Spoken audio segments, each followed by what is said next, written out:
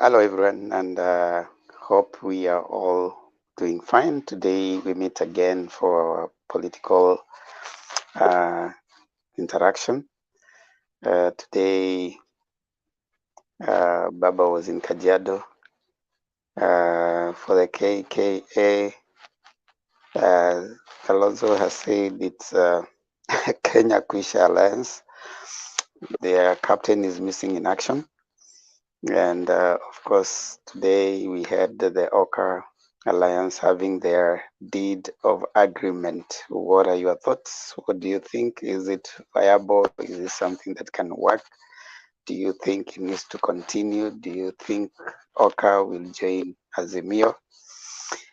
Karibu, let's discuss, let's talk.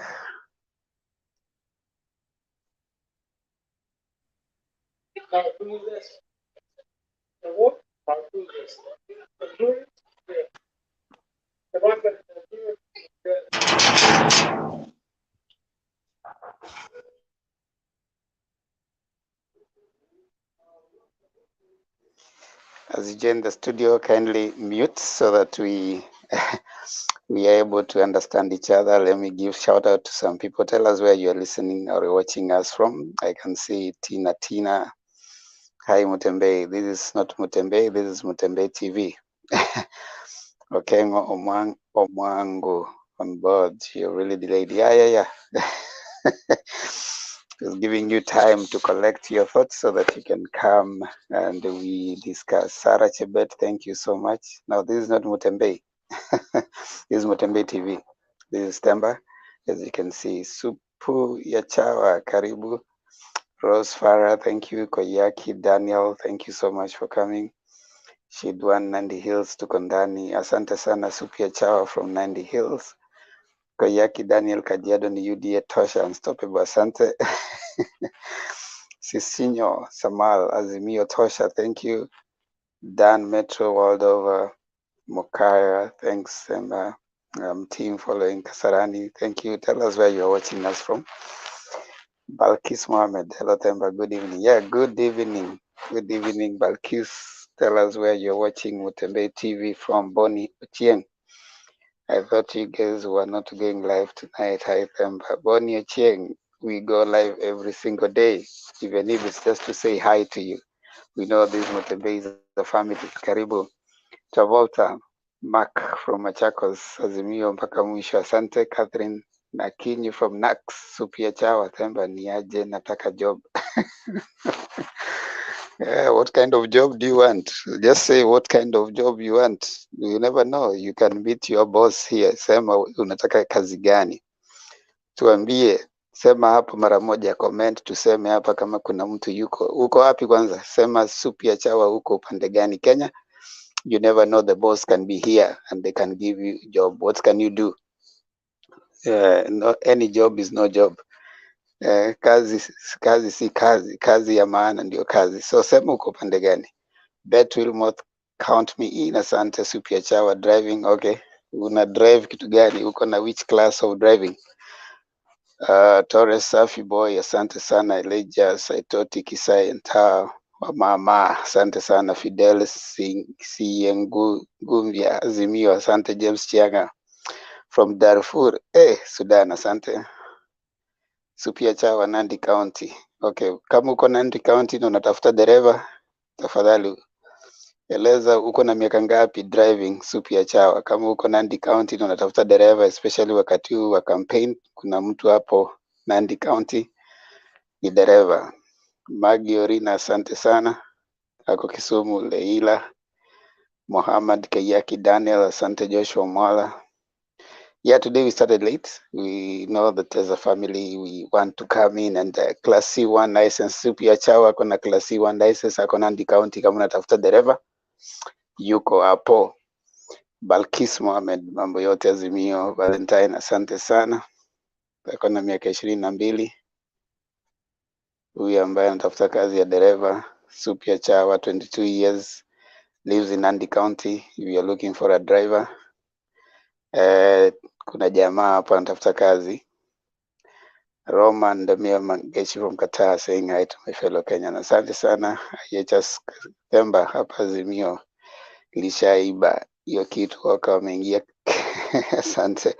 Lama salamu kutoka Florida, tuanze show. Sawa sawa. Yes, we are now today discussing developments for today. Kajiado, Baba was in Kajiado today.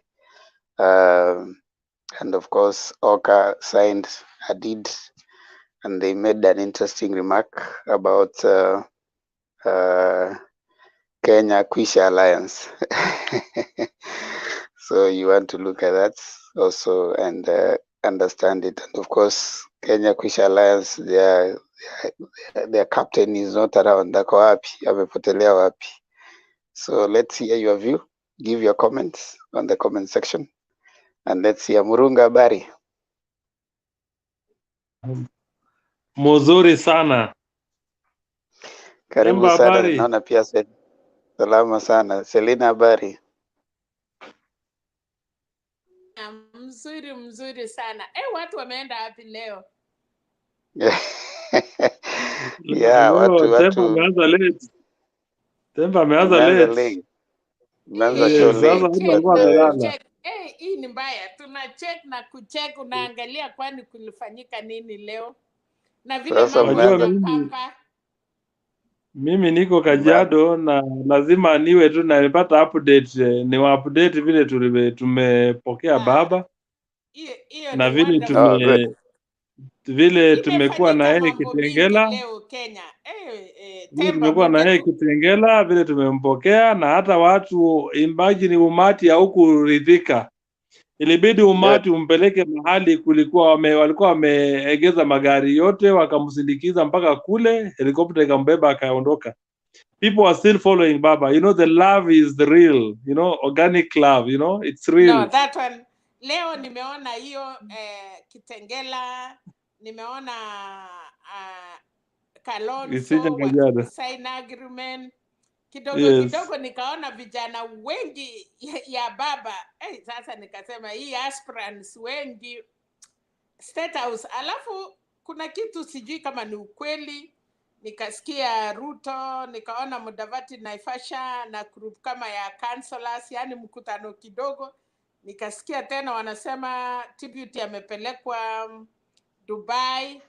Sasa hii maneno yote ya Kenya chameni hatujui ni ukweli, but asante kwa kukuja.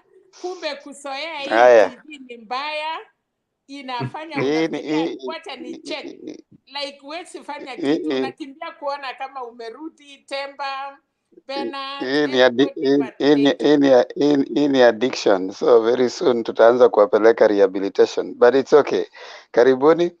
So can you mute so that we listen to Murunga at least atupatie what happened. Murunga, karibu, wakati ni wako sasa.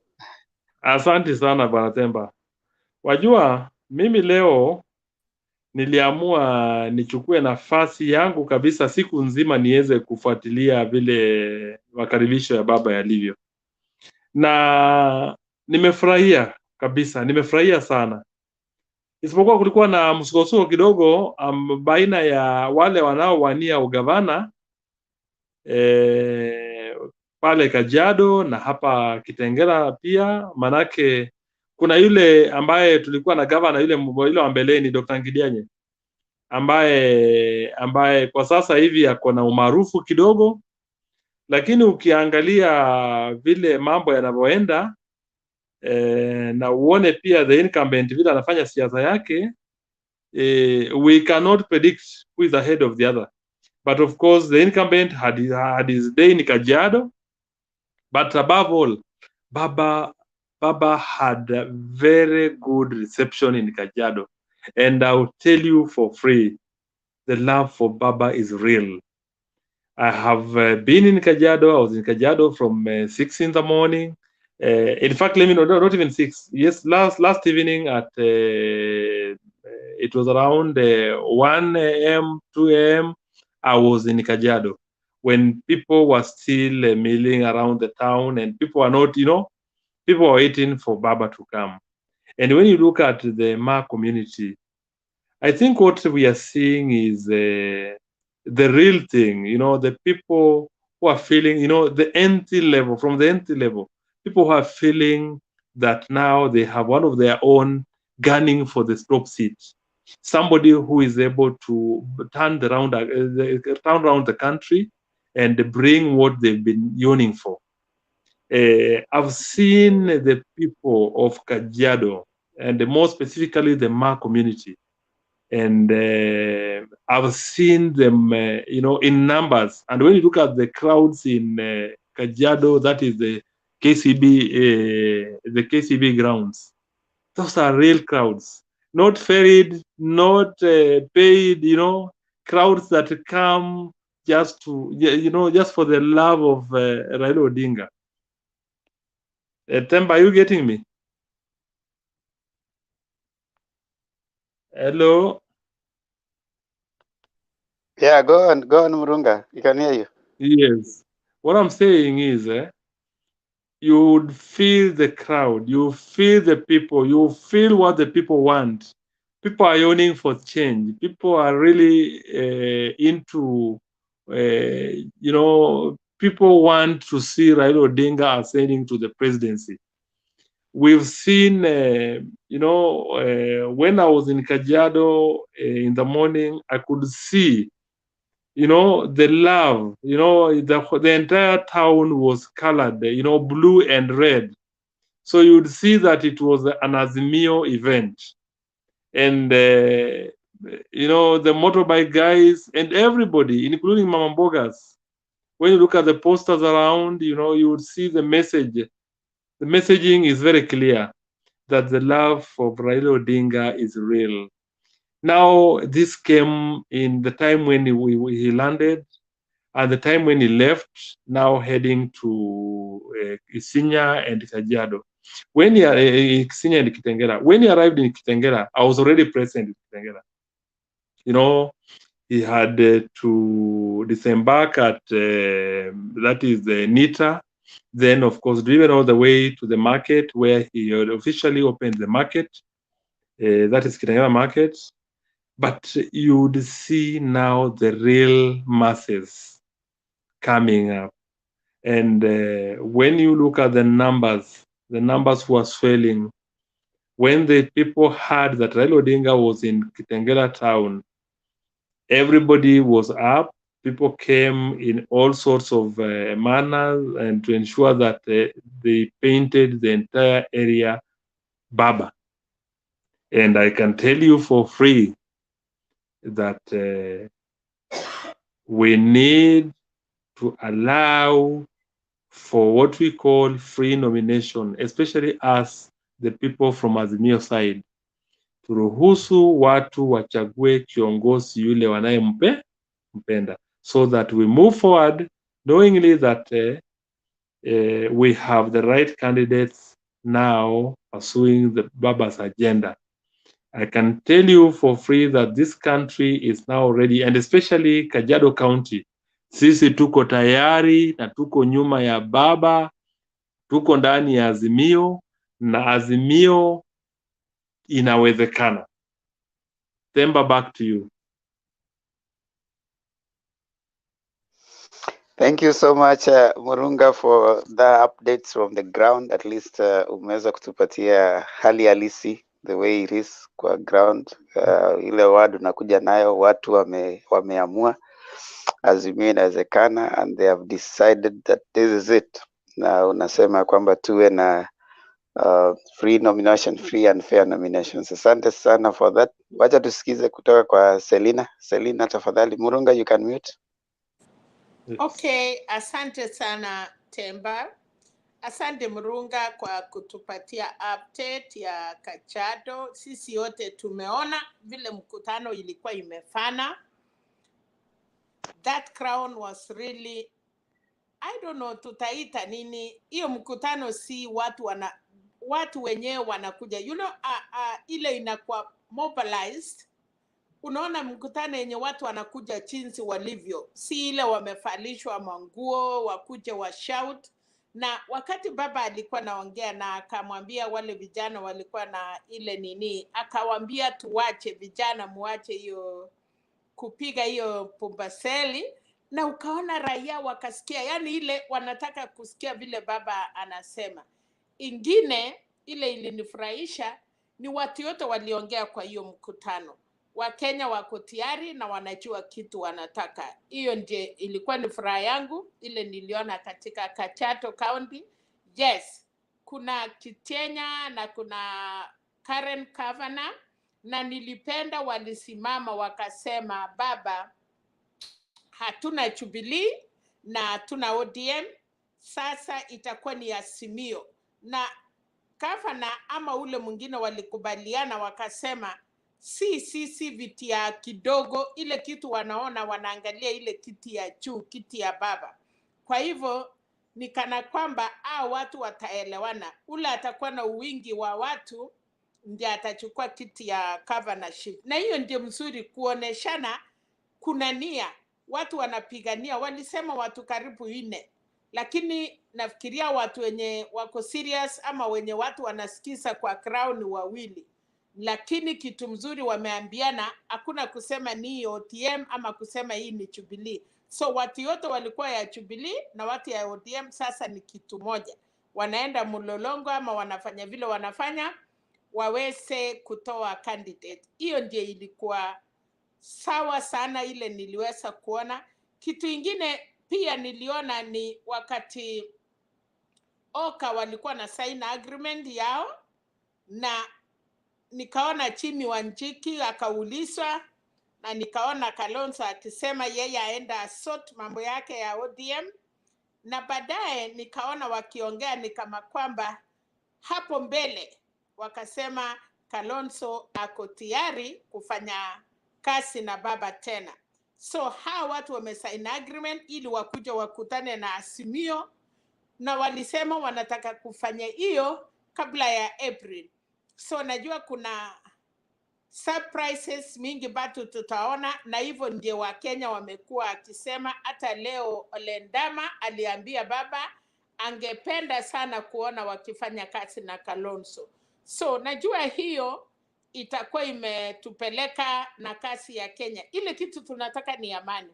Second, kwangu niliona watu walikuwa Naivasha ikiongozwa na Mudavadi na Wetangula, na wanasema mwenye UDA mwenyewe hakukua, lakini ukiona hiyo crowd ya Naivasha na vile Naivasha inafuma, hiyo ni kumaanisha kuna chambo hapo kwa UDA. Alafu nikaona vijana ya Kenya, Raila Young Ducks, hao ni watu wanasimama kwa viti, members of parliament, nikaona councillors, na wamesema wataanza mkutano yao Nairobi na watazunguka Kenya mzima. Wanataka kusema ni wasomi, ni watu wamesoma, wamekataa ufala ya kuwaletewa wheelbarrow, sijui kuwafanyia nini. So ile kitu tunasema ni kwamba walikuwa natuambia usipojipanga utapangwa. So nafikiri kwa sasa anyway UDA wanaona mambo imeenda mlema, lakini ndio tunataka upinzani kwa Kenya, lakini iwe ni upinzani. Na nikaona Mudavadi alikubali kwa hiyo mkutano, akasema sisi tukishindwa tutakubali. Sijui wanataka nani tena aseme akishindwa watakubali. Nafikiri wameona dalili already vile Wakenya wanataka. So Temba, wacha niwaachie hapo. Kama kuna kitu ingine bado tutasema, lakini hayo tu ni ile mimi nimeona. So wacha niwache hapo, mandugu zangu wengine waweze kuendelea na kutuambia vile wameona pia. Isipokuwa nataka kutema Temba, kumbe hii TV tumeizoea sana. Tumeingojea kutoka saa 8, kwani leo wameenda wapi? Lakini kuchelewa na kufika ni afadhali, but tumefurahi kukuona. Na tunasema isikose kwa sababu iko na hamu sana. Asanteni sana. I hope sikuwa mimi peke yangu nina check. Asante. Okay, sawa Selina, asante sana. Mr.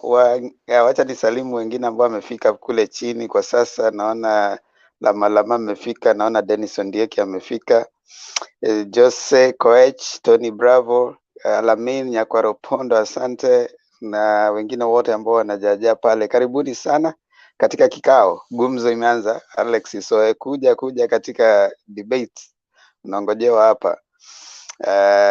David Olo, asante sana. Haya, wacha tusikie Wangira. Ni Wangira alafu tupate Guru, then tuendelee hivyo. Wangira, karibu. How are you? Habari yako ndugu yangu? Salama sana. Habari karibu, yako? karibu. Asanti. Salama sana. Nataka nichangie kidogo. Nitaanza na safari ya Mheshimiwa Raila leo kule Kajiado. Kuna maneno kadhaa yale nimeona. Kitu ya kwanza ni vile alivyokaribishwa kule Kajiado. You could feel the love. You could feel the excitement in the air. Na ungeona hizi vitu zote wa organic, sio zile planned. People are so happy in seeing him and in receiving him.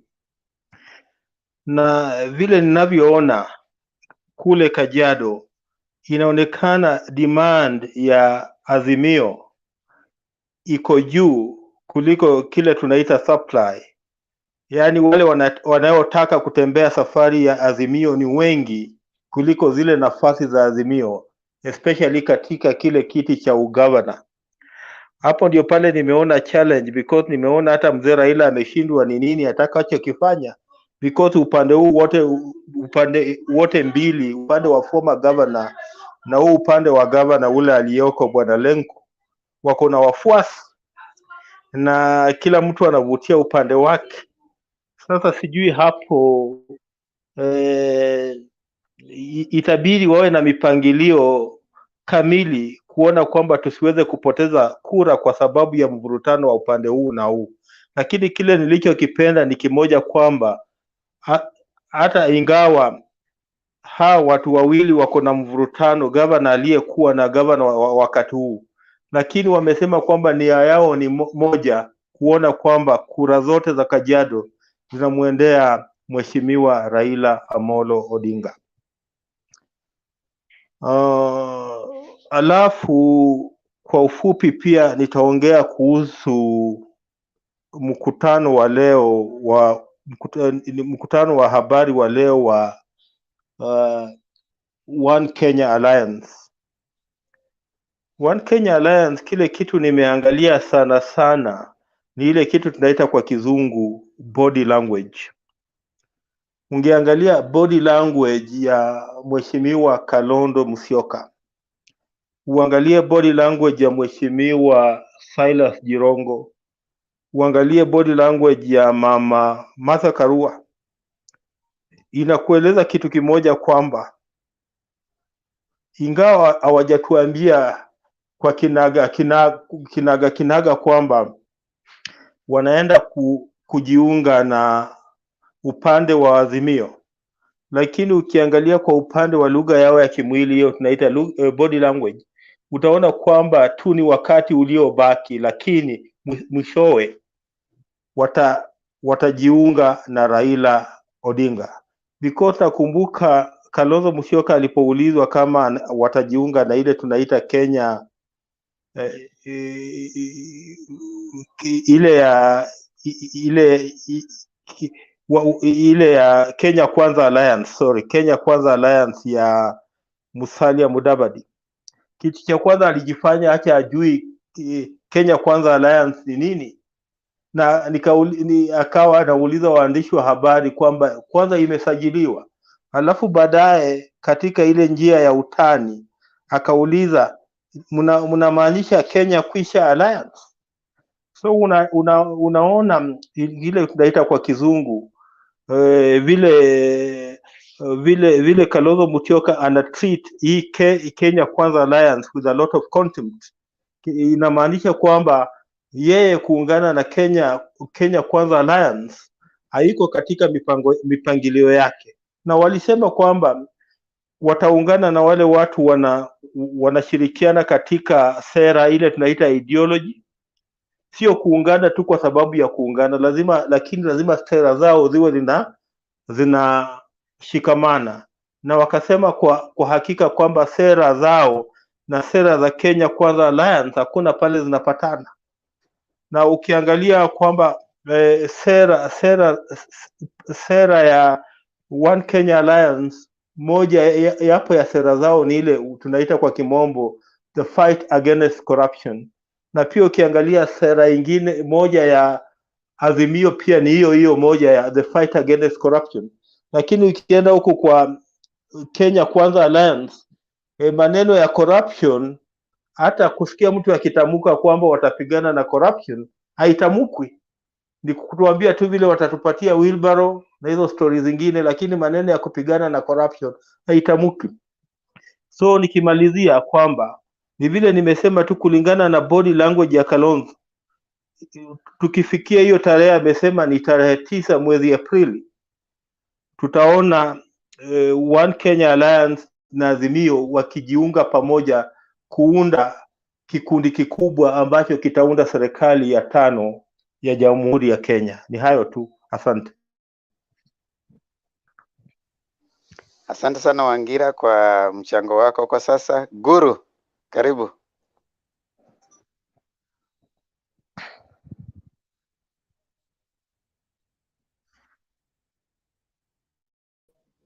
Habari Temba.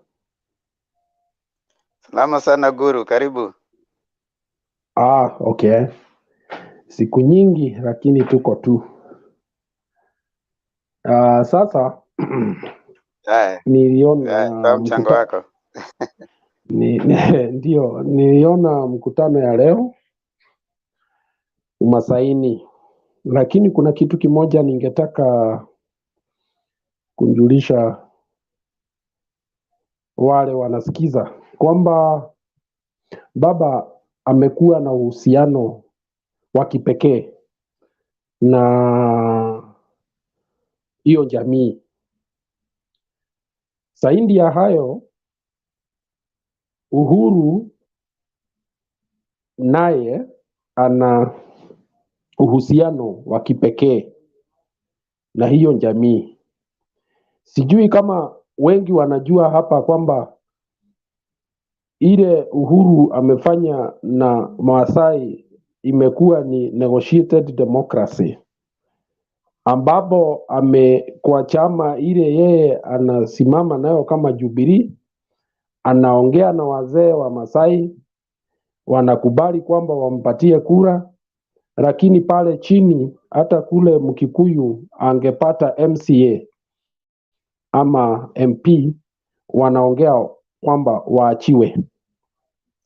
Sasa ikiwa itaenda namna hiyo, the combined force ya ile uhusiano ya Raila na hiyo jamii na uhusiano huu mwingine wa Uhuru na hiyo jamii, naona watu ya UNDA watakula dust pale, kwa sababu hakuna kile wanaweza patia hiyo jamii. Kwa hivyo si kitu ya kushangaza kuona vile walipokea Raila na they are genuinely supporting him. So when the president goes there, even the few who are undecided, it will be a rocked place. I don't know, maybe UDA will just harvest a few hot hands in Kitengera and Ngong areas. But it's good that that happens because we want a united country.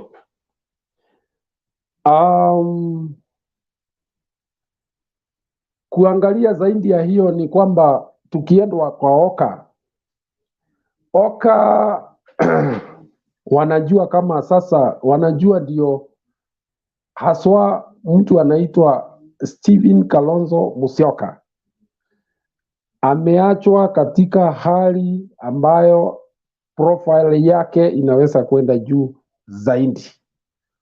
Pia amewachwa katika hali ambayo asipofanya uamuzi wa haraka na wa busara anaweza kuja kuwa katika hali ya haste ama hati. Kwa sababu what is happening is that the votes are solidifying and Kenyans are taking positions across the country, across communities, as individuals, as groups. And that is why you can see, I don't know what hard bargain he wants to make, although kuna watu wanasema kwamba kuna uwezekano wa BBI uamuzi ukawa kwamba BBI inaweza endelea, na hata isipotokea kwamba itaendelea wakati huu, nadhani watu wameanza kuona Kalonzo kama mtu ambaye kiti ya prime minister anaweza patiwa wakichukua uongozi kupitia kwa azimio la umoja. Kwa hivyo kuna wale wanaona kwamba ikikubaliwa saa hii, sijui how practical it is, kwamba tunaweza enda pamoja na referendum ama itafanywa shortly after the elections. Kwa hivyo hata akienda kuongea na watu yake haitakuwa kama wakati ule mwingine, atakuwa ameenda kwamba wana mkataba kwamba kiti yake is assured because it will be passed through the assurance of an agreement with Baba. Ile inaonekana saa hii mashimo yote ambayo UDA inaweza tumia inaenda ikiwa sealed. Umeangalia ukaona ile siasa wanaendesha saa hii, zile slogans zao za bottom up zimepotea. Zimepotea sababu ambazo labda wanaweza kutuambia, lakini hatusikii tena. Ni hapo chini ukienda juu. Kwa hivyo mnasema bottom up, hiyo maneno ni kama inaenda ikififia. Labda watatumia karibu na uchaguzi, lakini kwa sasa hiyo ni kama imefifia, na sijui ni kama imekuwa boring ama wameona haishiki moto. Sijui, labda wana change messaging ama ni kwa sababu ya partners hawa wamekuja ambao wamekataa kuvaa zile nguo za hawa.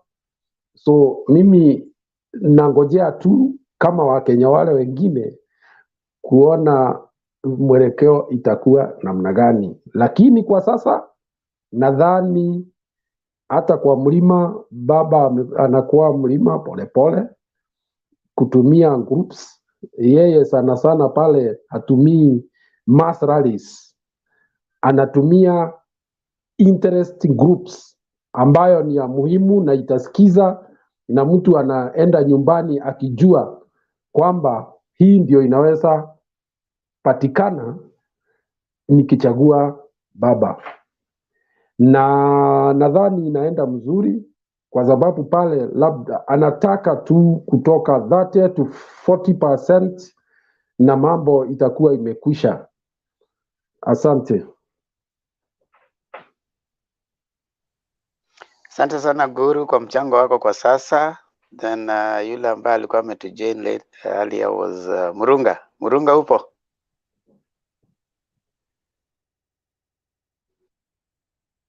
Murunga? Niko mpatie mwingine achangia alafu ndio niingie. Murunga alikuwa shaongea. Supu ya chawa alikuwa ameingia mwanzo. Supu ya chawa what a name. Supu ya chawa anasema natafuta kazi ya dereva pale Nandi County. Sasa kama kuna mtu ako Nandi County anapeana kazi ya udereva, kuna supu ya chawa ako na miaka 22, kijana chipukizi huyu. anatafuta kazi ya dereva. Supu ya chawa, toa maoni yako. Hello. Temba. Hello, habari gani supu ya vipi bana? Supu ya chawa, hiyo jina bana. Tukitafuta mtu akitaka kupata kazi anasema supu ya chawa. Haya, toa maoni yako kwa mjadala wa leo. Kwa sasa Temba. Temba, hello. Kwa sasa siwezi toa maoni. Wacha nisikie maoni yenu kwa sasa. Next time tutakuwa pamoja tu. Haya, shukran. Sasa unaweza sikiza huko kwa background, basi uteremke chini, wale wanataka kutoa maoni wakuja hapa kwa forum. Asante. Dickson. Sawa.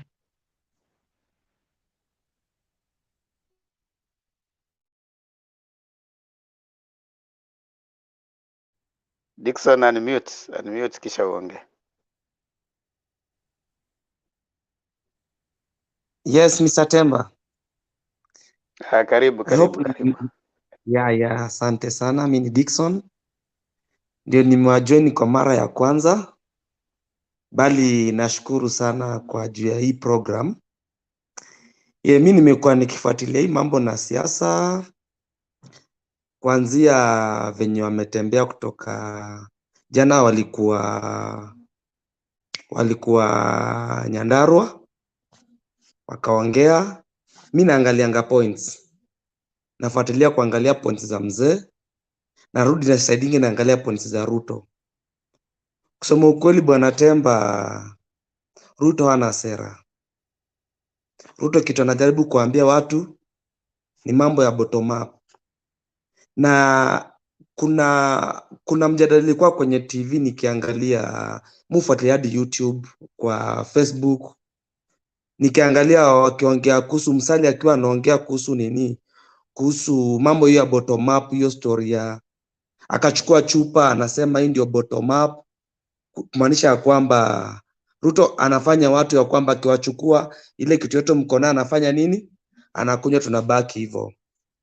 Hiyo hata si maana sana. Raila ameongea, na ile Raila anataka kwa sisi wananchi, naona ni kitu cha maana sana. Kaa kijana, ni ya kutufaidi sisi. Kulingana na hiyo story, kwanza story ya hiyo story ya 6,000 hiyo ya kusaidia jamii. Tuko na mandugu zetu wako kule nyumbani, tuko na wazazi wetu wako kule nyumbani, unapata hawana kitu mwisho wa mwezi. Lakini hiyo program ya 6,000 kila mwezi itasaidia sana. Na itawasaidia, na hicho ndio kitu nimeona kwamba mzee Raila anajaribu kufikiria. Ruto kazi yake ni kuahidi vijana kazi hakuna. Unajua ni vizuri waambie watu ukweli kuliko kudanganya watu. Na katika serikali yetu saa hii venye inaelekea saa hii, tunahitaji mtu mwenye atatuletea maendeleo. Kama kwa sasa hatujakataa, si kwa ubaya. Ruto venye tunamjua anaenda kidanganya watu. Ruto hata itakuwa ni ngumu sana kwenda katika hizi nchi zenye za kimataifa za kutupatia msaada, tupate msaada katika nchi yetu ya Kenya. Kwa ile sifa zenye amekuwa nazo kama vice president wa Kenya. So leo Kajiado venye wamekuwa kule, nimeona watu wamefuatilia, Wamasai wamemsikiza sana Raila. Na kuna kitu Lelenko aliongea kuhusu hii mambo ya ODM na mambo hii mambo ya Jubilee. Akasema Jubilee na ODM wamekuja pamoja, wamekuwa chama moja. So ule mwenye atachaguliwa itakuwa ni sawa na watakubali na watajua venye watajipanga wao wenyewe juu kwa chama moja. Alafu akaongea kuhusu historia ya barabara. Kweli Raila amefanya kazi kwa barabara sana. Yeye anaweza sema nilifanya hili, yenyewe tunaona. Nilifanya nilikuwa minister, nikafanya hivi, hata hii mambo na reli hii. Hao ndio wali event wakati wa Kibaki. Ruto amekuja tu kuitengeneza, wakafanya venye walifanya. Na ukiangalia hata standard ya reli ilikuja, si ile standard tulikuwa wewe umesema Raila ali-invent reli? Si ku-invent. Hao ndio waliplan mambo ya ngoja niongee. Ngoja niongee, utaongea ndugu Alex, yangu. wacha amalize jamani. Wacha Alex nimalize. nini? Tulia. Wacha nimalize Tulia Dickson baba. amalize. Sasa hizo project zote hata Ruto amefanya zilikuwa project za baba na Kibaki. Ni ukweli. Dickson, salimia huyo, salimia mremba kwenye mako. Salimia huyo mremba kwenye mako. Amesalimika.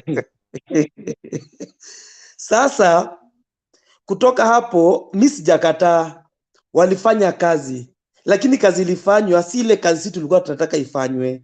Haikufanywa venye tulikuwa tumeelezewa. So kutoka hapo nimesikia Lengo ameongea kuhusu stories za dual carriage kutoka Nairobi, either ipitie Karen ama ipitie side ya Rongai, ipite wapi? Ikuje mpaka iende mpaka side za Kajiado.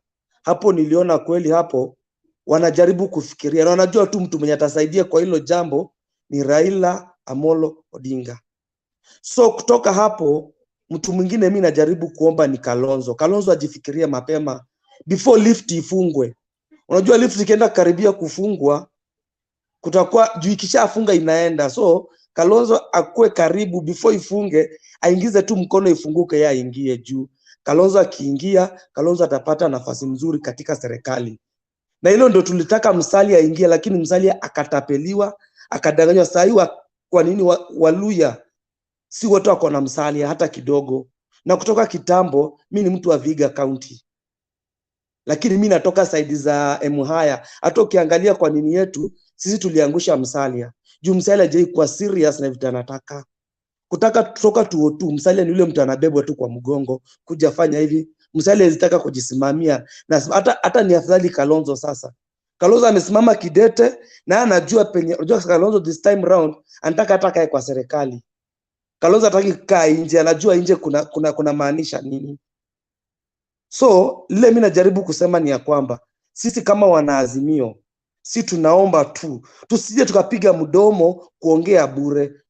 Wanaazimio wachukue kura. Nimefurahia sana, nimeangalia nini ya statistiki ya kura vile zimechukuliwa. Inasemekana Western kura zimechukuliwa sana. Central hata kura zijachukuliwa, hata hajachukua kura Central. Tano yote ijakuwa. So mimi chenye najua baba Mungu akisaidia tarehe 9 mwezi wa 8 tunamuingiza katika debe. Na tunajua baba atafanya makuu. Ruto bado ni kijana mdogo sana. Ruto angali young, bado angali na miaka. Anaweza ongojea kidogo kwanza mzee amuoneshe protocols, amuoneshe venye nchi inafaa iruliwe. Sasa akikuja atachukulia akiwa kwa machua. Lakini kwa sasa wakienda kila mahali Ruto ni siasa. Sasa umeona ameacha Mdavadi na wakina Weta ndio wamekuwa utoke wa mkono. Sasa ndio wanashinda wakizunguka huku wakiongea. Sasa nimesikia wanasema ile pesa ya Kenya Airways inafaa igawie nini? Ipatiane watu. Sasa ndio wameanza kujua hivyo. Hiyo wakati Ruto hakujua kwa serikali miaka 9. Ama naongea vibaya ndugu yangu? Sisi wajinga wa Kenya tumerevuka this time round. Huwezi kuja mwacha nikwambie ndugu yangu, hata kama sina la chakula mimi mwezi niita hapo ni bribe unipatie 1000. Nitakula siku ngapi? Nataka unipatie uniambie ni utanifanyia. Bei ya chakula imeenda juu. Bei ya maisha imeenda juu. Kila kitu kimeenda juu. Ruto ametudanganya mara mingi sana, ameambia kazi kwa vijana. Vijana hawana kazi. Anasema rudi kuambia tu kuhusu wheelbarrow. Mimi ukiniangalia naweza sukuma wheelbarrow. Sisi sukuma wheelbarrow. Aniambia kitu nini sasa akisema kila mtu wheelbarrow. Sio wote tujaza wheelbarrow kwa barabara. Nani atasaidia mwingine? Nani atanunulia mwingine? Tuongee ukweli, aambie watu kitu tutaka kusikia. Auze sera, acha kuambia tu za bottom up. Hiyo ndio kitanashinda. Anaanza kuchukua slogan ya US na anajua azifanya kitu kama hiyo. Ruto shida yake ni moja, Wakenya tumeshindwa kumwamini. Ana trust yetu na yeye hakuna. Ruto atakudanganya leo, kesho anakugeuka. Anatenga tu. Walitenga sana, akasema kuna viwanja zinatengenezwa stadiums. Hatujaona hata moja. Amekuwa vice president kuanzia 2013, 2014, 2015, 2016, 2017, 2018, 2019, 2020, 2021, sasa tuko 2022. Lakini ikifika ni stories za government, akipata kuna makosa mahali yeye anajitenga. Akisikia hapa kuko sawa, anasema kwa hiyo side. Tunataka Ruto asimame na akuwe clean. Ache kudanganya watu, aambie watu ukweli kulingana na venye anajua. Acha kutudanganya, sisi watoto tumesoma na tunajua kwamba tunadanganywa. Wale, acha nikuambia sasa kitu nimekuja kupata na shida katika mkutano wa Ruto. Ruto ako na wafuasi. Unaona? Lakini niliuliza mtu leo, mnasema Ruto ako na wafuasi, akienda mahali mkutano inajaa. Nataka kwa mkutano ya Ruto ukiweza tu ni uangalie watu wanaenda mahali pale. Wengi ni watu hata wana ID. Hata ukauliza majina yao wote hawajui. Si watu wanajitambua. Ukiangalia mikutano za baba, watu wanakaa chini, wanaheshimu, ni watu wanasikia maneno. Unaona? So, unajaribu tu kuangalia the appearance. Wanasema show me your friends na nitakwambia what kind of a person are you. So ukiangalia friends wa Ruto wote ya ako na wafuasi, lakini wafuasi wa Ruto hawana kura. Mlimani kule watu hawajachukua kura. Vijana hawajajisajili. Juu ya nini? Angekuwa huko kwa advice wajisajili. Baba anaenda akiambia watu chukua kura. Ruto anaambia afanye nini? Stories za bottom up. Tulitenga mzee wa vitendawili. Sisi kitendawili tunataka kusikia, hiyo kitendawili anatuambia na sisi tutakitegua. Hatuna shida na hicho. Tunajua Raila ndio mkombozi wetu, lakini imekuwa ngumu sana. Hawataki kukubali ya kwamba ndio mkombozi. Dickson. So, yes. Kwa sababu tuko wengi, wewe kaa tu hapo unatoa tu dakika kidogo alafu tunaenda round ndio watu wengine pia waweze kunini. Usimwage yote saizi. Uko hapa kwa muda mrefu. So unamwaga kidogo.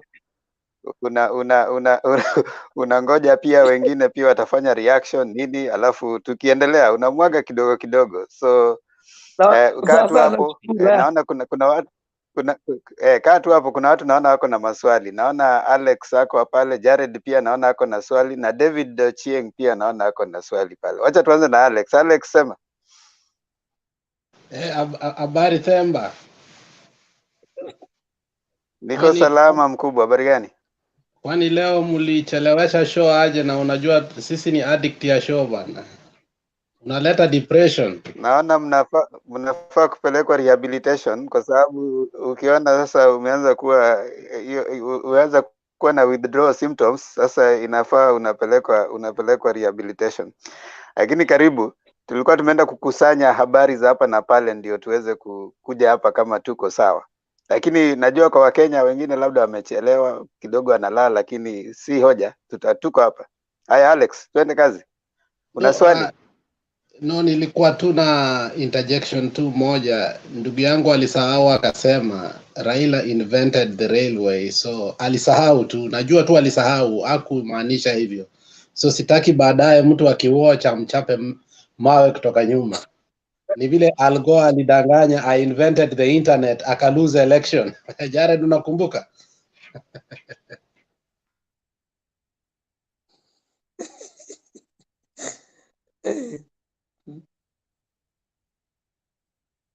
Nimemaliza yangu. Jared, you're next. Yeah, sawa. Jared, you're next. You have a question or a comment to Dickson?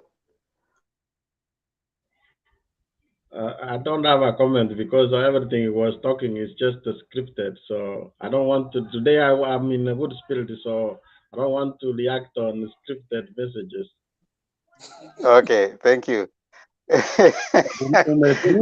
David Ochieng, ilikuwa ni swali ama ni comment?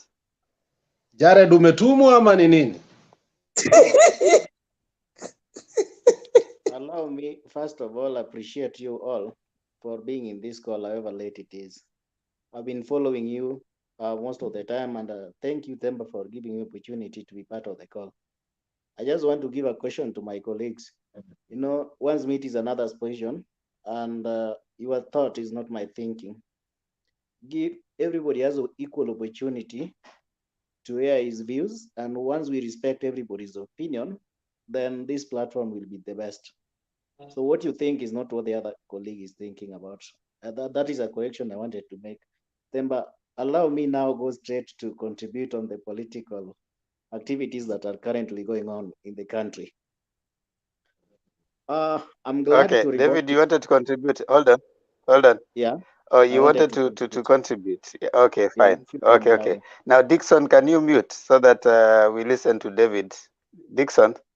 Yeah, thank you. Haya, David Ochieng, endelea so that tuendelee. Okay, thank you, Themba. One thing I'm happy about this election, we want to know the true heroes of this country and those that are being hiding behind the scene. For example, there are those that have been calling or shouting like we are the co-principals. So this is the time to know whether surely they are co-principals in a political realignment or not. I'm happy and I'm really laughing wherever I am. Musalia Mudavadi and his colleague Wetangula, whenever we have collisions like the Nasha previously, they used to shout that they are the co-principals. I wonder you've noticed with the absence of William Ruto in their campaigns, you can observe, are those the co-principals that you believed are bringing something on the table to Raila Amolo Odinga in the past elections? Truly we can learn. Hawa ni watu wenye wamekaa hapo nyuma, wameleta matumbo yao kubwa na kichwa zao kubwa, kusema we are co-principals but they are adding no value. For sudden, you want to see how they are a burden to William Ruto and things, we've started seeing signals. Because how do you call yourself a co-principal in an organization setup, but all your MPs, all your wafasi are criticizing you and running away from you? Number two, yes, we are analyzing the political statements that, or the policies that each of the individuals are selling to us. I don't want to be seen as if I'm taking sides, but Raila is outlining to us what he intends to do to us. He is consistent in his call on economy rehabilitation. He's very focused when he's talking about the youth. I can believe a number of things that he's saying. When he talks of 6,000, I want to clarify these things so people can understand it better. Raila is saying, for those that are not having any kind of source of income, Raila is not saying that I'm going to give every youth, and I want the youths to understand this well. Not everybody is going to be given 6,000. That is unrealistic. But he is very specific and saying it well, that for those specific community members like the pastoralists, the agriculturists, the rural people that has no any earning, there is a modality, and is even using other countries as an example where this one has been tried and it has succeeded. The bottom-up issue that we are being told, where has it been tried and it has been successful? The bottom-up, what is the difference between the bottom-up and the devolution? Devolution is rolling the resources from national to the grassroots level. Then if you are talking of the bottom-up, this is something we have implemented in the last 10 years. Where were you? Don't cheat us. We are very enlightened. We understand there are those who are only good in promising. You are in government for the last 9 years. You promised us stadiums. We've not seen them. You are promising us jobs here today. You have been there. And then imagine somebody, a whole vice president coming in a day broad light with a microphone, saying that somebody just came in through handshake and he has made us not to give jobs, not to achieve the Big Four agenda. Truly, is this a leader I can trust? Where was he in the last 9 years? And what did he achieve during the first term when Raila was not there that he can use as an example during this time? I did this, I did that. I want to concur with Dixon. When Ruto is saying, during our time, kila mtu amepata stima, he's taking credit on that. But now when it comes to stadiums, I've never seen him responding that is Raila the one who avoided him from implementing his agenda on giving us stadiums, 47 stadiums in every county. We are no longer fools. I don't talk because Raila is maybe a Luo and I'm a Luo, but let us look the leaders and the integrity that they have, the consistency, the constitution that we are having today. Ruto said no on it. Why again a change of heart now When we want to bring the BBI, this is the same person is saying us, no. How can I trust this leader? What is good in the current constitution that Ruto did not see when we were implementing the new constitution? And what is it that is bad in the BBI that he can point out and tell us? Because logically, he used the no campaign to check on his strength politically against the yes. Again, he's using this to check his political strength against BBI. Is that one in the interest of the youth? Is that the interest of Mama Mboga? No. Let us be logical in our reasoning and see beyond what we can say. Most vulnerable. As a youth, what do you understand with the word most vulnerable when we talk of the 6,000 that Raila Amolo Odinga is promising us? Not everybody. If they are not in a home, there is nobody who is earning a living. By the way, it is something practical. If we are going to do an equation to understand how or which formula can be used to determine these people, just as we are giving the elderly people, the older people that money, there is a criteria that you must be 70 years and above. And Raila is very specific that most vulnerable as a youth and a team in this call. What do you understand by the word most vulnerable? I'm still here, but this is the best year. I'm very happy. We want to know the true leaders in this nation and those who are using others as a ladder to call themselves the co-principals. Thank you, Mukubo.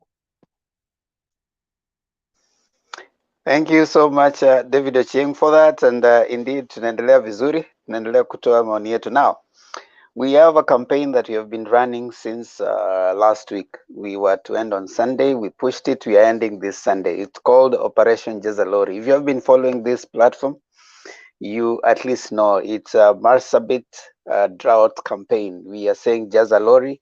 We are targeting around 1 million by at least Sunday. We were at around 200,000, I think 150, 200,000 thereabout.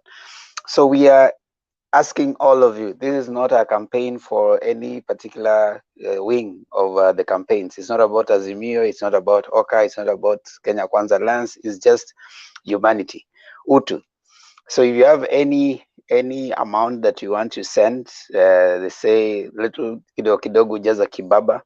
If you want to give 100 shillings, 50 bob, nothing is too little or nothing is too much.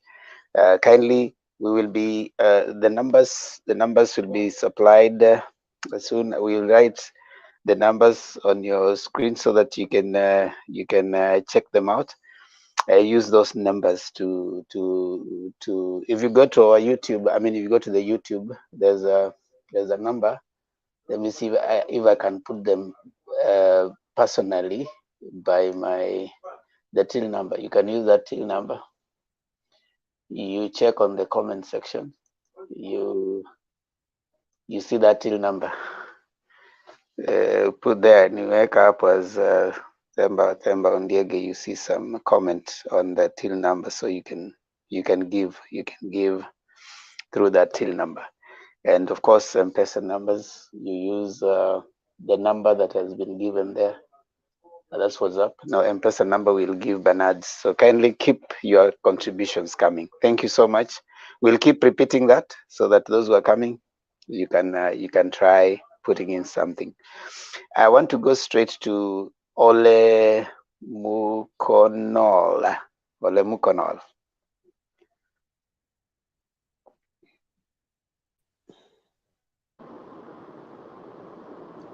Thank you, Themba. I'm very happy to mnanisikia? Lakini tunaona tu meno. Haina shida, bora usikie sauti. Hold on, Mukonol. For those who are thinking that this is hard drug, no, this is herbal tea. It's green tea, very good for your health. It is. They have not paid me for advertisement, so I won't tell you which brand it is, but it is green tea. Once they pay me for advertisement, I will mention their names. So those who are worried that this could be something that is inebriating, no, it is not. Alex,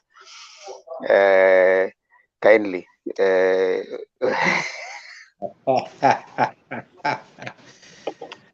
Dickson, Ole kwa hiyo Mkonol. yellow bwana.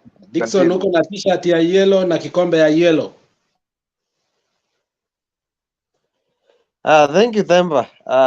Let me start by the campaign that Baba held at Kajiado. That is our home area.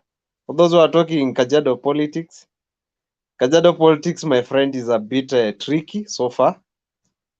As you have seen, Lengu and Memusi. In fact, by the way, let me just tell you the reality in the ground. Lengu, that guy, we don't want that guy. The reality is, Lengu has done nothing to us in terms of development. And us, as the Maasai people, we go by the development that a leader has brought it. And that is why you can see by the late Nkaiseri, that guy was unshakable. And so far, that is why you said, Memsi said, we need let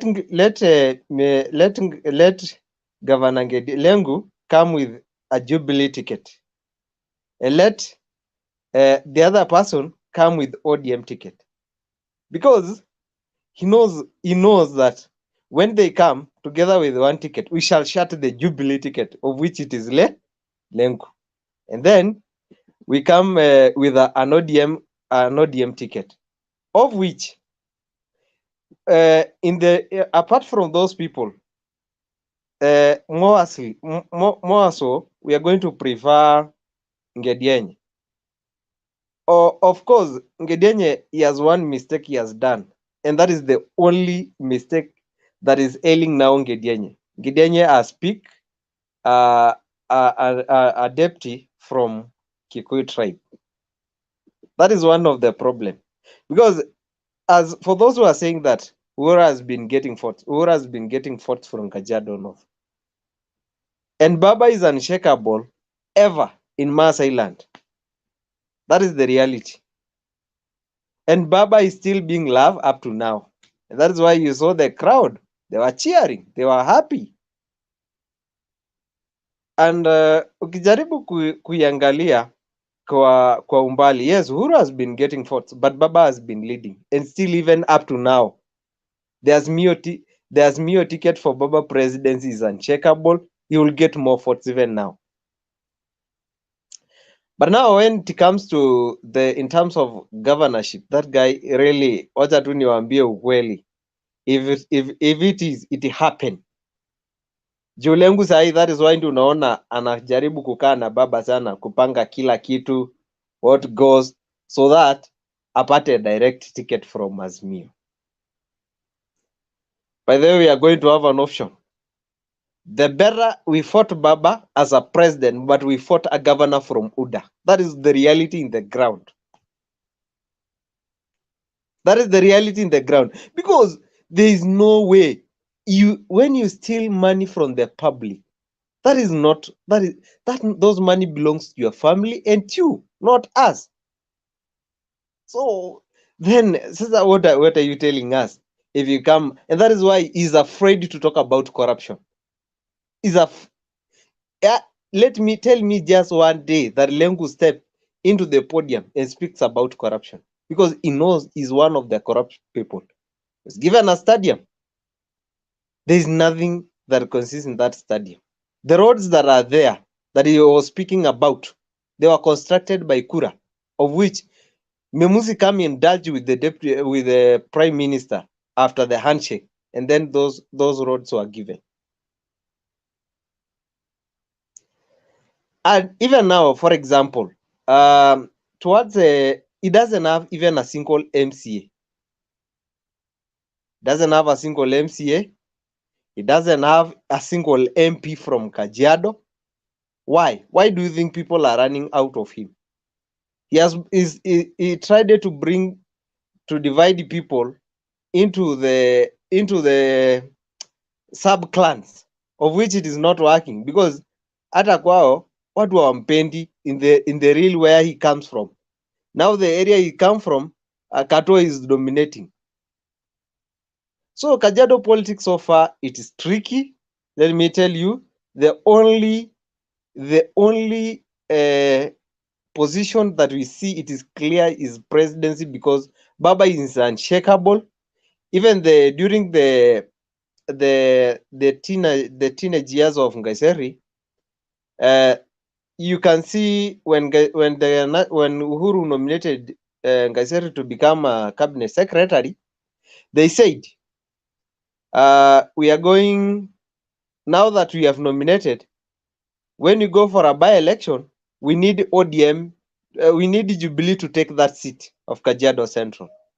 And what they said, they introduced they came, but all aspirants took the nominations from took the tickets from Jubilee, but the Jubilee did not have a free and fair nominations. Then after that, those other aspirants, of which they won, but it was not fair. They came, they pulled themselves outside, and they took a ticket from ODM. When they took a ticket from ODM, that is the time now the government knew who we are, because even the president, we never saw the president who came to campaign for a by-election for a certain aspirant. That is the time that for 6 helicopters were landing to 10 helicopters were landing at our home area, and we showed them the dust. The aspirants who came from ODM, we told them, don't even campaign, go home, let them bring their money. We dished them. That is the time Sonko was coming with a limousine, standing on the top, drawing money. We kick him with a rungu, kichwa ndani. Hiyo tena wakati ndio sasa Sonko alipigwa rungu. Sisi si watu ati unakuja unatudictate vile tunataka kufanya. And that is the time that ODM got an MP from, got that seat from Central. It was retained by an MP from ODM. Now, when it comes to the campaign, when the rubber starting hitting the road, starting from the, because I think started starting from the 2018, he started campaigning. Now we saw Baba has just started. Ruto was driving that vehicle as if it was a safari rally. He was in a safari rally race. But you can see Baba started slowly, and now he's picking up. Na tunaona hiyo pia gari ya Ruto bwana amekimbia, iko almost kuangukia kwa mto, kwa sababu that guy he lacks the policies ya kutuambia, and as kama sisi vijana, sisi we don't want handouts, we don't want fake promises. What we need policies, we need a drive economy, so that we be able to do our things, and we make na maisha inakuwa mzuri. When mimi kwa hayo machache, nasema asante sana Demba.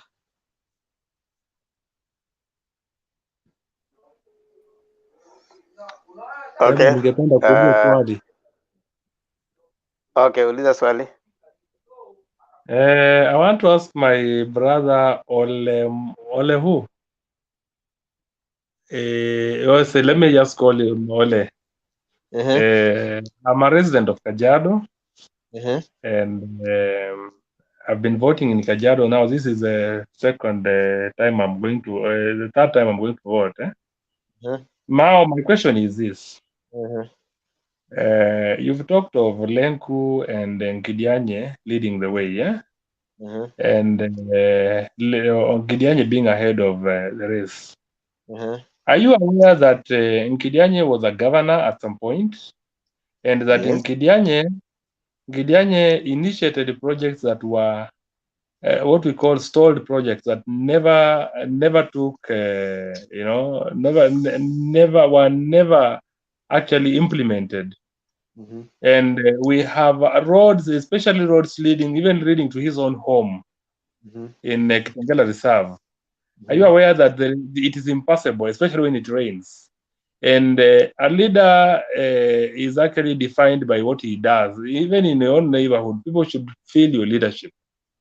This is the reason why I see the business community going against him.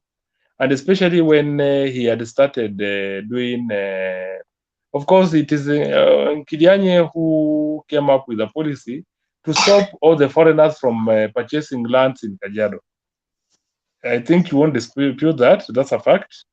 And it is Kidianye who came up with a policy that tukijenga lami, foreigners will buy all our land and we will be landless. And I think that is what is going to hit on him, because the people who are calling themselves the natives are taking up Kidianye as their candidate.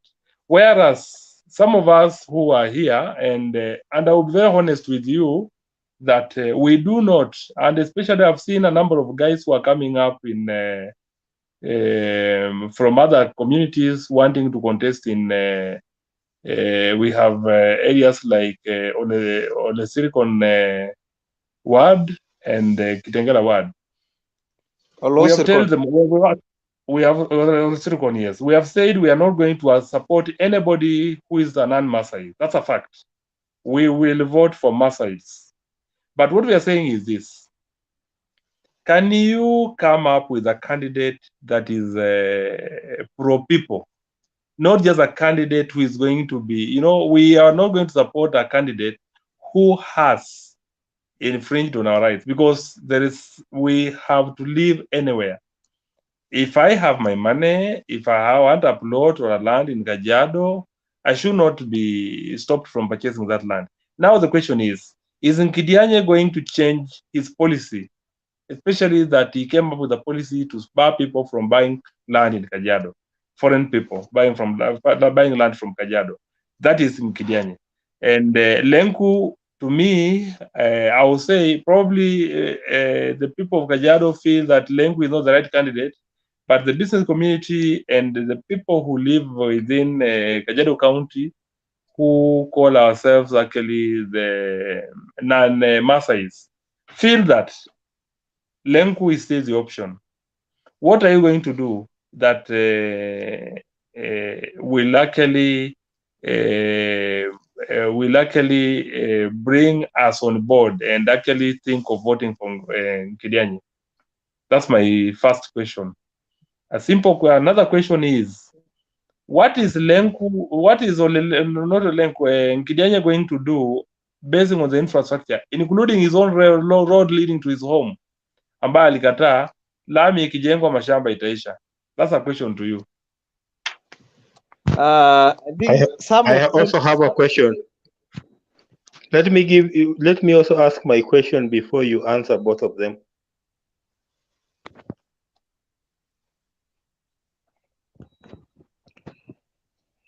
Can I ask my question? Yes. Ole, how are you? I'm fine.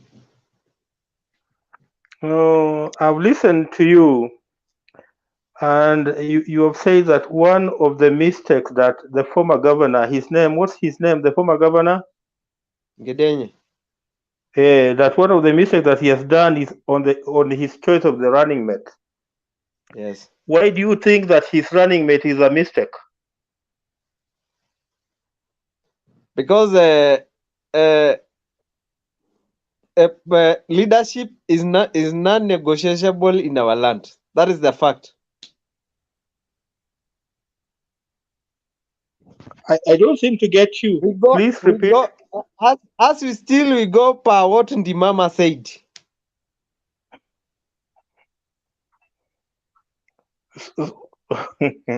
Okay, let me leave it there.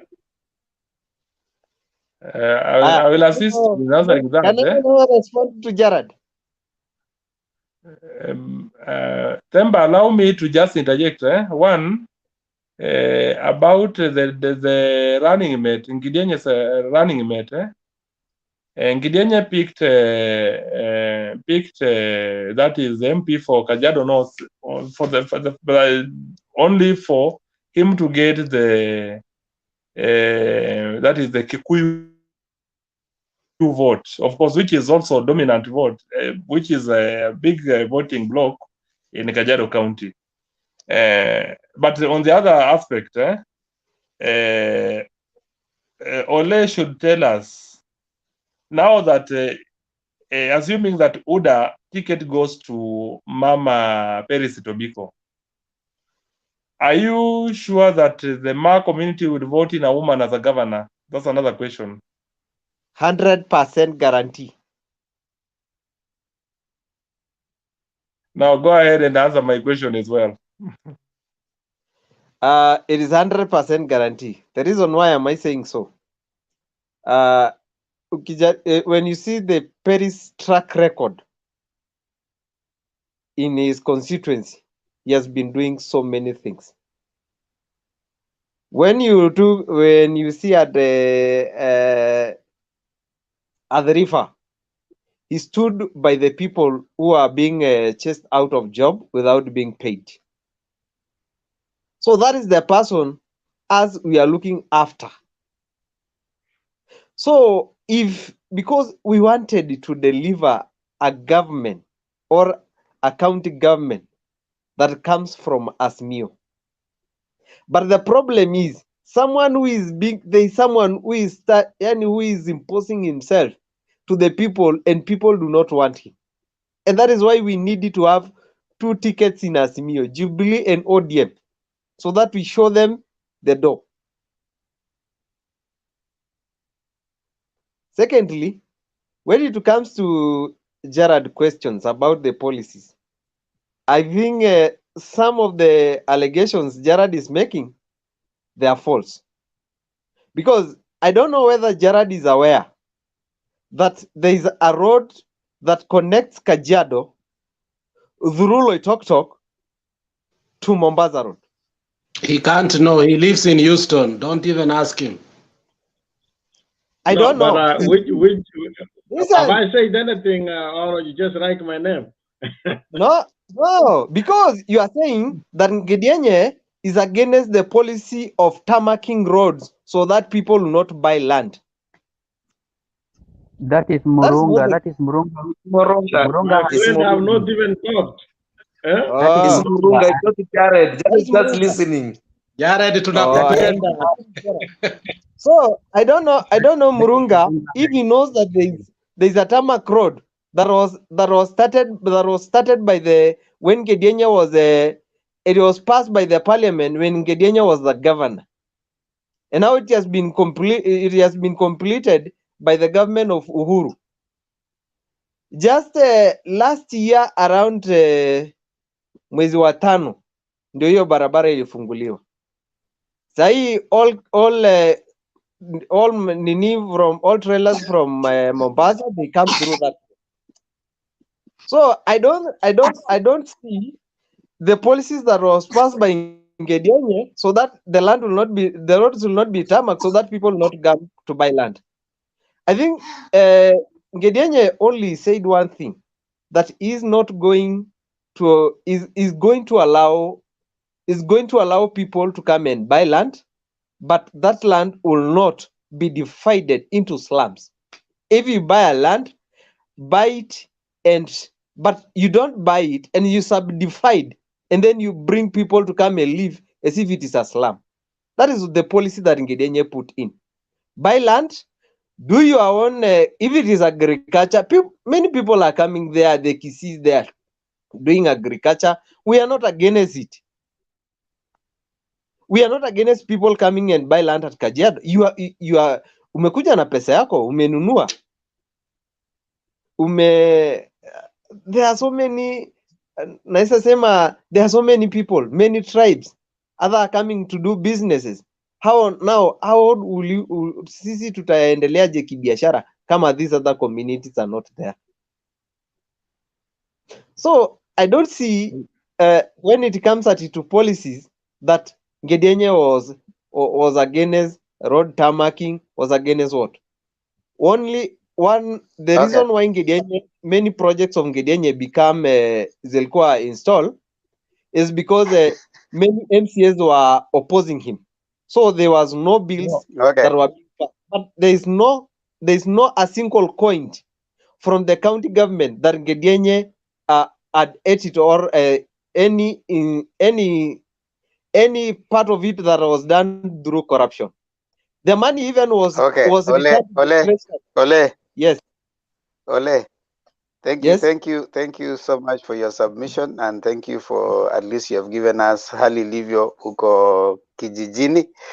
Keep your comments coming, and as we said that we still do have the Jaza Lorry campaign that is going on. We have given the till number there. Hopefully tomorrow we'll have Bernard here to give us the update of where we are, and kindly keep your contributions. Demba, I think Murunga, if it was Murunga who was asking those questions, I think he's now satisfied. I'm not satisfied. Is. And even if hold on, even if it's not, we are here, all of us. So the debate is ongoing. So we'll come back again to you when as we keep on going. We have other. Hold on, Demba, hold on. We have other. Before mwezi wa tatu, tukifika mwezi wa tatu, we shall be here on this platform. I will give you how the game is there. By that time, it will be so ripe. I beg to interject that. Demba. Okay, allow me to hold respond. Hold on, Murunga, hold on. Just hold on, Murunga. If you can mute, let's mute so that we have the debate going on. You know, we can't just be on one person. We have many of us. Let's hear also others, and then we'll come back to you guys. Maybe as time goes by, we have other people who are also yet to give us their views. Okibo, how are you? It's your first time here, and probably we want to hear your views on the. We had.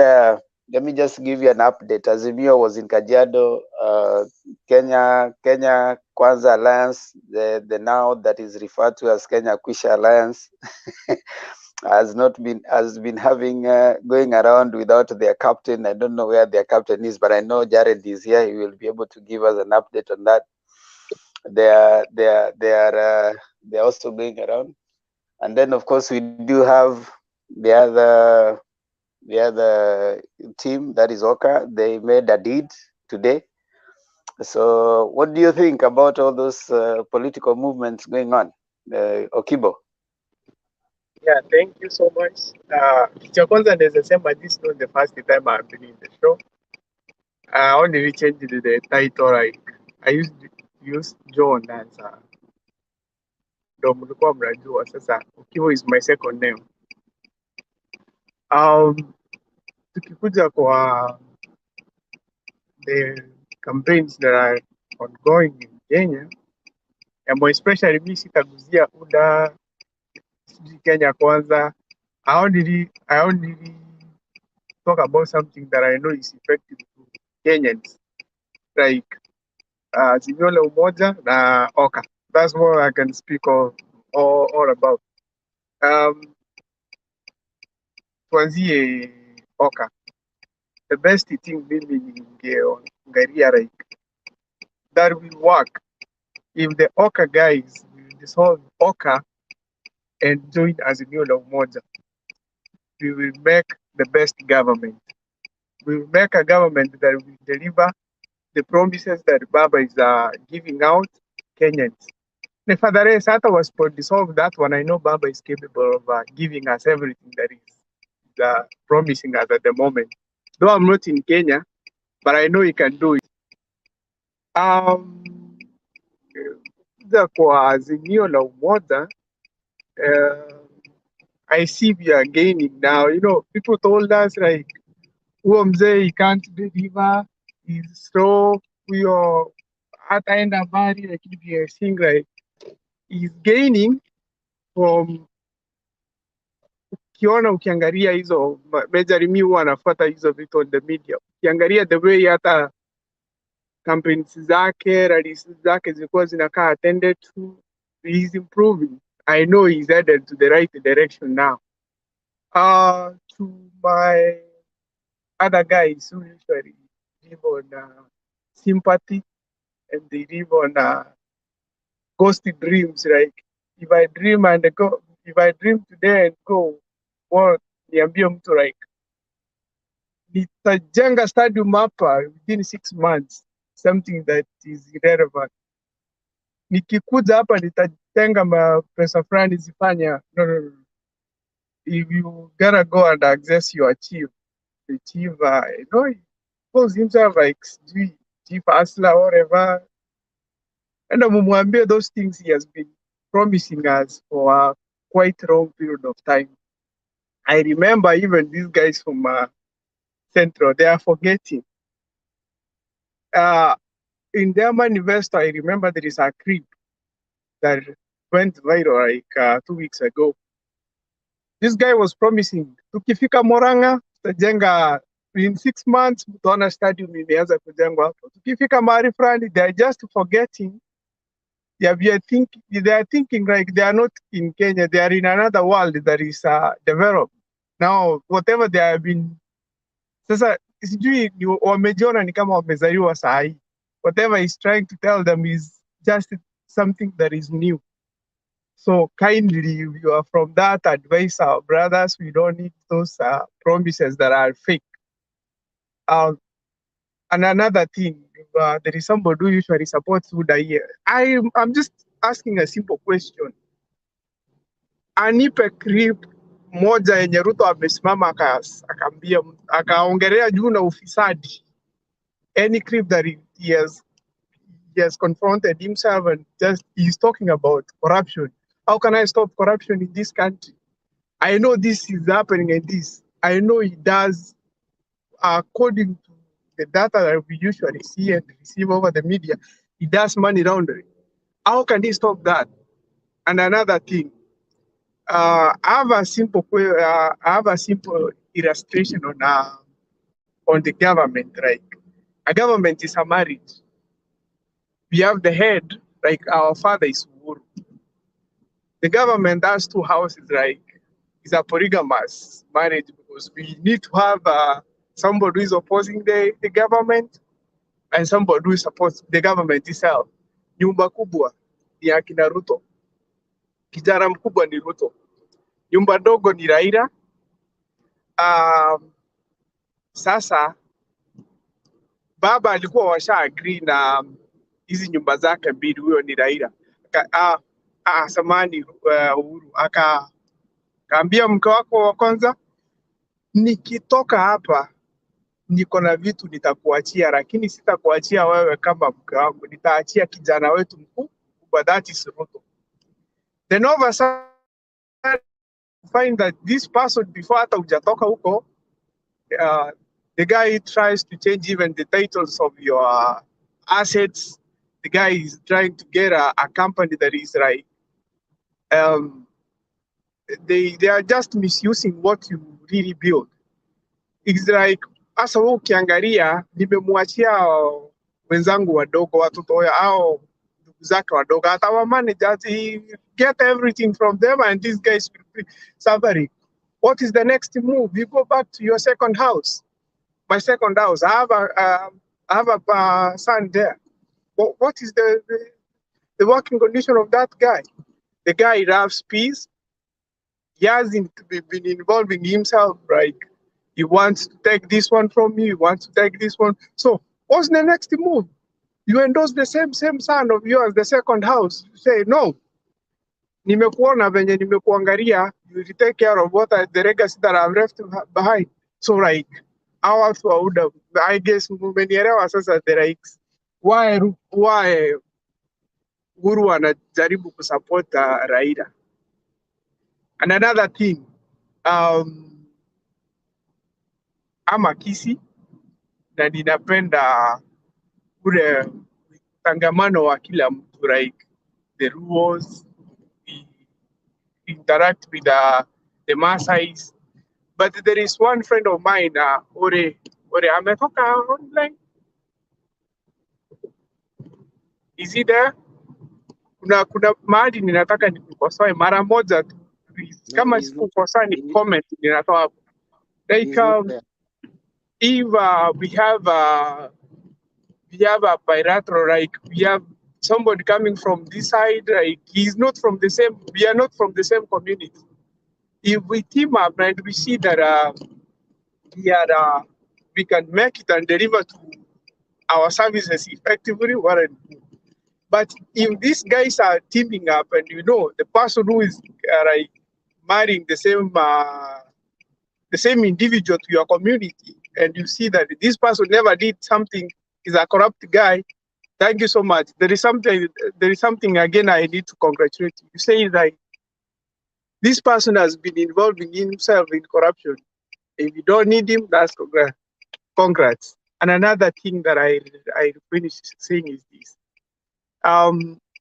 Alex, if he's listening to me, I need you, after nimeongea utawaambia, the way you are seeing Kenya today is totally different the way you were seeing it while we are in Kenya. Nimedanganya? That's the reality. So after majorly mtu ametoka like Kenya, the way you see it, like if we stop these guys who are corrupt, we stop this stuff, we stop that one, the Kenyan economy will grow. We are not fighting like we need to be superior. No, we need those guys who are back in Kenya who don't have a steady source of income, who are benefiting from the government. Now you are trying to tell us like we have a team that ukiangalia mienendo yao, all of them are corrupt from the head to the toe. Somebody was involved in a scandal that costed Kenya billions of money. Another one. Now you are trying to tell us these are the best leaders we are trying to vote in, like to head Kenya. Where are we headed? We're just killing our country. We're just killing our socio-economic, like tourism. That's majorly what I need to focus in socio-economic activities. Tourism, if we may erect Ruto, there are some countries which are very strict. If they know you are somebody who doesn't like peace and whatever, they start giving restrictions, traveling restrictions to their citizens, like USA, USA, England, those countries that Germany. Now we are killing our country. Please, my people. We need to wake up. We need to see the future. Angalia mtoto wako kesha ataishi aje? Utamwachia deni, utamwachia hakuna infrastructure, hakuna social services. Look at those things and then make the best move when it comes to August 2022, date 8. Thank you. That's what I had. Thank you very much. I think we will go to anybody who has maswali kwa ndugu yangu Okibo. I think then we'll. I have a question for Okibo, please. Okay. Can I proceed? Sure, David. Yeah, Okibo, thank you for giving a wonderful contribution towards this. Yeah. With your exposure, I understand you are outside this country, and your point of view, vile una reason, there is that content and exposure. I see somebody telling us about the gubernatorial race in Kajiado, but there is that aspect of discrimination that I just heard from one of the contributors here, who was saying like, can Masai elect a woman? With your exposure, what advice can you give to this person? Do we only elect somebody because he's coming from UDA, because he's coming from ODM or inawezekana team, or whether he's a woman or not? I think with your exposure, you need to enlighten us here. In terms of leadership, what are the qualities we need to engage our colleagues here, so that as we are going to the electorate, I know there are a number of viewers, what advice can we give them in terms of leadership? Do we still think like somebody's a woman, somebody's from my community, somebody's an outsider? Because I get this in the context of their conversation. What feedback can you give here, Mkubwa? Oh, thank you so much. The only thing that you need to consider when choosing, maybe electing somebody, don't look at the place where the person is. Like, we usually tend to discriminate our readers, like anatoka nyumba fulani, sitamchagua. Huyu anatoka mahali fulani, no. Look at this, the first thing. What the guy is bringing on the table. That's the first thing. The second thing, can you go back to the background of this guy? Like, he served in a certain office. That guy, a certain amount of money was missing, and has missing since that till today. So this person should not be elected. The same. Kama umezoea kuiba, that is it. You will never change. You know, nitaiba na, there is nothing that will happen. You see that thing? And another thing, after you've gone to the background, now sitasema maybe tuseme ni mtu wa Azimio amejificha chini ya Azimio ile aka erected, but huyu mtu ni nyoka anauma. No. Even if that person is an ODA aspirant, this is an Azimio area, you just elected the UDA person because you have checked all of his background information. You've seen that if he served here, nothing happened there. He served here, he delivered. He served here, no man. Honestly, I'm asking a question, and as I'm concluding, we have Anwe Guru, we have Gashagwande, I don't know, Gashagwande Ritu, we have Oscar Sudi. Oscar Sudi is somebody who was Manyana hata papers. The first qualification of a reader zenye anastahili kukaa nazo is educational certification. And now that we are just like Kenyans, we are saying, Ali deliver, no. Go straight to the background of that person, try to look at what has that person done. Is he qualified to do this and this? We don't need a country that we are gambling with the lives of over 50 million individuals. We need a place whereby in the next 10 years, we have jobs created, like to say 60% of our population has somewhere, mtu anasema I'm earning from somewhere, I'm providing, like I'm employing like 10 guys. That's what we need. That's the same thing we are fighting. Even if you ask Alex is fighting, can I invest somewhere so that I can get somebody? So that somebody that is in form of employment. You see, that is the country we need. We need a country where in the next 10 years we'll be somewhere. See, say to somewhere backwards. We need somewhere we have gone, like we are comparing ourselves with the three giants, economic giants of Africa. That is Nigeria, South Africa, and also the others. Like that is what I can tell you now. Background of that person matters a lot. Okay, thank you, Okiba. I hope there are no more questions. I think we'll go back to the submission. Since Temba is not there yet, I think we'll go to Jared. Jared, you have the floor, and 3 minutes, but 5 is okay. Okay, Jared? Right. Thank you. Even 1 minute is okay. Because I'm in a good spirit. First, thanks, guys. Shout out to my brother Dixon Okango. I'm seeing he's promoting us. Thank you very much. Continue that. So today's discussion regarding these coalition parties. I don't know what do you call the one for Raila? I don't know, but okay, Kenya Kwanza, and there is another one for Azimio. Even yesterday, okay. Okay. Yeah, you know, sometimes this change. Okay. First, let's try to face some facts about what everybody has said, and I'm gonna answer this in a very few words.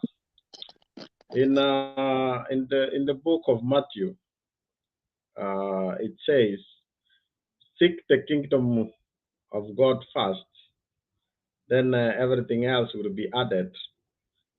But I say today, seek the power first, then everything else you can fix in Kenya. So all of these promises and everything you want to say, you cannot do it. I remember Francis Atwoli told David one time that all of these good ideas you are giving can never work outside government. So the first agenda we have is to seek the government first. Once we have the government, then we can fight corruption. We can fight all this. You're not going to fight corruption out there. You get the power first. But because sometimes we choose to not remember, and I've had many people keep saying that there were stadiums, there were things which were promised. I want to throw you back that those things were not just mere talks. If you go back to the launch of the Jubilee Manifesto, those things were there. The stadiums were there. All Ruto was, and they believed it, that according to the manifesto, we will deliver the stadiums. Actually, in fact, the graduates were promised in 1 year when they get out of college or the university, they will get internship for 1 year. So this was a very good manifesto, but it was not implemented for reasons everybody knows. But I want to bring back and say when Jubilee took 2013, and men have said when they were actually a coalition party, Ruto from one side and President Uhuru Kenyatta from on another side, you can see how they were very aggressive. Let's not forget that SGR was done in the first term of this administration. There were tertiary colleges which were done. The last mile connectivity. This are some of the things which were done towards the promise. They might have not given the laptops, but you know how the bureaucracy is over there. But I wonder why we are convinced that it was a failure of the deputy president not to deliver on those promises, and you are not passing this one to the president. While Agwambo has said he will follow the footsteps of Uhuru. If you compare the first 5 years of Jubilee government and the second part, what have we seen in the second part?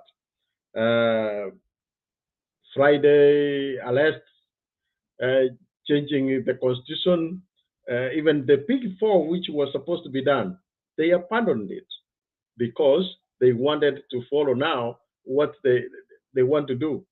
You're seeing how they're changing laws. They don't know that we are seeing. You know, the good thing for us as UDA, we see these things from 18. You know, when you brought political parties, we told them that it is not need, that we are not going to sanitize corruptions because raila is known to just give lies with these political parties. Guess what? Who is now having those parties coming together? Is UDA. We have not had actually, you know, let's face it, Azimio is ODM. Okay? ODM is Azimio and Azimio is ODM. I don't think there is any other party which is in Azimio as we speak.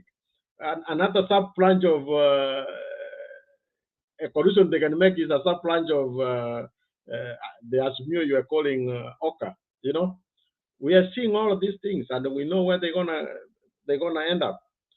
But for us, we are looking for leading partners who believe that those promises we made as Jubilee, those stadiums, now you can be able to hold us accountable because we're gonna do them. We do believe we can do them. I've heard about somebody saying about corruption.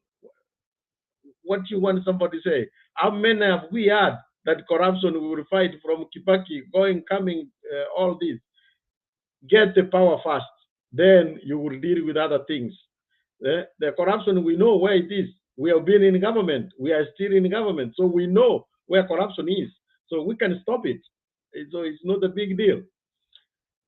But let us not just look now when we look politically. Where I'm still trying to gang up the numbers. Where will Raila get the numbers to take him to State House? I really don't know. I don't know. I see the people is ganging, like the other friend who was here was talking. He's ganging with the governors who cannot even, if they were to go for the election, cannot even come back. That's why for us, we made a conscious decision to deal with the voters themselves. They have already panicked. You saw today the bill they are bringing so that they can, somebody who wants to advance democracy, how will you say that we're going to ban live streaming of results for presidential? You have an hidden agenda. But we are looking from 18. We are just watching. So there is nothing they are doing to advance even democracy. But my friend, we know that we are forming the next government. I know somebody asked that where is William Ruto? William Ruto is busy now. We have a month or so, or 2 months, to put together a coalition which is a winning Kenya Kwanza, where we put in Kenya first. Maybe if you don't know the meaning of it, it's saying. Okay, Jared, 5 minutes, 1 minute more. Okay, let me finish. Okay, so William Ruto, as of those who are connected, is today in Dubai, going to see one of our soldiers there, because we believe that once Chama cha Kazi comes back, we are consulting the central, the Mount Kenya. You will be surprised. These people who are coming during the day to sing below the Emmas, they come at night and we are dealing with them. Yes. How are you? I'm doing fine, Temba. I can see you are very charged to face all these Azimio people. Stand firm in that. Stand hapo umeshikilia hapo kama mwanaharakati wa Kenya Kwisha Alliance.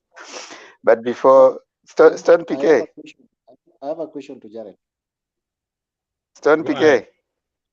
Ngoja kidogo. Stone PK. Stone ameenda background, wachana wewe unaenda kutafuta watu wanarara, unaacha wale ambao wako hapa wanataka kuongea.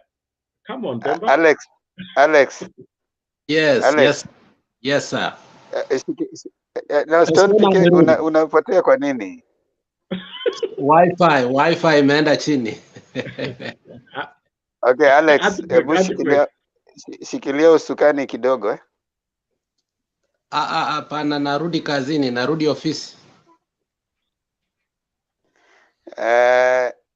Jared ako. Nataka Jared will not be fair. Acha kapatiana UDF. Jared for sure, if you can shikilia usukani I can give Jared you by the way. Vizuri, it's very fair, trust me. No, okay, Jared. That's clear. Jared, do this Wait, Jared. Finish your submission ukimaliza. Leo nipatie Jared. Alikuwa amemaliza? Alikuwa amemaliza, he was taking a question. Okay, take the questions and then ushikilie kidogo. Leo wajue ya kwamba hata watu wa UDA wako hapa, tunaweza waacha wanashikilia show, wasione ati example on how we going to lead the government coming. Let me sasa. Okay. Jared, I have a question. Hi, Jared. Can I proceed with my question? Okay, let's mute then give a Kibo first. Okay, thank you. Mr. Jared, I have a question that concerns corruption. I know Ruth has been serving in so many ministries, education. We have agriculture. He has been a deputy president for a couple of years now. Major, I need to take you a little back. Nilikuwa mdogo by that time, but I remember Ruto served in the Ministry of Agriculture. That time when he was serving there, nataka mtu mwenye anatoka either Trans Nzoia, those guys who usually wanapanda mahindi, atuambie what was on the ground. This guy alikuwa anaenda anatoa mahindi outside the country, that is Uganda, anakuja anajaza cereals. Then these guys who are like the local farmers, mahindi yao inabaki hapo. They tend to create a ghost farmer by the name, let me call him Kipchumba. Then they say Kipchumba delivered over 100,000 bags of maize, so that akipewa M-pesa, they usually pay. Am I lying or ninatumia facts zenye andiko? And if somebody can support me from that area, mwenye amekaa Trans Nzoia or whatever, those places that inakaa na mahindi. So it means whatever I told you in the past when I submitted my observations is that this person is not that compatible kukaa in the government like to lead us. If he was given that a small ministry like education and that happened, education have seen. Like now, if you go and again research, more universities are like struggling at the moment. Can you go and check who is behind that struggling in terms of money? Okay. Okay, thank you. I was going to answer you, but let me wait first. I think Selena might like to jump in and tell you what they did, but we will answer that. Selena, please, he was looking for somebody who might know. Thank you. Nimesikia nataka kuchip in kwa mambo ya mahindi. Ameongea kuhusu wale watu walikuwa. Kwanza nataka kukwambia cereal yenyewe ya Kenya. Cereal ya Kenya ilikuwa mna stores. Eldoret, Kitale, Baringo ilikuwa imejaa. Alafu akiwa Minister of Agriculture, watu kama kina Ndwale na their friends walienda wakafakia cereals mpaka cereals. Hakuna wakati ya Moi mpaka wakati ya Kibaki, hakuna siku yenye Kenya iliwahi kukosa ile chakula inawekwa kwa store. So these people walikuwa natoka Eldoret, wanaingia cereal, wanapeleka wanauza, ama walikuwa wanapitisha nyuma, until Kenya tulikuwa na shida kwa sababu kuna mahindi ilikuwa inakaanga store ya cereals. Walifakia cereal empty. Haya, umeongea kuhusu mahindi. Ndiyo inatoka, kuna watu walikuwa 10, walisema ni wafanyibiashara kutoka Trans Nzoia. Na hakika wakati walichunguzwa hawakuwa wakulima. Wakasema walinunua mahindi kutoka locals. So hiyo wakati mpaka sasa Kenya ijai survive kwa sababu walitoa hiyo mahindi yote wakatoa ikakuwa empty. Hiyo ndiye nilitaka kusaidia bila amesema. Mimi nimetoka hiyo Rift Valley.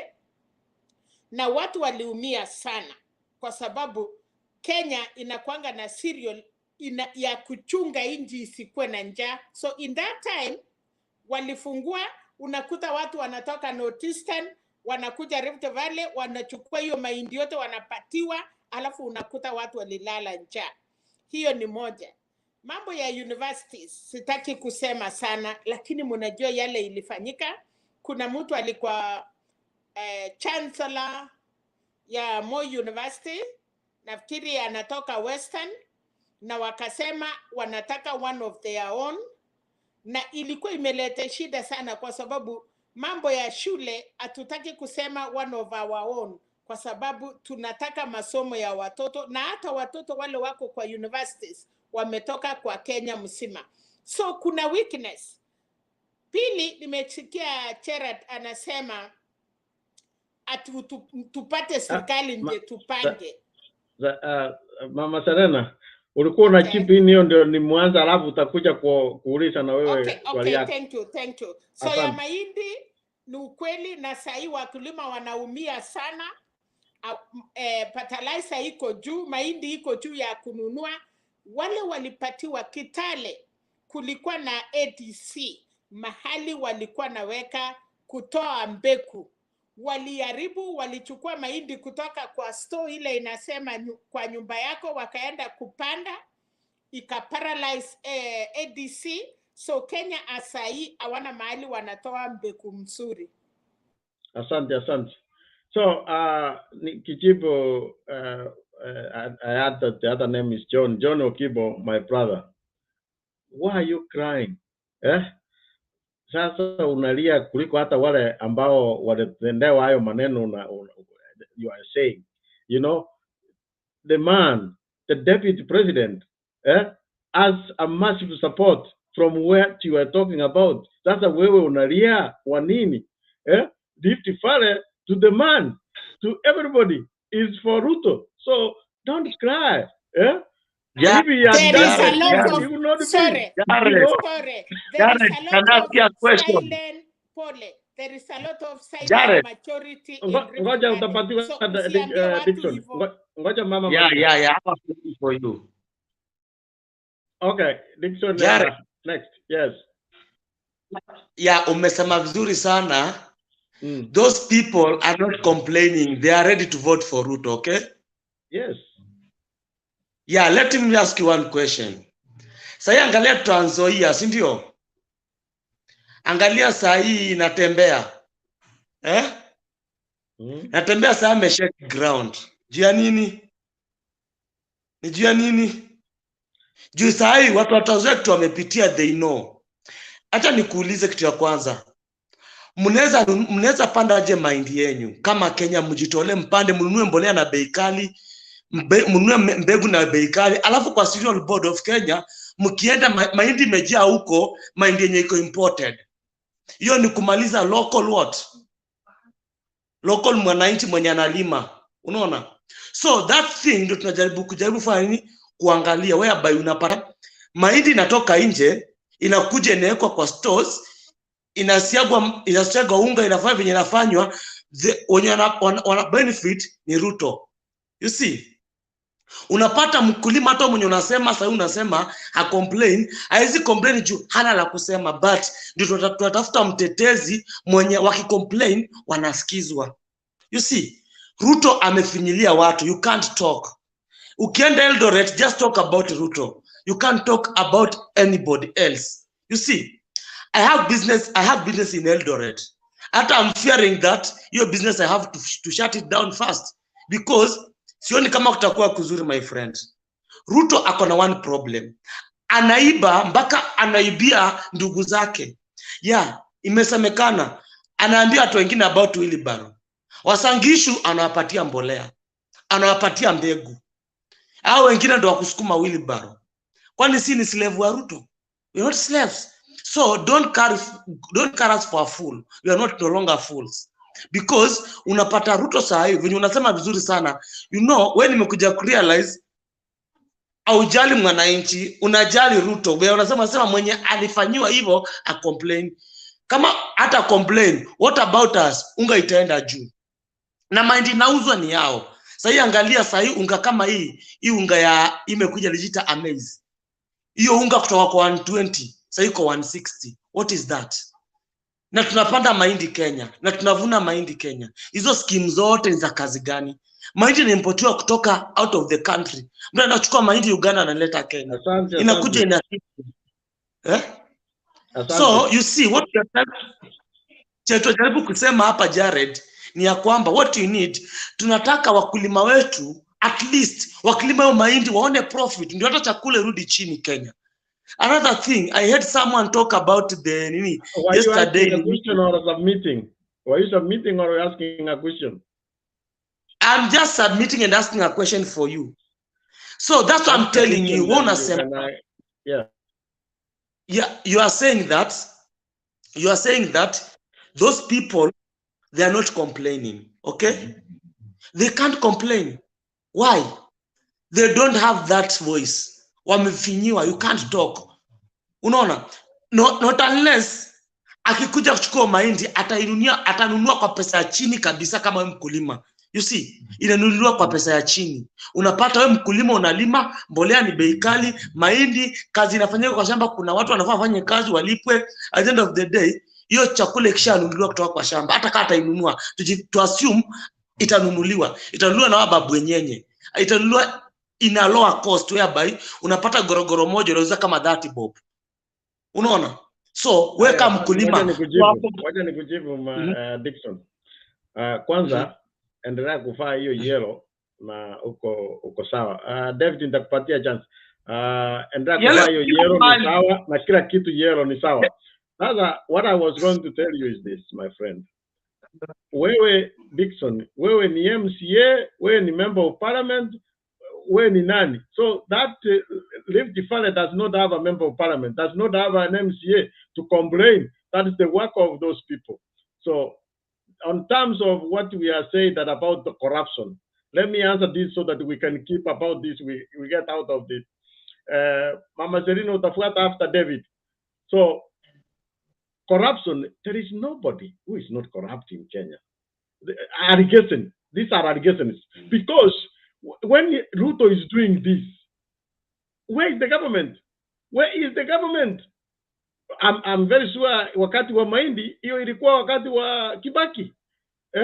Where is the government to hold him accountable? If you have a government and you know that the man is corrupt, you take him to court. But don't just put allegations. We have so many allegations. There are people who have said Mumias is down because Raila took money from there. Is that true?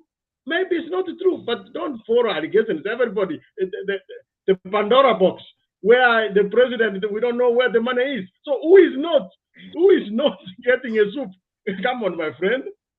Okay, let's go to David. Point of a correction. Eli. Thank you, Jared. Point of a correction. Dickson, let's for go you. To David, then we can come back. You can comment about it. David, go.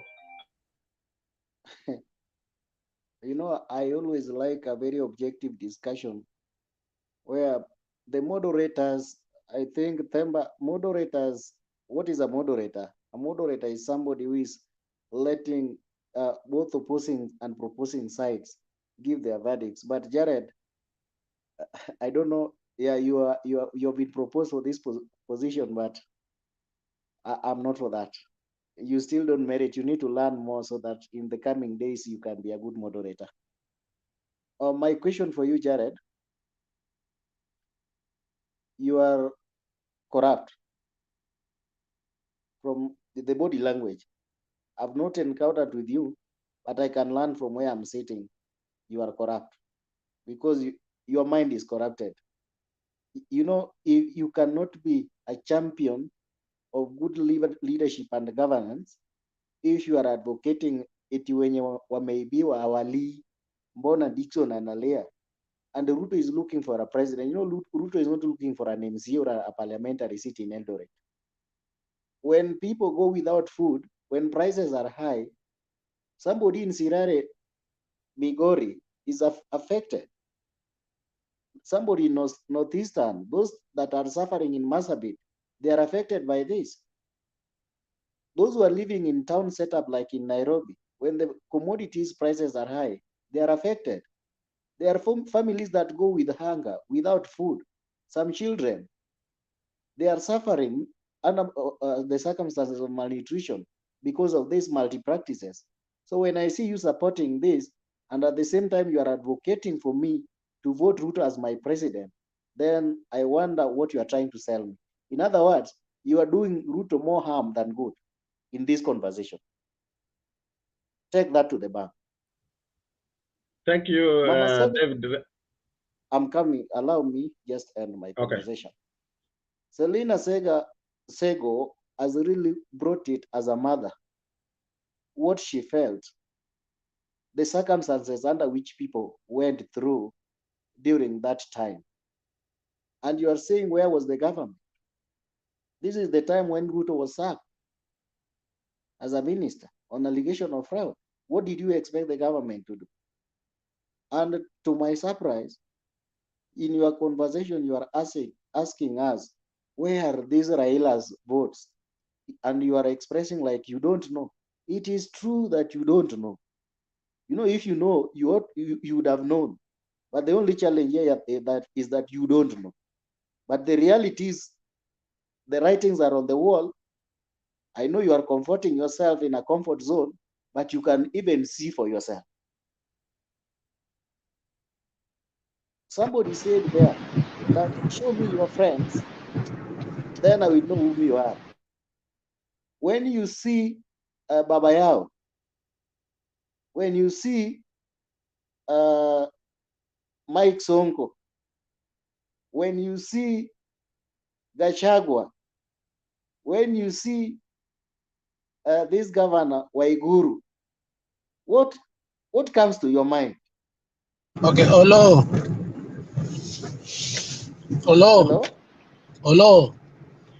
I have so many others. Yes, Alex. Yes. Hello. You know, you've made me stop on the highway. And I didn't want you to finish before I speak. Hello. Corruption is a collective issue.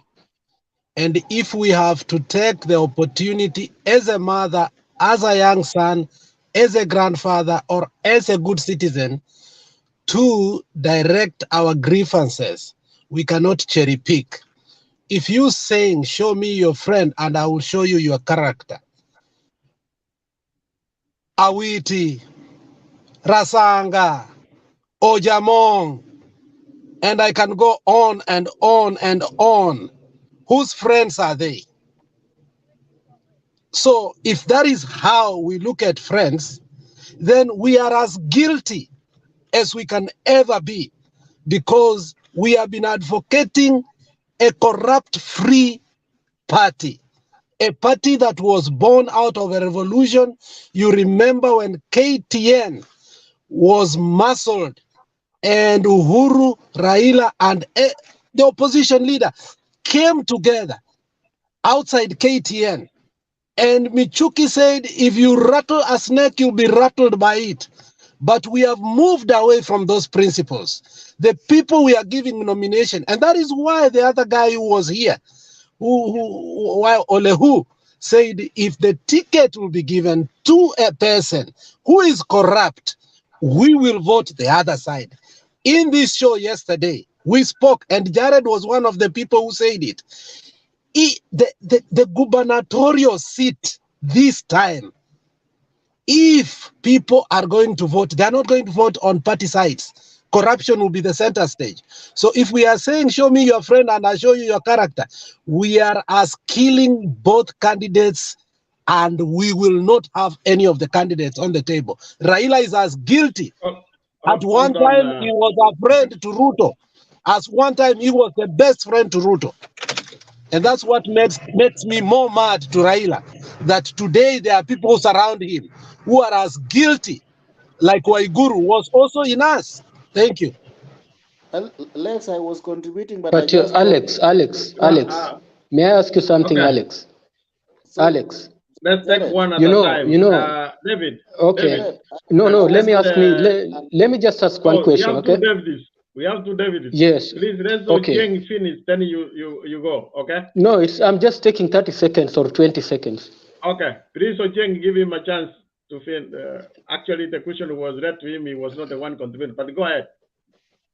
Now, Alex, Raila is not involved in those corrupt cases directly, So it's different from Ruto's situation. Ruto is the accused in those cases. So you see, you can't push them in the same measuring scale and then you put them and you weigh them the same. You see? Yeah. No, the statement, show me your friends, that is where I interjected. I didn't say Raila is involved. I say, if we say, show me your friend, and I'll tell you your character, the phrase he used, that was the phrase he used. But again, I've never seen Governor Witi charged for corruption. Oh my goodness. Omabei does not even have a Governor Witi has, no, you are talking of propaganda. My you are talking of propaganda. There. That is why Luo Nyanza will not develop. Don't say that. Alex, Please, my friend, let us be civil. You Alex, cannot just say come that. slow. Just come I slow. live in a, my friend, I lived in Sofia. I went to Sango Academy. Acha I know Mapei feelings. very well. I'm Acha telling you, feelings. for 10 years, nothing. Even Keroka is more Okay. beautiful Give than me a chance Omabei. to explain to you what you are saying. You want to be a judge. You want to be a judge and the executioner. Huh? Okay, finish Jared. up, David Olo, what you were saying.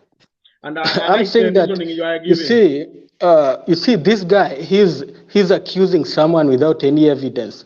It's different from Waititu's case. Waititu went to the court and he was charged. Waiguru, you know his case.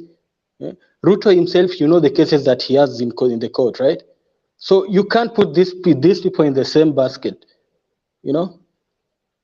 But for Okay, for, an- okay, for an David argument's Olo. sake, for an Okay, David argument's Olo. sake is okay.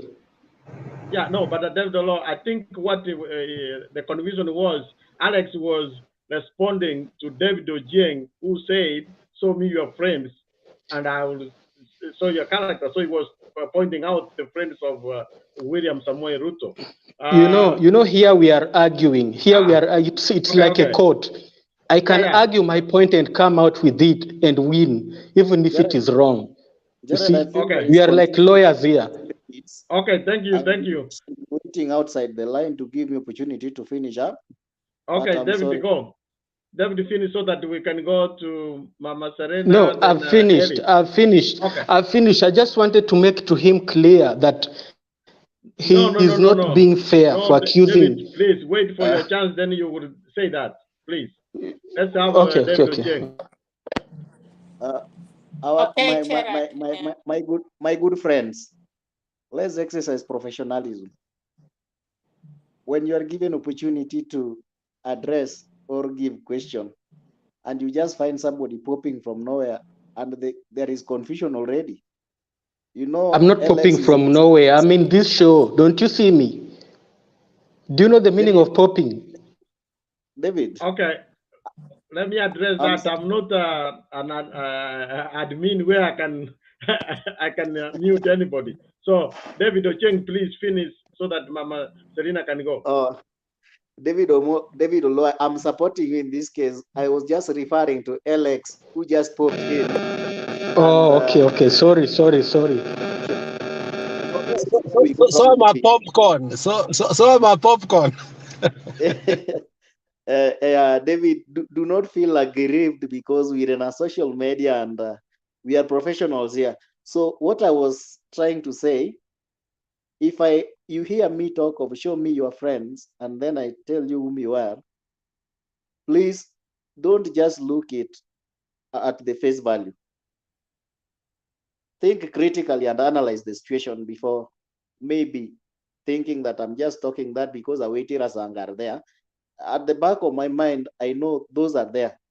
But when your son is a thief, can we crucify you because to be a thief because your son was engaged in stealing? No. You may be a pastor, but a child is coming up with his own character. But in this case of Ruto, he has been mentioned individually in these scandals, and Selena can support me on this. Show me a case where Raila has been mentioned in corruption, and you see other corrupt officials around him supporting his candidacy, that the people selling the ideas. No, this is, let us treat scenario by scenario. So my last contribution on this, Jared, if you can allow me. Yes, we know all these people. We have 2-horse race. If we want to talk of issue of corruption, can we trust Ruto or can we trust Raila? Then number 2, Jared, you say, let us get into power first, is when we can address the issues of corruption. We don't want to go the Museveni way. We can't allow to empower you to be in power so that you can now tell us your true colors, and already we've seen you are red. You will even turn more red than you are if you are in power without portfolio than giving you that power. We are not going to allow you to have that power because already we've known you are a hyena who is going to eat our resources. Thank you. But again, Alec, no, Jared. Thanks. Let's Jared. go to Mama Serena, please. Jared, I also have a question for you. I also have a give them 1 minute. Let them respond. 1 minute. Huh? I also have a question for Jared. Yeah, but you will submit the question when you also give your feedback. Then I will answer everything. No, I may not. I may not. That question, I logged in because of that question. Then I will just ask you and log out. Mama Serena, please, let's give him that one chance, please. Okay, go ahead. Yeah, data iko na shida pea olo. Okay, I just wanted you to clarify when you said that Raila said that he will follow Uhuru's footsteps. But as far as I can remember, I only know that Raila said that he will complete Uhuru's projects.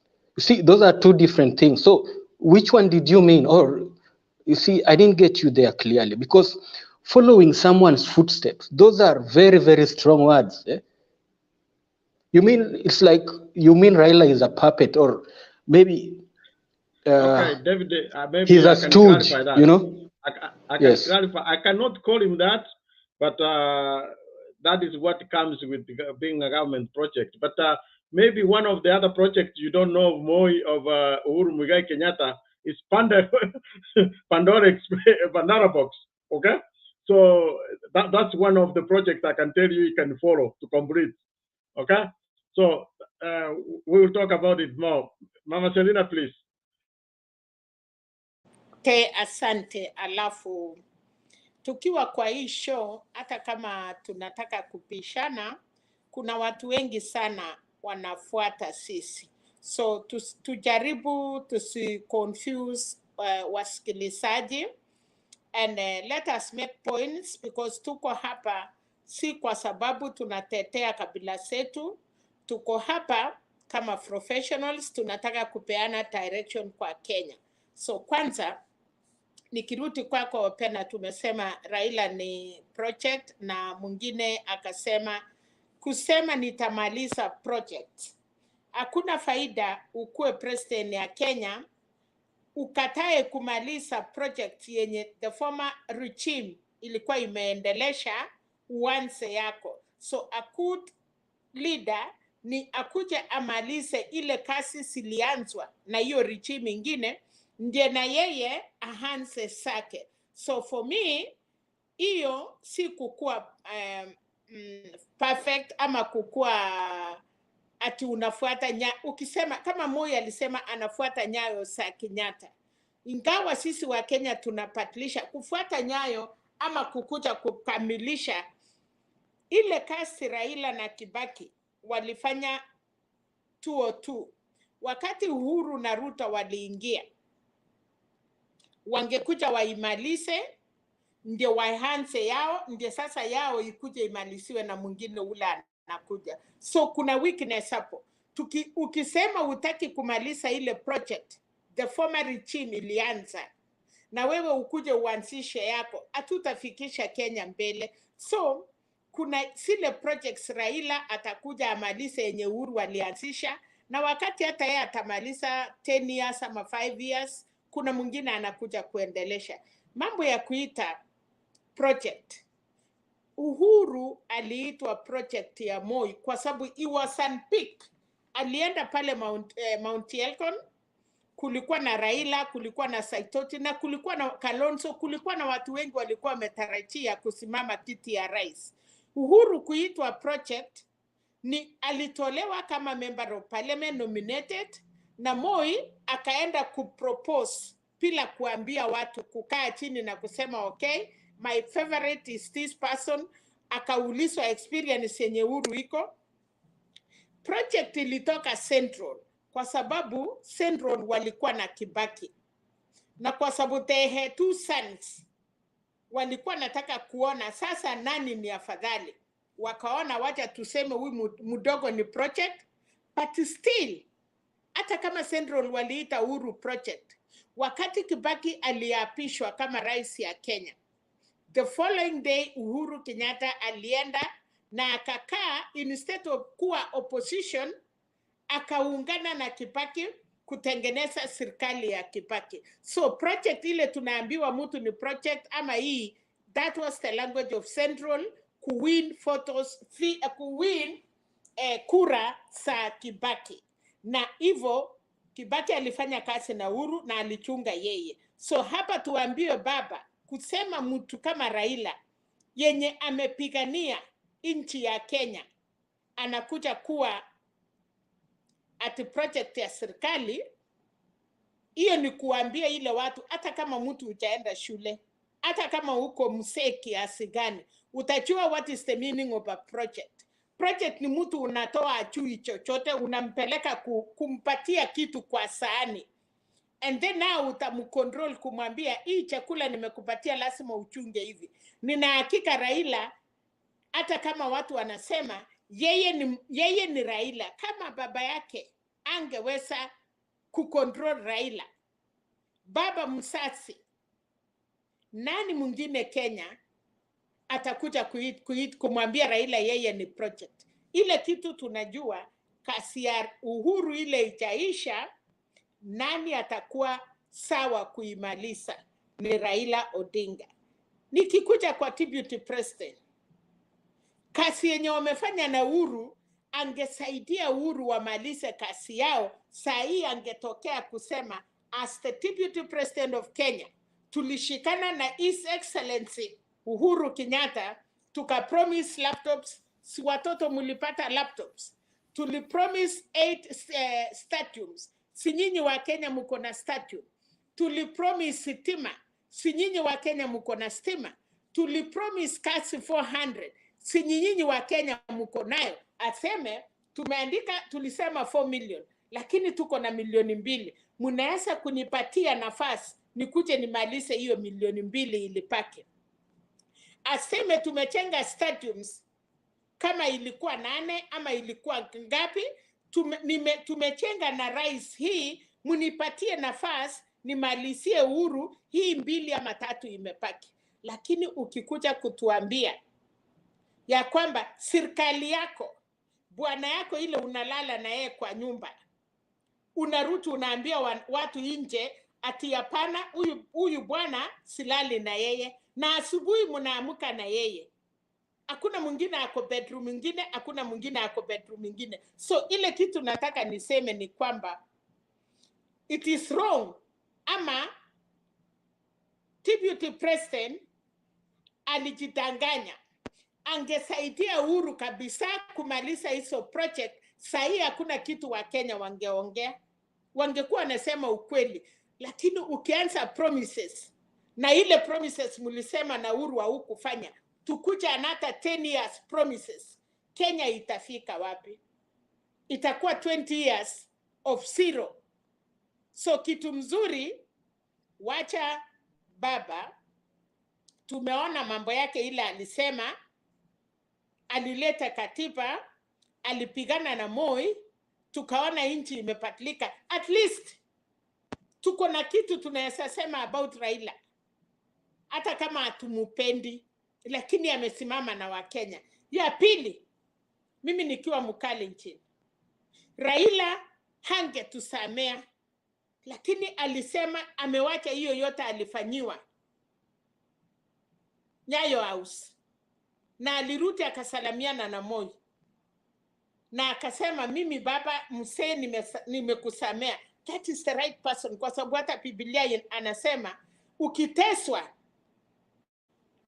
na ukatae kumsamea mwenye alikutesa, share pamoja. So Raila mwenyewe kuna wakati alikuwa ndume kama Ruto, alikuwa kijana kama Ruto, hakukuwa anataka kusikiza, alikuwa anatumia hiyo kifua. Lakini kuendelea kukua msee na kukua baba na kujua unaweza kuwa mtoto ni mwisi, lakini ni yako huwezi kumuua, kitu unafanya ni kurekebisha. So nataka kusema kwa hii TV ya kwamba tuambiane ukweli, tuambie wa Kenya nani, kama sasa tumeulizwa in whose hands are we safe. Mama, kama mimi na watoto, nataka watoto yangu walala asubuhi usiku waamke, watafute kazi, wafanye biashara zao wakiwa salama. Mimi nikiambiwa ni choose kati ya kijana na baba, nitasema mwenye wanasema mzee ameona mingi. Nitasema nina choose Raila kwa sababu amepitia na hawezi kutuangusha. So mimi nataka niwachie watu waendelee, lakini tukiwa hapa tujaribu kusema ni nini tunafanya ya Kenya. Alafu Alex anakuwa kwa hii show na kweli anasaidia, lakini saa zingine ni kama mwenzako ameongea kidogo, tujaribu kusaidiana. Mtu akisema unionyeshe, mimi ni msichana natafuta bwana, bwana ule atakuja kunioa. Nikikuta marafiki ya bwana yangu wanafuta bangi, nikikuta ni mlevi, hata kama yeye anionyeshi yeye ni mlevi, lakini marafiki zake wanafuta bangi, siwezi kwenda kujitumbukisha huko ndani kwa sababu nimechua tayari. Who are you associating with? Wewe marafiki zako, kama mimi ni pipi, unataka kunioa na unapata mimi kila siku jioni nasimama na wasichana malaya, utaniita aje? Watu watakuuliza, huyo msichana unamuoa, unajua yeye na unajua marafiki zake. Oh, unasema kwa nini? Anakwambia usiku, hata kama sifanyi, anakwambia lakini anatembea na watu mbaya. Watu wabaya wanapatilisha watu wazuri wakuwe wabaya. Asante. Nimesema tu hiyo kufananusha ya kwamba ni kama vile tunakataa history. Unaambia mtu, mimi nimetoka hapa, mimi naitwa Selina. Ukitaka kuchua wakale nchini, kama unaoa, chua mahali mama, usifuate baba. Chua my grandmother, chua my mother, so that ukinioa, unajua my mother alifumilia, my grandmother alikaa vizuri, ndio unachukua msichana ile utajua atachunga poma yako. Lakini ukikataa kujua, pengine shosho yangu ni mwisi, pengine ako na shida, na wewe unakuja kunioa na ujui history. So history ni kitu ya maana, tufuate ndio tuchenge nchi. Na bila history utalete mtu hakuna kitu anajua, asubuhi ataamka na kusema tumalize nchi na utaregret. Asanteni sana. Aya, asante Mama Selina. Is Eri there? Eri ni kama ako nyuma ya curtain. Wacha tupatie David Olo. Sasa you can make your submission and ask all the questions. I will answer to one. Okay, thank you so much, Mr. Jared. Now, I don't even know what you are talking about because there are so many things people are talking about here.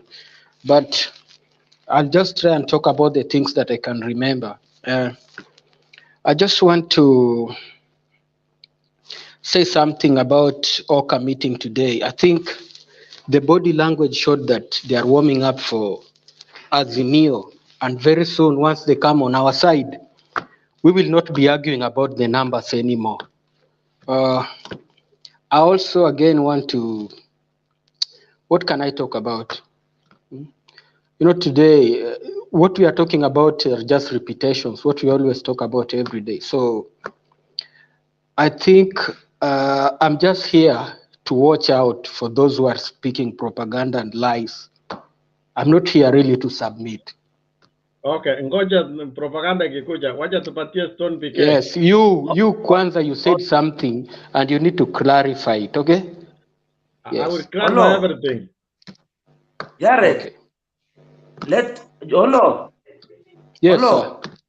Yes, sir. You are talking about the rally today in Kajiado. Yeah. Hiyo rally ilikuwa ya kina Raila ya Azimio, alafu kukatokea hizo mabishano ya pale hivyo ya Lelenku na mambo ya Makidie. That was the issue. Okay, wacha sikize basi alafu atakuwa Stone PK. Yeah, but it's a part of the submission. I don't know why he thinks it's deconstructing the. I mean, he's talking about what was happening. Okay, Ellie, can you you can speak. Eric, can you come in? Let Eric come in. He will come back, let him listen, and then he can come back. Eric, it's your turn. No, I can talk about that rally again also. I can talk about it. There's something I wanted to say about it. Can you give Eric, then you can come in, please, after that. Okay, I wanted to, okay, no problem. I only have a few things to say. One is this idea of saying that in whose hands are we safe? We are not, Kenya is not in any danger. Kenyans are a peace-loving people. We do not need somebody to save us. All we need is equal opportunities for everyone. We are not in any danger from anyone in our country. Second, the issue of saying Ruto is corrupt. You know, Raila was painted as somebody who can never be elected in Mount Kenya. So that's just a way of making sure that there's this brand of branding someone this and that, so that people can look at it like, hey, we can never elect this person because of this or this. Corruption. Can you please mute your mic? Corruption cases are in court, and until it all ends, really, you can never paint anybody as corrupt. One other thing I wanted to address, the last one, was the issue of farmers. I am from Mosingishu, and we have, our farmers association. I happen to come from a family where we do a lot of farming, and that issue actually came. It was all political. Farmers, we do not have any problem. The only issue we have is the issue of high prices of fertilizers, which is supposed to be subsidized by the government. When right now the consumption, the market for maize, for example, and wheat, we have more consumers than we can ever serve.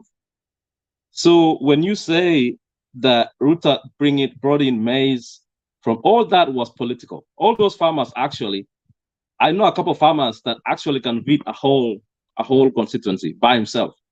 So that was just a narrative to paint him. It was a political fight. So it's not. There was nothing like that. Alex, you are not from Wasingisu, please. So you have no comment there. Can I say something, My hand was up. Mama Selina, my hand was up. Mama Selina, my hand was up. Yeah, but Alex, you are not from there. Let's get Selina. Please, could you give me a chance Okay. to talk? No, Jared, you are not being fair. Give Alex time. What is wrong? Since I come from a certain region, I can't speak. What the heck are you talking about? She just spoke. I request, I say, please, because let Mama Selina react first. She just spoke. Can you give me chance to ask him a question? I did not say you don't come from that region. I say, because Eli talked something, can you guys give me chance to ask Eli a question? That is what I say. You can talk as much as you want. If we are from some regions, we can't speak. We can listen to you guys. Okay, I have given it to you. Continue. Not fight with men. I have a respect. Continue to what I could have asked Eli, okay? No. Let's come down. What Eli was talking about, the two people who talked about the maize, is one of them is Selina, who was talking about what happened with the maize. So Eli was reacting to that, and Selina wants to come and report to that. So Alex, please, let's finish from there, then you will give your thoughts also. I was also rebuttaling about what he said. I wasn't speaking anything else.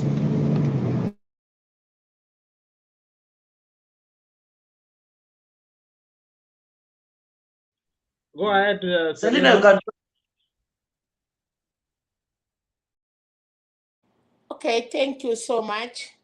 Wacha nichukue hiyo nafasi kuheshimu the chair of this meeting. Umenipatia nafasi.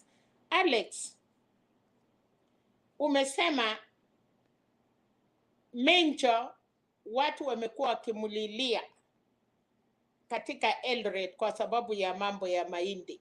Ndio, Deputy President as a person may not, lakini marafiki zake na kwa sababu hiyo shida imetokea Rift Valley, kwanza kuhusu Eldoret, watu ya mahindi, unaona hata ukiwa Kasevem unasikia vile watu wanalalamika, kila siku menja hajai chaguliwa anywhere, lakini unakuta farmers wanaenda kumlilia kwa sababu ndio muko na mahindi kwa shamba, muko mahindi imekaa 3 months, muko kwa barabara kwa cereal mukingojea, lakini mahindi sinatoka nje inakuja kuingia. So ukisema farmers hawana shida, Eli, hiyo si ukweli, kwa sababu ile kitu tunataka, serikali ile inakuja, serikali ile iko, wewe ukiwa unalima mahindi yako 1,000, kunia 1,000, unastahili uchukue inunuliwe ikufaidi kwa sababu uko na shamba.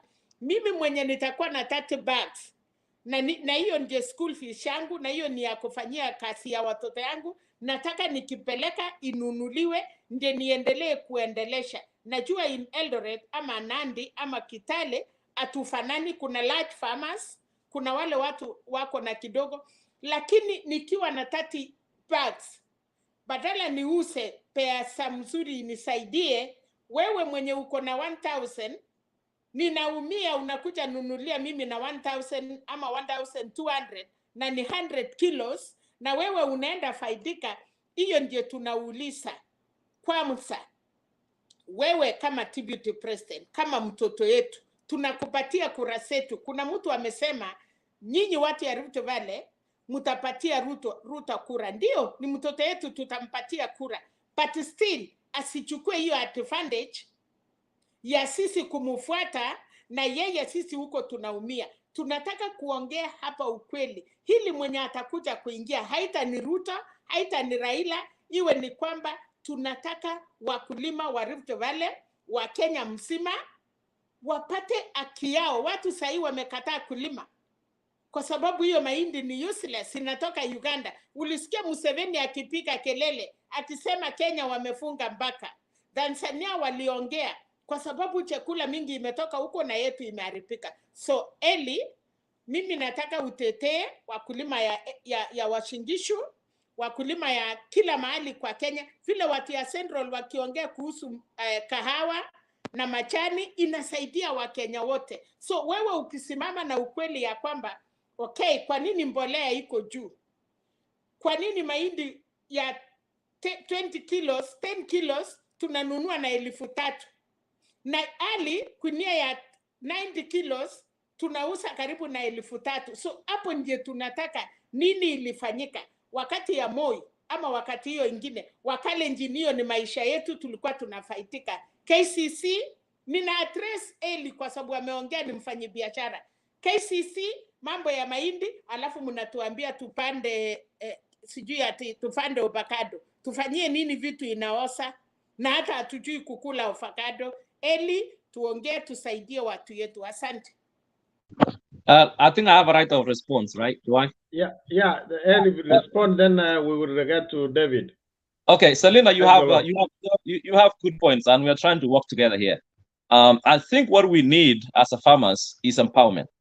We came together as farmers in our region, our area, and we approached the private sector. Right now, we have partnerships with millers who go and mill and they sell the unga. They require from our circle alone 3,000 bags of maize every year. So right now, we don't even care whether the government opens the boats, the cereals or not. So I think what we need is empowerment, to empower people to not depend on government for every single thing that we do. All we need is facilitation from the government, and they have that.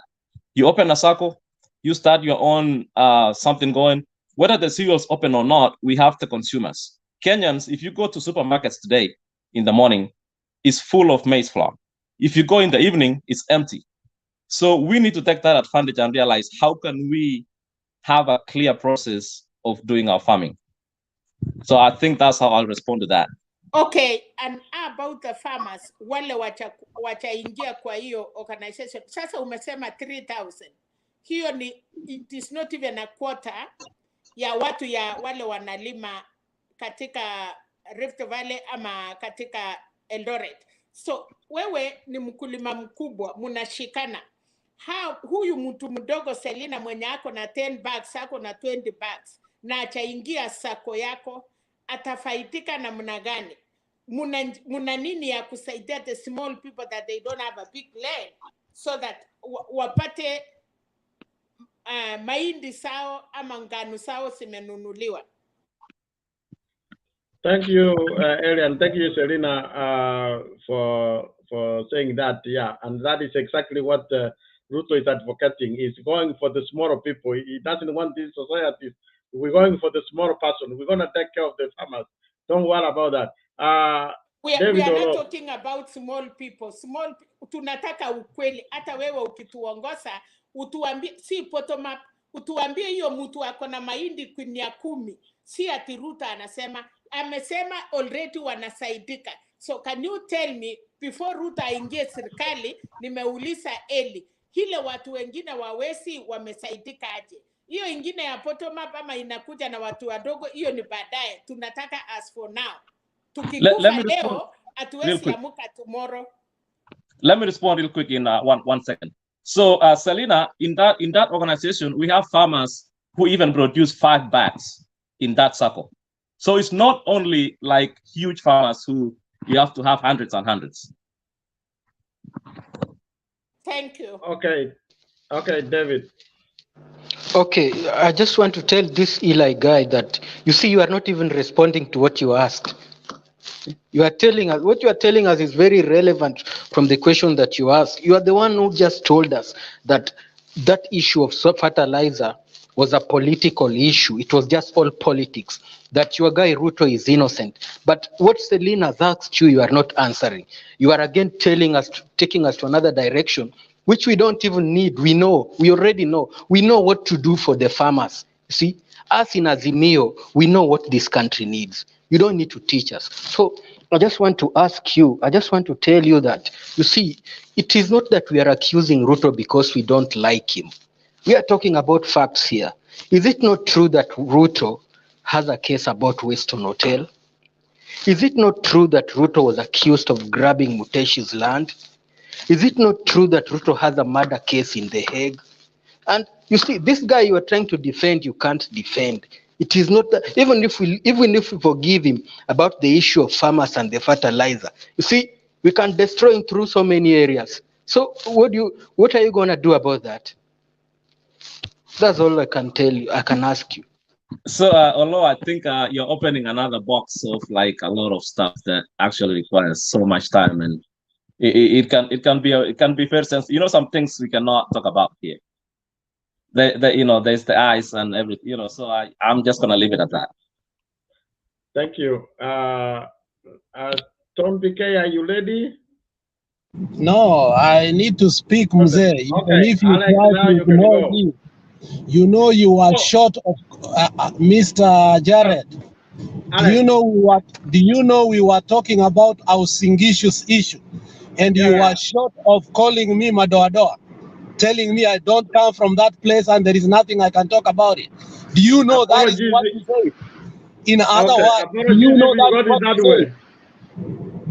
It is not an interpretation. It is not an interpretation. Do you think that if you are not from our Singish, you cannot comment about it? Apologies for that. Can you go ahead and now comment? Such kind of utterances are the ones that people in UDA have a mastery in doing. And that is why we are saying that your person and you people are not ready for leadership. People reveal who they are unintentionally. And the way you have revealed who you are, that you can call somebody Madoadoa using another name. So I will caution you against telling people that they don't come from some certain areas so they cannot comment. Okay? So the issue of maize was broadcasted openly. And I remember to have watched it in the Senate. Okay, Alex, hold on. Okay, can you mute your mic? Okay, mute your mic, please. Okay, Alex, go ahead. Okay, I was saying the issue of maize was broadcasted openly. The Senate was called. The Agricultural Committee, by extension, other senators went to Singishu, which was in Eldoret. The Marakwet people and the Nandis were invited, and it was broadcasted. And we saw that Wazes sit there and ask questions. They did not even direct their questions anymore to Murkomen. They directed their questions to somebody called Orengo. If that clip could be broadcasted there, if Stoney can look for that clip, so when Eli say that it's a propaganda, it is not. Some of us have tried to go into farming of maize.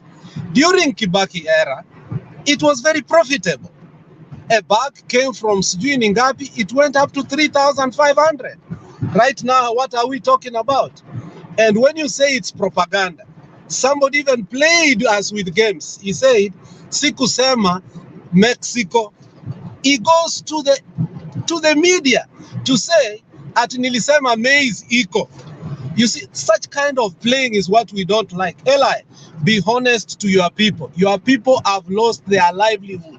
Their people are now being directed and they are being told to plant avocados instead of maize. What is wrong with maize? Maize has been taken by cartels. Now we were told that a ship is coming from Mexico, imefika South Africa, in 2 days imedock in Mombasa. And you saw how much metric tons of maize that was imported. Don't say that there is no maize problem and the people in our Singishu are suffering. That is the worst thing you can ever do. Economic empowerment is vital to every person. That is why we vote. Otherwise, if we really had economic empowerment, we could not even vote. You could see 20-40% people vote. Go to Sweden, go to Finland, go to all these countries that are Scandinavian. People don't even vote. Why? Because there is efficiency. There is economic empowerment. So, Eli, please withdraw your statement that the maize issue is just propaganda, because there are people suffering. That is the heaviest statement you have said. Please, Eli, withdraw your statement. Hey, my friend Alex, you know, when you hear people talk about when the Senate were in Eldoret, for example, when people come and talk in public, you just need to listen and dig deep into what they're saying. Those guys, all those who says that Tom Murkomen, Akia Mungu Tomomia, those people are not even farmers. They stay in the street. All they wait is for handouts. So you need to know actually who are the real farmers and who are not the real farmers. So we the farmers know actually what it means. Right now, where we have never harvested right from the farm and sell it at the high prices like we have been lately. The reason is the consumers are getting more and more. You can sell your maize right off the farm. So I don't know of any farmer right now who is missing market, who is lacking market. The market is there. The only problem we have is the issue of fertilizers. The government is not doing anything to subsidize it. That's why to sell it, you have to sell a little bit higher. You make less, but the market is there. Eli, please withdraw your Yakuita wase brokers, because it is so painful. Mutu kama wewe, True. uite the real Kabisa. farmers and your elders brokers. Please, Eli, wale watu waliongea Eldoret, China, they are not brokers. Please, Yeah, Eli, let's have tusiite Dixon, watu please. yetu brokers when they are not really, they are leaders. Please, they may not be in parliament as for now, but our new opinion leaders ya Rift Valley na ni wase hata walikuwa members of parliament. So ukiita our brokers, I don't think it is right mutu kuita baba yako kwa sababu maybe uko na shamba kubwa na somebody else akose kuheshimu your dad na aite broker. So hiyo China, wacha watu wadogo mutumie kwa street, lakini ikifika kwa elders, please sema sorry, kwa sababu hiyo watu wote wameongea ni watu ni viongozi. So hapo tu ndiye nataka kuambia yeye. Okay. Let's have, David Dixon Okango. Yes. I want to rectify you, my friend. Alex is talking the truth here. The pure truth. You know what? The problem with this maize problem is, these people, they are planting maize, they are harvesting maize. The problem is the cost of fertilizer is high. The cost of maize seed to plant is high. The labor and all the whatever is high. Are you getting me, Ellie? Then someone come to you to buy that maize in a low cost, whereby there's nothing you are getting. You see, because they know there's somewhere they can get maize so that they can bring in the country to get the profit. And you are selling because you want to get something on it. So you get, people are getting less than those they have spent on the garden. So the people decide there's no need to plant maize again. So this mabwenyenye, like Ruto, he'll not come himself, but he'll send somebody to come and buy those maize through a throw price so that you can get something. Or if you don't want, just be with your maize. You see, that's not the problem. How can you be a farmer, planting, take time to plant, do everything, buy the fertilizer, do everything. Then when you harvest your maize, somebody come and buy one gorogoro, you call it gorogoro, for 25 shillings. You do that. And you are the Ruto is the one that is supposed to fight for his people, so that hiyo kilimo ya mahindi fanye nini igrow, these people wafanye nini wapate kusaidika, but is the one mwenye anaua. Don't you see that? Thank you. All right, thanks. We have got away from the discussion for today. Give me 30 seconds. Give me 30 seconds, please. I have Okibo and then Alex, but we need to come back to the topic for today. Okay. Yeah. So Okibo, give me 30 seconds. I'm driving. I just stopped. Okibo, please. I'm ready to work. I have only 5 minutes, please. I was driving. I stopped. Just give me a second, please. Okay. Yeah. Eli, there are things sometimes we should not play politics with. It's the livelihood of people. It's an investment. People go take a loan, they invest and put it there, and they don't yield anything. Eli, I am a farmer of maize. I am a farmer of maize. And let me repeat for the third time. I plant maize.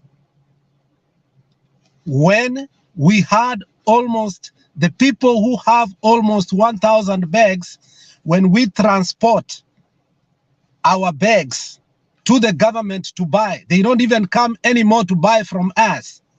The process of harvesting, putting into bags, using even a combined harvester, transporting, getting it to the government units and silos, and the government turns you back. You take that maize again. You stay with it 6 months, hoping the price you'll go back. From 2,000, it goes to 800. Finally, because you know the next year is coming, there's going to be an overflow. You're going to get nothing at all, even nothing. You decide to sell. One bag that you put 1,750, you sell it for 650. What propaganda is that? Do you even know the process of planting maize and taking it to the government? My friend, be honest. If you understand the pain of a farmer, or if you have been one, do not say it's propaganda. Just say you are playing politics. But for a person who puts money in it, it is wrong, my friend. It is not a propaganda thing. It is a real thing. People are suffering. The government is not buying maize from us anymore. And the people who are buying from us so that they can take to the government are buying for only 900 shillings. A whole bag of maize, 900. Eli, can you produce a whole bag, one, for 900? You can't. Mutu wa mkono nowadays, in a week, in a day, you pay him 600. Mtu wa mkono, we used to pay 200. So mtu wa mkono mmoja unampea bag moja kila siku. Hell, I be honest. Okay. From the comments here, people are asking Eric to withdraw, but just that's that's from the Give me a comments. second, please. Eric to withdraw, but let's give people to do that. Then we go from. Eli, you know, when you said that ilikuwa propaganda, do you know, as I'm here, niko na over 6 acres, nataka kupanda mahindi. So it pains me when you say hiyo ilikuwa propaganda. How? I'm suffering. Last year nilipanda mahindi, end up kuuza hiyo mahindi 1,100 per bag. Now I had over 50 bags. 50. Ukiongea hivyo inani pain because I'm the person who is suffering. The same suffering I'm going through is the same trans. So here people are going through. So when it comes to telling you the reality, that's the reality. Don't say ilikuwa propaganda. What I need you to do is to withdraw your statement. Okay, First guys. of all. First of all, you know, this is personal opinions of anybody. Nobody is no. monopoly of the truth. Yeah, I'm saying that he's a farmer. I'm on the ground. I'm on the ground. I can tell you what is happening, He's right? on the ground. That's what he said. So yeah. So don't say that this is propaganda. No. All we need, I will withdraw your statement. No. What I say, Eddie has said his part. That is his opinion. If he chooses to see that you have said the facts and I withdraw, like Alex asked me, and I withdraw, that is on his own part. But we want to stop this discussion after Eddie's response. Then we get to today's topic. There are new people who have come in. They need to talk. Please. Sikuwa nimemaliza. I have one thing that I need to tell you. Okay, quickly then. Yeah, then we need to buy. We eat Kenya and buy Kenya. That's all. Muki erect nini raila, that's gonna happen. All the cartels wenye wanaingisha vitu zenye zisa Kenya zitaisha. So we need to buy Kenya and sell Kenya. Thank you. Thank you. Yeah. 1 second, and we move on to today's topic. Just to respond to my friend Alex, he spoke the truth that farmers are suffering. The reason is we need to realize that the government has failed in most parts to support the farmers. So aside from politics, what can we do as farmers to help ourselves? That's the only thing that I was trying to insist. What can we do? The government fails for 100 years. Are we going to suffer for 100 years? Okay, let's move on to today's topic. Is about the Azimio rally in Kajiado. They seem that there were some issues there. That's what is the discussion today. Plus, also there was another rally for Kenya Kwanza, and also Oka today. They had also another boardroom meeting. So. Stone PK, I think you might be very busy, but if not, you can go. Otherwise, we can get to Paul Waketi. Stone, if you go, okay, Stone, I see you. Okay, go.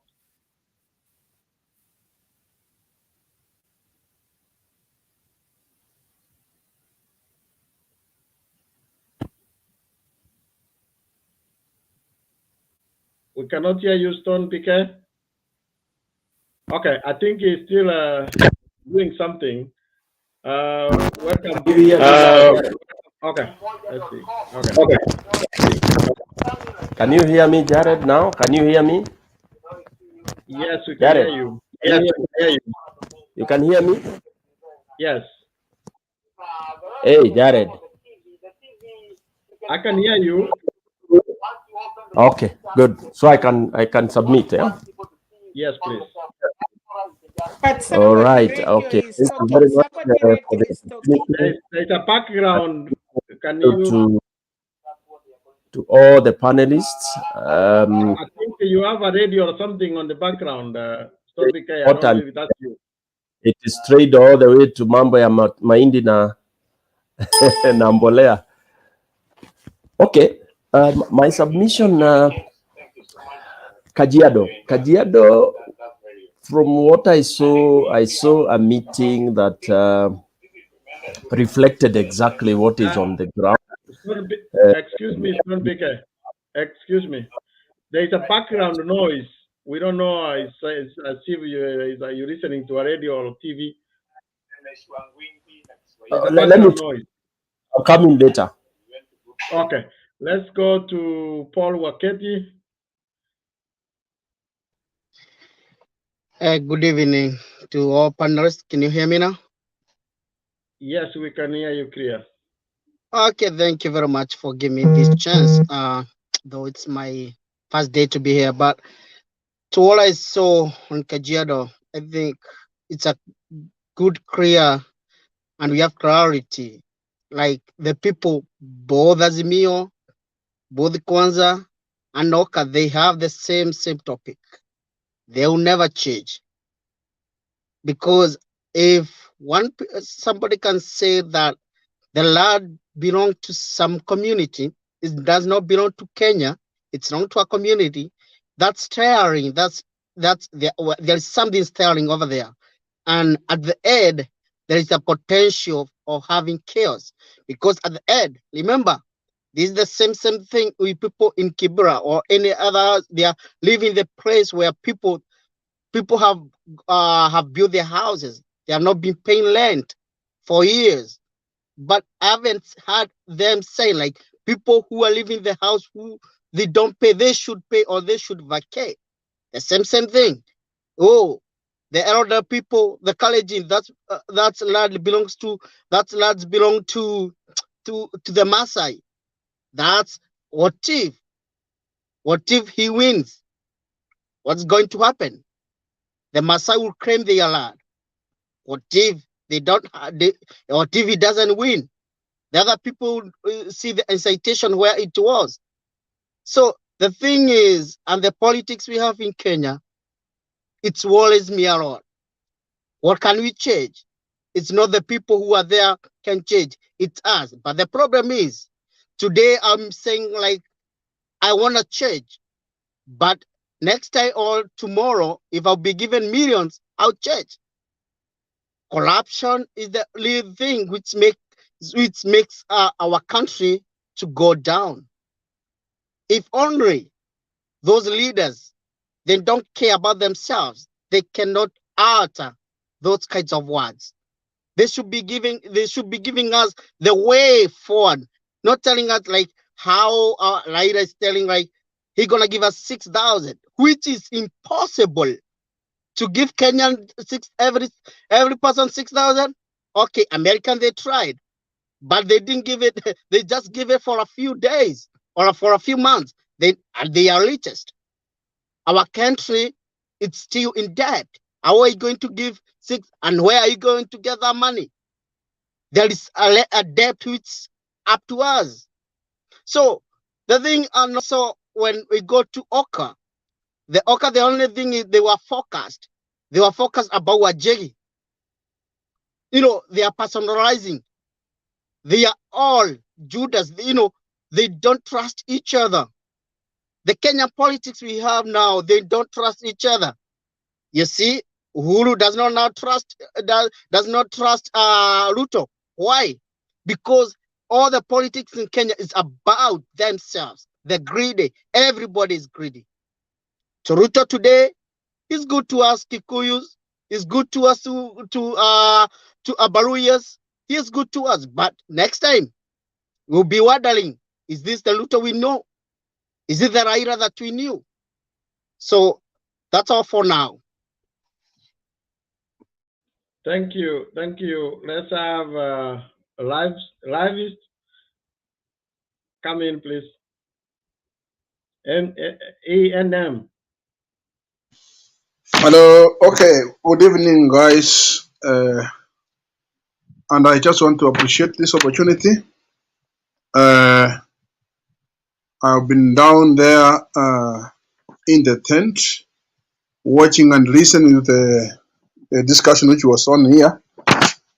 In as much as you have gone far from the topic which was being discussed hotly here, I kindly beg that I can just quote one thing there before I come to this one of today. Just kindly. I want to remind you guys that we have a lot on our table, and we must be focused on issues that are real, affecting the common man. The common man is suffering because of the economy and the way actually the governance of the country. Why am I saying this? We cannot stay here today. This is 2022. Then we are discussing an issue of maize, which was imported in 2009, when we have the government in place which could have taken care of that. This is to say, we cannot blame an individual for this mess. We can only blame the government in place, the current government that is in place, for failing to do what it's supposed to do to make sure that there's no importation of maize if we have enough maize in the country. And this government is who? The government that is in place right now is the government of Uhuru Kenyatta plus his brother, elder brother, Raila Odinga. There's nothing to talk about that. We That's all know not a that. fact. That's not a fact. It Let's is talk a about fact. facts. Let me Moderator. use my Alex, No. please let him We finish, then you can jump in. we have agreed on this platform that we will not tolerate anybody saying Raila is in the government. Jared, you have been here. We will not tolerate that. You cannot Raila agree is on not that in unless you want we to have be remaining agreed alone here. here. We have You had cannot this agree on statement that several times, unless and you we have want come to a this consensus. platform for Azimio. Okay, guys. Then you can. It is not a platform for Azimio. The Just a fact So second. is, Okay, Raila guys. does not have a constitutional office. Alex, order. Raila does not have a constitutional office. We are not going to Okay. listen to lies. Alex, order, please. No, tell him to withdraw.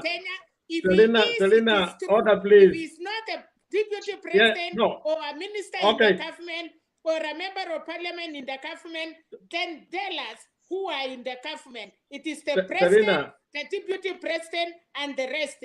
Raila is not even a member of parliament. Okay, Selena and Alex, let us put some decorum. If somebody has said something, raise up your hand, then we can interject it. But don't start shouting on somebody. That is when we can be more professional, please.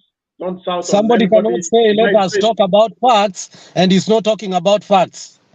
No, listen, my brother. Alex, let me tell you one thing. If we are going to move forward on this platform with decorum and respect to one another, then you must listen to divergent opinions. We must listen to There that. is no You civilization cannot in just say lies. that you We will agreed. not listen in lies. Raila Tell is us not in the Raila government. is a handshake. Tell us handshake. We will agree. If you come here and say Uhuru Kenyatta and handshake, we will agree that. But you say Raila is in the government, you are lying. Tell us it's a handshake. We will agree that. If you What say is that? Raila, What is it? What are you calling the handshake? government, we are. Can I please submit and finish my part, then you will continue with your agreement? Because I understand you agree that no one should talk about Raila on the other side. So, which is very wrong. Saying nobody should talk That is about what we are Raila. really We are saying. saying we need facts. So if you tell us about Selena, you submitted we are saying your whatever for almost 10 minutes when I was listening here. If I am wrong, I agree people to tell me the truth. What we want you to say, if you tell us handshake, Uhuru and the brother in the handshake, nobody will argue. But if you tell us Raila is in the government, is he a deputy president? Is he a Madam governor? Selina, let Is he a me, minister? That is what we want to know. But don't tell us Raila may is so in I the can, government.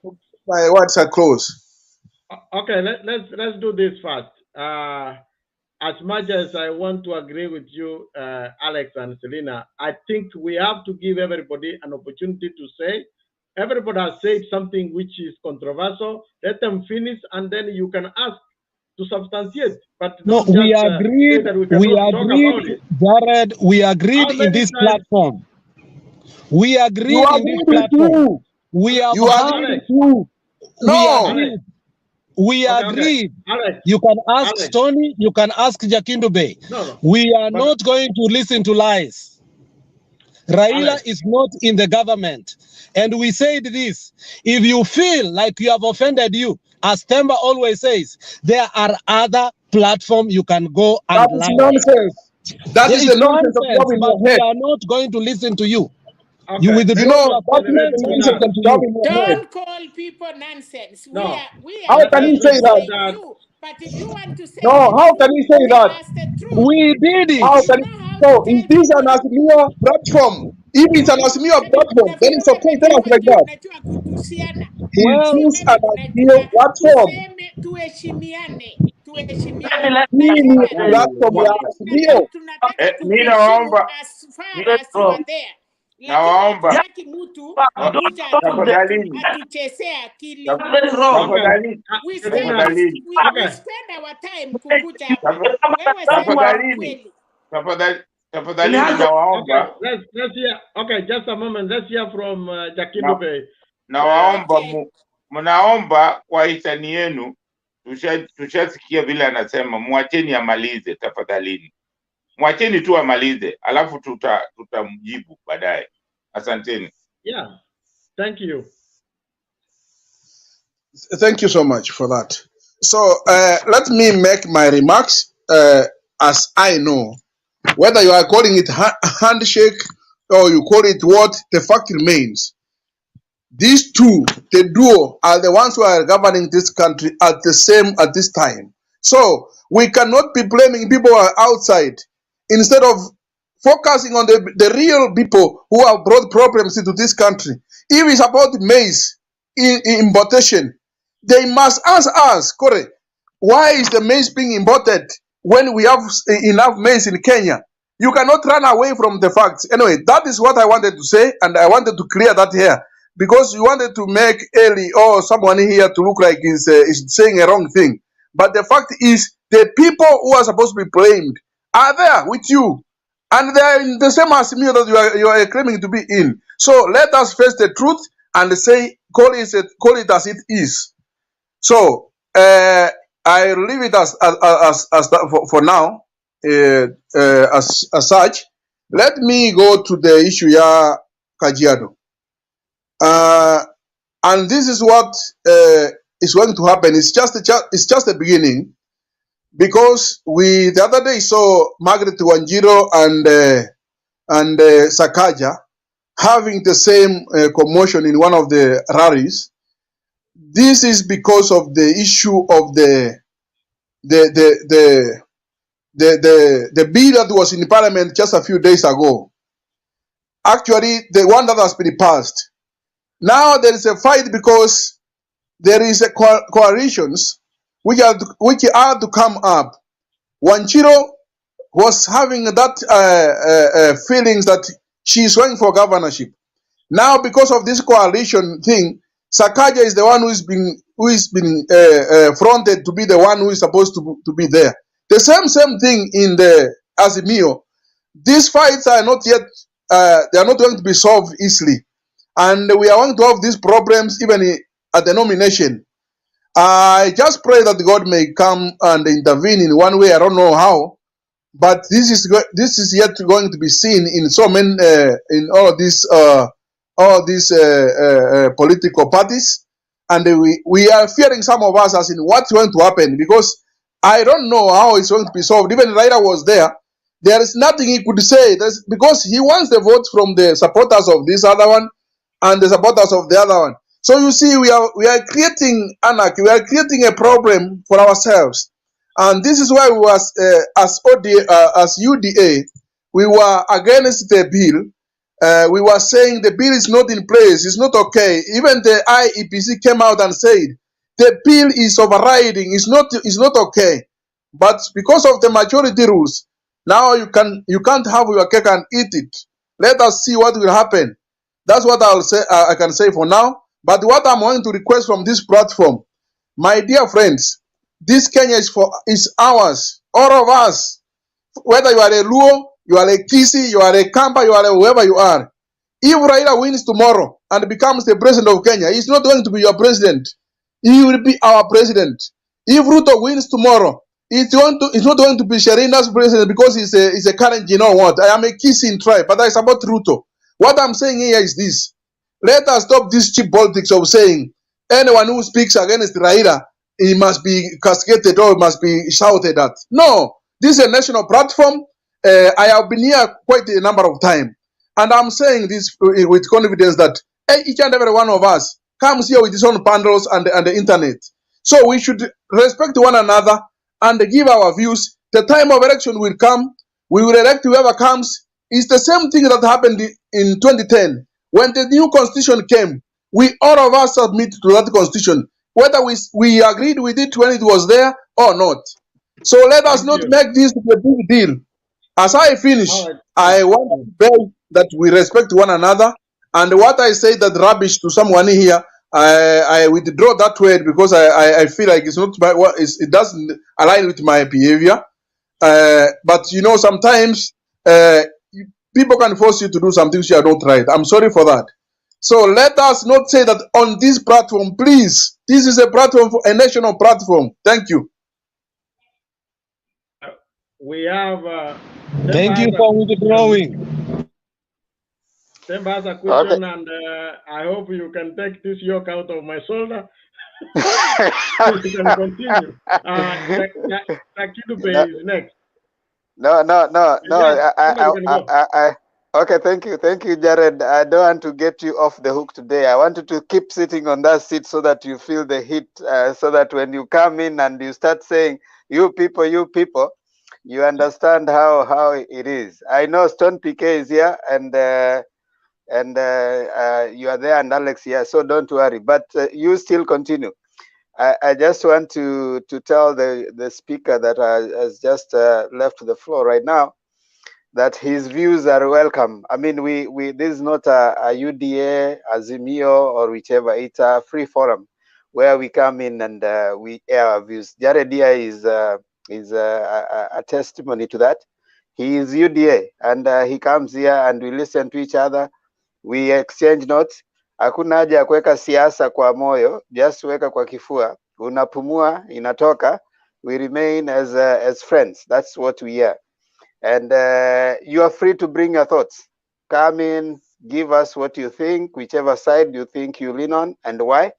Let's learn from you as you learn from us. That is why we are here. So hakuna haja ya kuweka hasira mingi na emotion sana. We ask questions, and that is a normal thing. So when you come here, be ready to be asked questions. Jared here takes all the questions every time, and he has not disappeared. He's even the moderator today. So we welcome you. And you have all right to support Dr. William Samoei Ruto, but be ready to be asked questions. When you ask questions, do not take it personal. They're not asking you as you. They're asking you because of what you hold. So that is very normal. Now, finally, I want to request those who are on the set right now to remain on the set. Don't get out because I'm leaving. There will be no one to add you back if you leave. So kindly stay on for the next about 45 minutes to 1 hour. Then, of course, I'll be back to add you on. Other than that, thank you, Jared, for taking it well. Continue. If you think it's too much for you, Stone PK is here. You just tell him that kindly take it over and take us through. I know they have questions. Kindly don't leave. Those who are already on set right now, you are 10 of you, so nobody else can come in right now. If I leave, nobody to add. So muendelee kupiga gumzo na tusipeane conditions ati sijui no, don't give people conditions.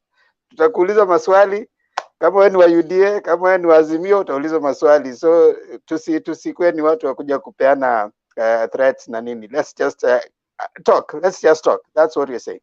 Thank you. Thanks, Temba. Yeah, it's true. I'm a UDA, proud member of UDA, and I refused to be intimidated by Alex and these good friends of mine.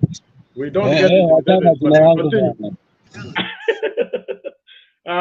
Let's go to Jakindupe. Asante. Mzee, leo umezima moto, wewe ni firefighter. Asante sana Fred. Asanteni sana na wasalimia wote, amjambo. Mimi nataka kusema hivi jamani.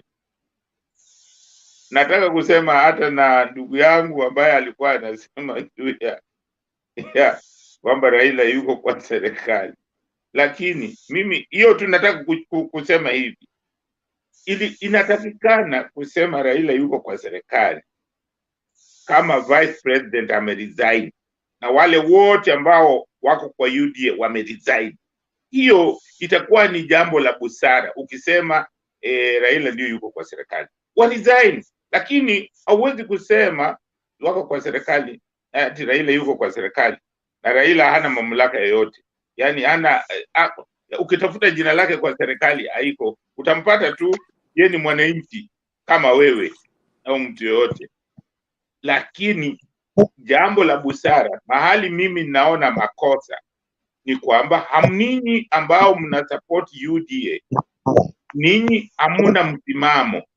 Ninyi watu ambao hawana, sitaki kuiweka nani, lakini nasema upande wa UDA ni kwamba watu ambao hawana msimamo, kwa sababu kama wewe ni mtu ambaye unasema una msimamo. Raila mwenyewe alipokutana na alipokuwa hakusikilizana na ile party ya ambayo alikuwa ya Ford Kenya, aliresign, alijiuzulu, alichaguliwa, alikuwa amechaguliwa na alijiuzulu, akaacha mahali alichaguliwa. So hii mambo ya kusema mguu moja iko kwa serikali na nyingine haiko kwa serikali, hiyo ni utapeli. Naweza kusema hivyo. Hiyo ni utapeli, hiyo hakuna nidhamu, hakuna, yani hakuna, ninyi kwa maoni yangu hamna msimamo kabisa. Kwa hiyo kuita jina la Raila mnatafuta visingizio. Kama ninyi ni watu ambao wana nidhamu, ambao mko na stand yenu binafsi, vice president angetoka, angelijiuzulu, aseme mimi sikubaliani na vile president wangu anafanya, mlinichagua lakini najiuzulu. Kwa sababu sio mtu ameandikwa tu ndiye anajiuzulu. Mtu umechaguliwa unajiuzulu. Unaambia wananchi mimi nimejiuzulu kwa sababu sipendi kitu kinafanywa kwa serikali. Kwa hiyo mimi sijiungi na hii chama. Excuse me. Can you mute? Mute please. Yeah, kuna mtu mute please. Can you mute please? Okay, thank you. Continue, Jakindupe, please. Alafu nataka kuambia kwamba kuna kitu moja naona tunazungumza juu ya sijui mikataba fulani au mipango fulani, vitu vingi tu mnasema economy nini. Mimi nataka kukuambia kitu kimoja jamani. Mimi nawakumbusha ninyi wengi hapa ni vijana, na nataka kuambia kitu kimoja. Na hii mimi naweza kusema nina experience ya juu ya hiyo. Kitu kinaitwa umoja. Kitu inaitwa umoja na amani. Hiyo ndio kitu tunataka tujenge Kenya. Tuwe na uwiano. Tukiwa na uwiano, ndugu zangu, angalieni hapa, kwa sababu ya umoja, kwa sababu ya uwiano, kwa sababu tunaweza kuzungumza, tunaweza kusema maoni tofauti na hatugombani, hatutukanani. mwishowe tunatoka kila mmoja ameridhika, unaona. Na vile vile ukitoka hapa unaenda kufikiria yule mwenzangu alisema ile kitu alisema ni jambo la busara ama vipi. Kuna wengine nafikiri labda wameshageuza maoni yao kwa kutoka kwa kujifunza katika haya mazungumzo ambayo tunakuwa naye hapa. Kwa hiyo kitu ambayo tulikuwa tumekosa Kenya kwa muda mrefu, ambapo mimi nampongeza sana Rais Uhuru, ni kwamba Uhuru anataka tupige hatua moja, tutoke kule tulikuwa, tuwe na kitu kinaitwa umoja wa Wanakenya, tujione sisi ni wazalendo wote, kwa sababu tumekuwa tukijidanganya, tumekuwa tukisema sisi wa Kenya hatuna nani, lakini ikifika saa ya uchaguzi unakuta kwamba tunavurugana, tunauana, tunafanya. Tunataka tujenge hiyo msingi wa umoja, ambapo tukiwa na uchaguzi ama siasa ama kama kuna kitu tunaketi tunazungumza, tunatoka na suluhu. Hatutaki tuzungumze tu bila kutoka na suluhu. Tunataka tuwe tukikaa chini kama Wanakenya, tuwe na maoni tofauti, lakini mwishowe tunatoka na suluhu. Hiyo ndio inaitwa political stability. Tuwe na nchi ambayo sisi wote ni Wanakenya na tunajiona kama Wanakenya. Hizi mambo yote ambao tunasemaga hapa, tunataka economy, nasikia maoni mnatoa, kweli ni maoni mazuri, lakini bila hiyo msingi, hizo vitu ni kama vile umejenga juu ya mchanga, maji ikija inaizoa. Kwa hiyo tumeona kuna wakati mwingi yani amani yetu ni kama iko juu ya mchanga. Kitu kidogo hivi tunataka kugawana, tunauana, unaona. Inatakikana sisi, mimi kama maoni yangu ningelipenda wote tuone kwamba tunajenga ile kitu inaitwa amani, umoja. Kitu moja inaitwa umoja, stability katika nchi yetu. Hiyo itatufanya tuwe katika hata wimbo wa taifa letu inasema tuwe na umoja, mapenzi, yani na mazao yote, yani yale yote ambayo tunataka tutayapata within our borders. Kwa hiyo mimi nawaomba wote ambao mko hapa kwamba jambo la muhimu sana ni kwamba tuone tuna umoja, na hiyo umoja tutaipataje?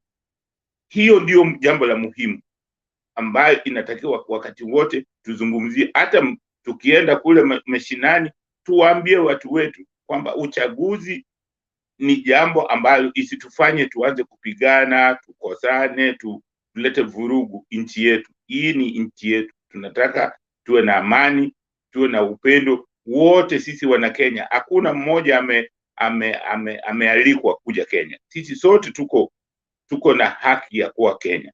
Kwa hiyo mimi nawaomba katika haya mazungumzo yote tukumbuke kwamba kitu ambayo inatakikana ni stability. Ndio maana nasema inatakikana tuchukue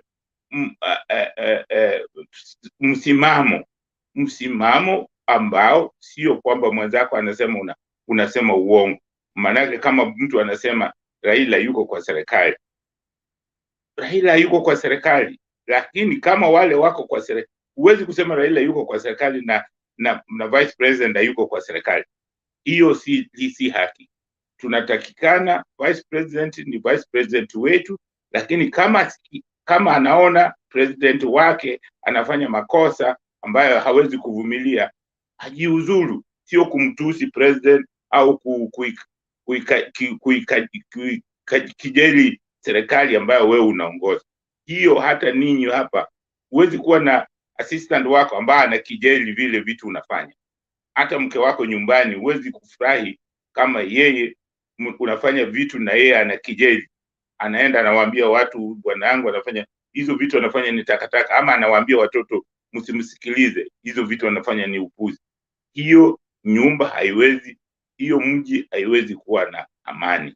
Kwa hiyo mimi nasema kwamba tukienda kwa ile mkutano ambao ulikuwa Kajiado, mimi nasema mkutano ulikuwa nzuri, lakini kitu ambacho nataka kusema, kuna mtu amesema kwamba hawa wagombeaji wa viti wanaleta fujo. Hiyo ni kukosa uzalendo, kukosa amani, kukosa umoja, kwa sababu haifai tuvurugane eti kwa sababu tunagombania kiti ya kuwa kiongozi katika jamii yetu. Haifai. Hiyo ni outdated. Sisi inafaa tuwe wamoja. Hiyo isilete uvurugano. Kwa hiyo hawa watu ambao wanaleta hizi mivurugano zote ambazo mnaonaga zinaletwa, huwa inaletwa na hawa watu ambao wanagombania hizo viti. Ni kwa sababu kwa roho zao hawana umoja, hawana ule undugu, ana ubinafsi. Ubinafsi lazima tutoe, kwa sababu ubinafsi ndio inaleta corruption, ndio unafanya kuwa na mtu mlafi, mtu ambaye anataka mengi. Saa zingine unaweza ukakubali hata kama umeshindwa. Tuchukue mfano kama wa Raila. Wakati mwingine ameshinda, lakini mwishowe anasema Kenya ni kubwa zaidi ya mimi. Anakubali mambo fulani. Ni mtu ambaye ametuonyesha mifano mizuri. Hata kama hatumpendi, kuna vitu vingine tunatakiwa tuchukue mifano zake. Asanteni sana wenzangu. Asanteni sana. Aya, asante. Thanks a lot. We have Stone PK and then to follow with Njiru. I don't know if Stone PK, you're ready. I'm good. I've fixed my problem. Okay. I'm gonna be off camera for a short while, so just continue. Okay. So okay. Thank you, Jared. I've not given my submission because I didn't want to be so much biased, so I will come to answer every question you have for UDA. Okay, continue, my brother. All right, thank you. Once again, I'm Jambo panelist, and it's a bit unfortunate nilikuwa na technical problem, but it's okay. I'll begin straight away with the Kajiado issue because that's what I'm seeing running on the screen. Yeah, and for me, I have the following. Political competition in Africa is a do or die matter. Unfortunately, Mzee Jack Kindbe amesema the reason why you see people doing that, wengi wengine hawana utu, others are very selfish, alafu wengine ni matapeli na wakora. That's why it is a do or die, because most people want to go into politics kwenda kuiba. They think it's the shortest way to go and get rich, steal public funds like what they have done. That is what makes you see the kind of things you are seeing in public. Nobody will just give it up. Ati aseme sasa fulani amenishinda ameenda. So those competition, we will have to bear with them. Because like now, what you saw in Kajiado, the governors, the biggest competition is about the governors. Okay, there is the sitting governor and there is the governor he removed. Okay, now the governor he removed does not believe he was removed genuinely. He was removed through the vifaranga via computer, and that is when the rain started beating this country. The worst that we did was to hold the shambolic elections we held in 2017. That we said, some of us who have been in this politics for some time, we knew that was a seed that was sowed, which was rotten, and it will take time to correct it. Chuki and bitterness ile iliingia wakati wa 2017, it will take us some time to cure. That's why we need a sober president.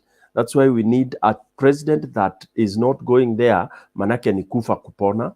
We need someone who is very, very, very sincere, that aendi pale kujitajirisha, and somebody who can be able to moderate and to cure the serious wound that was inflicted on Kenyans in 2017. It is across the country. Look at Kabogo. Look at people all over. People cried, people spent their money to do campaigns, and they were rigged out. That is, it's not even worth challenging because it was proved by the highest courts of the law.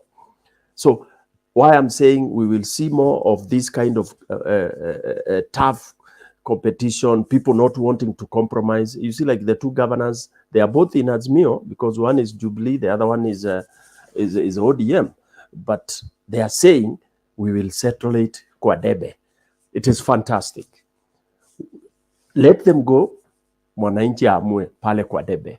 Okay, but the showbiz, hii mambo ya kukemeana katika siasa, that is what should be avoided at all cost, because what happens, mwananchi akiona hiyo anakuwa excited, then mwananchi starts harming each other, wanaumizana wenyewe, and the bosses are on the podium there.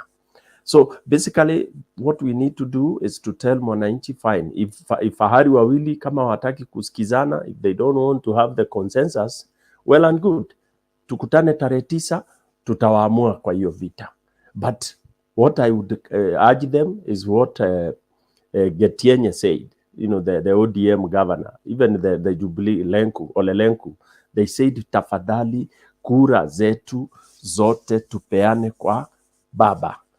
They said our biggest enemy is our opponent, which is on the other side, the UDA. So if there can be that agreement that, okay, within us, let's have our own competition, but we be careful that we don't fight here, alafu nyama ikuje ichukuliwe na UDA. That would be okay. And then hoping that the elections will be will be well managed, they will be fair, that the votes that will be cast are the ones that will be counted. Then you can be sure we will be able to heal the kidonda faster than we may have expected. So basically, somebody was arguing that Baba was just seated there listening and watching. There is nothing much Baba can do on the podium, but behind the scene, as an elder, he will be able to control his people. Okay, it will come. By March, people will have, wengine watakubaliana, others will settle down, like in Narok. Narok was also very hot, but it has cooled down because now the party, especially Azimio arrangement, will go down into the grassroots and assess. Because once you go to the people, you can tell that PK is popular than XYZ, or so and so is not very popular. People can arrive at that through some very good assessment, which is open. And then once people agree on that, the house is big. Wengine watafanya kazi zingine. You don't just have to be a governor. You can get some other job to support Baba's government. Then when we talk of that the fights are caused by the bill that was signed, coalition is the way, and coalition was coming, whether people like it or not, whether it is done pre or after. Coalition is a coalition. It is the like-minded parties coming together. Why someone would oppose that one? It's because of its own selfishness. Selfishness and conmanship is what makes people want to have everything for themselves. What is the problem of other parties coming together? Small parties working together. Israel, they do the same. Korea and other countries. Why would you keep on going to the archaic way of thinking that you want to have one party which you call national? There is nothing like a national party. You cannot talk of a national party that has not even held elections. How do you call it national? What makes a party national? It is made national when you have elections right from grassroots, you have offices from the ward level all the way to national level. Then you talk of a national party. But just a concorded name, registered, and then you go peddling it. It has no members. The members that are in UDA are in Jubilee. So it puzzles any correct mind for somebody to hear UDA calling itself national party. That's a fallacy, and it's a card that people should not buy. Let them go into elections first, then get elected, and then we see whether they will have MPs all over. But for now, it is just a village it's a party from Sugoi. It has no members. It's only one elected member. That's the truth. And let's call it as it is. UDA is not a national party at all, at all. That is an insult to the intelligence of Kenyans. So it is good to have the coalition, the coalition that is happening. It will not cause any chaos. Okay, let those, like what Kalonzo said today, let those who feel like they have the same objectives, the same beliefs, the same principles, gang together. And then those who want to be on the other side, you on the other side. And then tuingie kwa debe, mwananchi atapiga kura namna inavyotakikana. So it is beautiful to see competition, and it is beautiful to see consensus where people will agree. Thank you. After my submission, Jared said he would be away temporarily. Jared, are you there? Okay, then I'll take over temporarily. Who will speak after me? Was it Njiro? Yes, I'm the Njiro, one. yes. Njiro, come in. Okay, can you hear me? Yes, we can hear you. Okay, thank you. Yeah, thank you for the contribution today. Yeah, I'm just happy of everybody who is here. Yeah, let's debate and we talk in facts. So I would also like to, when we are talking, please let's have some facts, and let's not be people who will be used to pendolize. At least the majority of us, we are people who can read, and we can go through what is happening to these people. So today, as you heard, many people are saying that we are the Kenyan politics has become a two-horse race. So, before I make any decision, I always like looking for information wherever I get it. So, first of all, let me say the reason why Kenyan politics and African politics becomes so bitter, or people fight for it so much. Number one, it is because many people who have gone in politics, they have made a kill. Maybe, for example, like I mentioned, we have Moi family, we have Kenyatta family, we have Nyachai family, we have Odinga family, and Michuki family. We have so many people who have become who they are because of being involved in politics for a season. So, and that has been one of the things which makes most of the people now, they want to be in politics, because they can see what politics has made those families. And now they think also if they join politics, those things are going to happen. It has been a bit difficult for us to be able to have people who want to serve us, because number one, people want to serve themselves before they serve us. So we have not, and it is because politics is very lucrative. You can make so many deals without being forward. You can get so much money without being forward. You can increase a lot of self-interest, which we have in our politics, and our laws, our constitution has not been able to separate that. Just like the way when I hear here in America, I mostly hear like maybe when Joe Biden has done something with Ukraine, you hear like the news, people want to talk about it. There was a time when Donald Trump, they were talking about he is making some deals with water, and there is some self-interest. So that's a challenge we have in Kenya. We have not been able to separate self-interest. What can you not do when you are a politician? We have not been able to separate that. Many people are doing business with the government, and that is the reason why many people are going there. You realize you become a member of parliament, your companies are the ones now which are getting tender. You look for fake guys who become directors, but in real sense, you are the guy who is getting that money. I don't know if it is our digital platform which is not working, that we cannot be able to track how this money, after this money has been wired, we can... it's a challenge. We have too much self-interest, and that is what has made politics become, people want to fight.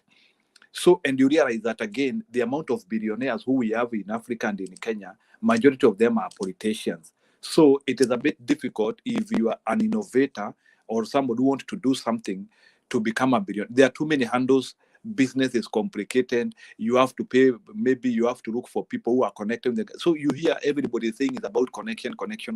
It's a problem.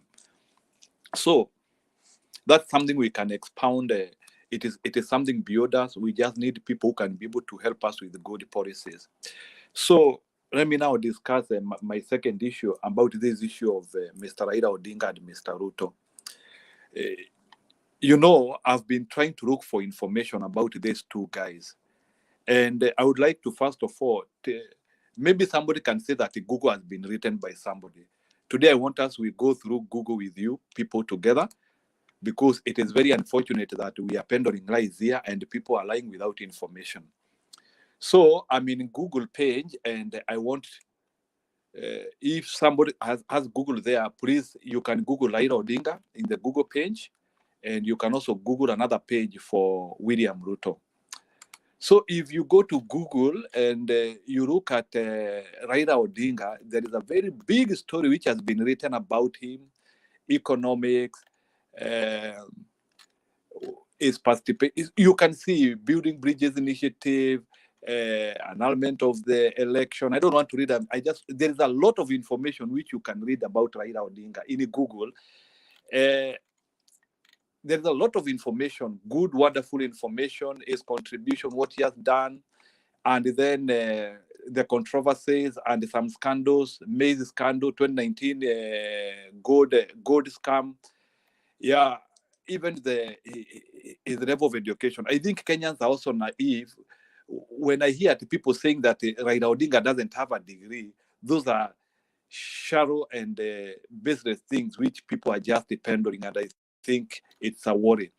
So I think get an opportunity, read about Raila Odinga just from Google. Go read about William Ruto. If you look at William Ruto in the Google, you'll get shocked.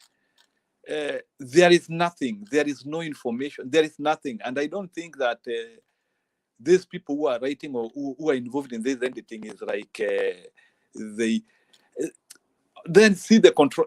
I want people to get information. Look at the controversy: land grabbing, Western Hotel land, KPC, 207 post-election violence, Joseph Murumbi 900-acre land, corruption allegation, Jacob Juma assassination attempt, international. You can see then personal life is something very tiny. Well, so go to Google, get information about this. Second tire. I've now looked at books which have been written about somebody. So, even when you want to read to know information about somebody, you try to see like the books which have been written either by the person as an autobiography or stories which are written by other people. That is what happens. Even like in the West, you'll find 1 million books written about Obama, 1 million books written about maybe Donald Trump and what he believes in, 1 million books written about. So for Raila Odinga, there are so many books you can read. Yeah, record is open for him. There are so many books, like I can mention a few: Racing with the Destiny, Last Dance, Enigma. There are so many books you can read about Raila Odinga and his push of what he has been doing. Books, just Google about books which are mentioning Raila Odinga. I'm not talking books which are trying to show his quest for as a young man, how he was involved in shaping the Kenyan philosophy, how you can see that there are so many books. Again, Mr. William Ruto, there is no book for him, nothing. There's no information at all about Mr. William Ruto. So let me conclude. What do I mean here? Number one, as Kenyans, I think we are pending cheap lies. And I think it's a bit worrying that maybe somebody might dispute me. It's a bit worrying that somebody can follow somebody like William Ruto, who we don't even have information anywhere. We don't have people who have written books about him. So we don't have, Google has there's so much information you have seen there. So I would like people who are supporting William Ruto and UDA, they tell me what is the source of information which they are using to credit that Mr. William Ruto can serve our country as a president. Gentlemen and ladies, we have to be very serious and very categoric. Leadership, you know, and this is the reason why Kenya is lagging behind. Each and every time when we are talking, we are just talking of nations which are just moving and moving and moving, and we are lagging behind. And leaders have a potential of delivering you. And when I see the things which are happening in our country, there are some people who I can tell you they are agents of retrogression. Without even looking at anything, I can tell you if Mr. William Ruto becomes the Kenyan president in August, that one will be a retrogression policy we will have invited in Kenya. I want somebody to support him with the policies and ideas. Okay, I don't say that if Mr. Odinga becomes the president, he is going to do the best. No, I'm not saying that is what is going to happen. But at least, based on what I've read from books and what is happening, at least I have some minimum guarantee that this individual or this guy can do something or maintain the status quo. The challenge is, like, for example, I would tell you, you can see the gains which we got through Mr. Kibaki. Then some of the gains which we got through Mr. Kibaki, we have been eroding them slowly. So sometimes when you are choosing a leader, you might miss somebody to take the idea forward. But please, you better remain at the stagnation point other than get somebody who will even make you not even eat or bring a lot of problems to you or exacerbate some of the problems which are there. Previously, I also discussed some of the issues, and I told people here, and people they seem just to bury their heads in the sand here. I have asked the people here, because like this policy which people are saying about bottom up, that was just a philosophy. It's just an open-ended thing which cannot be explained. But I have asked the people here in this podium, and they have refused to tell me which guarantee do we have with Mr. Ruto, having him in the government for 10 years now, and he is the only person who has made our government to have 30% of Kenyans to be in the government. Somebody might say that some of the appointees came from Uhuru Kenyatta, other appointees came from William Ruto. But what was his policy, what was his thinking, and what was his contribution in that policy that he allowed the president to nominate 7 cabinet secretaries out of 22, and knowing that in Kenya we have 42 tribes, and there is so much representation we needed in the country. For that, I don't think that Mr. William Ruto will be able to assemble a good government. Then number 2, you can see they have entered into an agreement with Musalia Mudavadi and for the Kenya.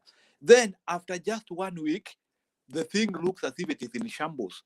I don't know how they are going to catapult and bring the unity they are telling people they are going to bring. And lastly, I would like somebody to tell me, because I have followed the history of Mr. William Ruto, there is so many holes in his history, and yes, we might want to bury our heads, but there are some questions. I don't want somebody I want him to answer. He has been on camera lying. He told us about the stadiums. He has not responded that, and he should not tell us that it is Uhuru Kenyatta who talked about it, because they were in the podium the same time, and he allowed himself, whether he was used or not. He promised us the stadiums. We have not seen them, and there are so many things which have happened in the government which can also be associated with him. Then secondly, it is an ill motive, somebody to come here and start saying that Mr. Raila Odinga is in the government. I would like to see, if Mr. Raila Odinga is in the government, somebody should give us a proof of a payslip that this guy is receiving pay from the government. And as far as I'm concerned, Mr. Raila Odinga is not representing me in the government. The person who is representing me in the government is Uhuru Kenyatta and William Ruto, and those are the people who are answerable to me. So people should not come here and start telling us that Mr. Raila Odinga is in the government. I think we are starting to talk things which are not serious here. And if people will start saying Mr. Raila Odinga is in the government, I think our discussion has gone the other direction. So I want somebody to show the proof of payments which Mr. Odinga is receiving, and then we start talking about that. So whatever is happening is that William Ruto is trying to jump. He is trying to circle around and trying to donate the problems which Jubilee government and the other people affiliated with the government have done. They are donating. So Mr. Raila Odinga is just like an amica. He is just having some good relationship with the president, and he is offering some simple advice. And the president has a jurisdiction of either taking those advice or not. But we cannot say that whatever is happening in the government, it is because Mr. Odinga has joined. We have not seen any memorandum of understanding which is showing that Mr. Odinga or ODM is in the government. There's no any memorandum of understanding. There's no any agreement. These guys are just talking, and people can talk in government. People can talk. So when people start coming here and they start telling us that ODM and Raila Odinga, they're in a government, it is selfish, it is egocentric, and that is open lies. And those are not people who I can trust even to market to me about anyone.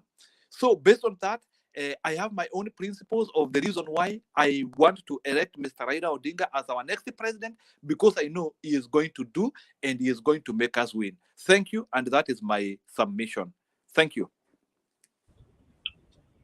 Stone Baker. Okay. I will. I wanted to make my submission because I will also have to drop, so that I will have a chance to answer all your UDA issues you have today. And Go ahead, Jared. guys to listen. Honorable Jared, go ahead. One by one. Endelea First, I don't mzee. know which one I will start with. The rumors which you guys are peddling around. One, there's somebody who was saying that His Excellency the Deputy President William Ruto is has some scandals, and also is dealing with some people who are of questionable characters. I want to let you know that we are Kenyans, and Kenya is our country, and we have to face this Kenya if we want to move forward with truthfulness. We have all fallen short of the glory. Let us accept that. If somebody has not been charged, don't just peddle some rumors. Today, I don't know what is the price of sugar in Kenya. As you say, maize is going up. I don't know what is the price of sugar. But what is the story behind sugar is that Mumias is at least down by those who say, allegedly, by Raila Amolo Odinga taking loans from there and they didn't repay back. If not that, by his close associate, Mr. Kidero, those are the culprits who brought down Mumias, and by extent, Kenya is suffering today. So let us be equal in taking, if we want to take allegations as the gospel, then we have to equally accept that there is some allegations. There is allegations about Morales. Those are allegations which are peddled about Raila. So let us not also turn a blind eye on that. When it comes to his associates, today is dining with COVID billionaires.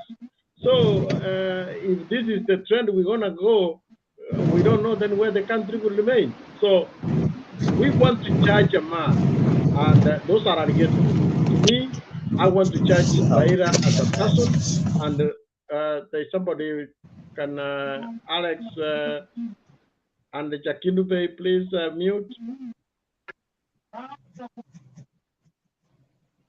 Alex, please mute, because I want you to hear this, Alex, so that you don't have to come with another question.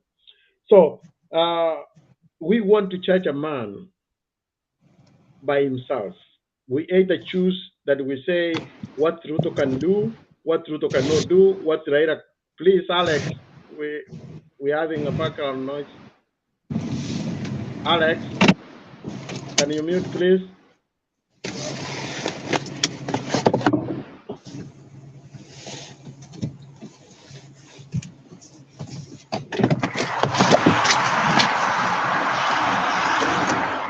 Alex,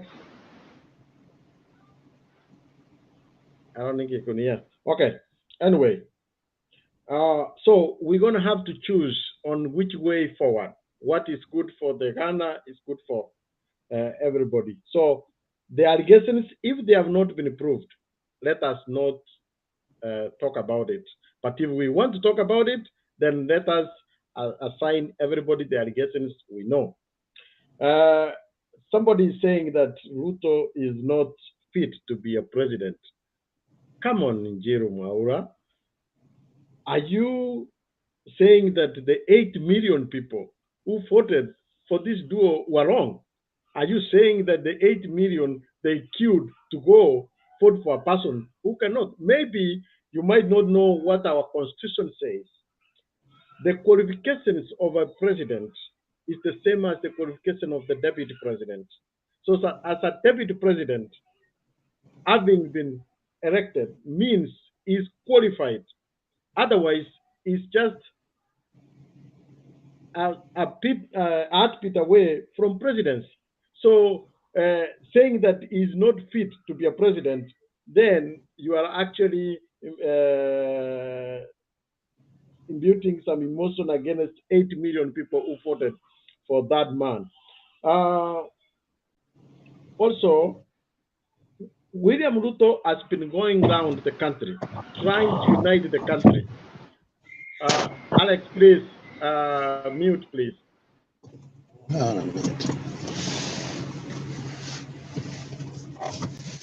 Okay. The deputy president has been going, thank you. The deputy president has been going around the country to bring around about unity. I know the Sumio, I don't know, the name gives me a problem, but whatever that name is, that alliance is trying to bring, is purportedly, they are trying to bring unity. But we have so many ways how they are approaching. For us, we think that the approach the government and all these government projects are taking is not going to achieve the unity we want. Why? UDA believes that we want individuals to come together with ideologies, with our bottom up, so that we can move the country forward. The other side is believing if we go to the kingpins, they have created parties, they want to make sure that we don't kill these small village parties, as we call it. They want to say, you are from so and so, you are coming representing that. No, we want you to come as a Kenyan and follow because you believe in our bottom-up approach. But if we're going to go and say we want Jared to represent the Kisii, we want this, no, come as an individual. And that is how we are approaching the unity in UDA. If you see UDA today, there is everywhere. There is nowhere the deputy president cannot go and have a mammoth crowd who are the voters. Where, unlike the one which we are seeing.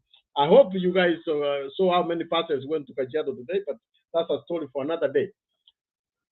When we come to the promises of stadiums, of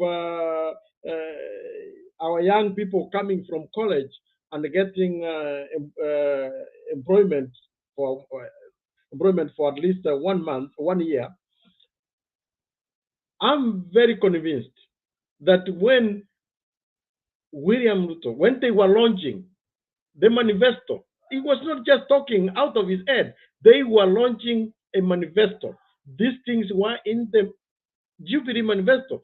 He was very passionate that how we're going to build stadiums, how we're going to help our young people, how we're going to create these jobs through even the Big Four.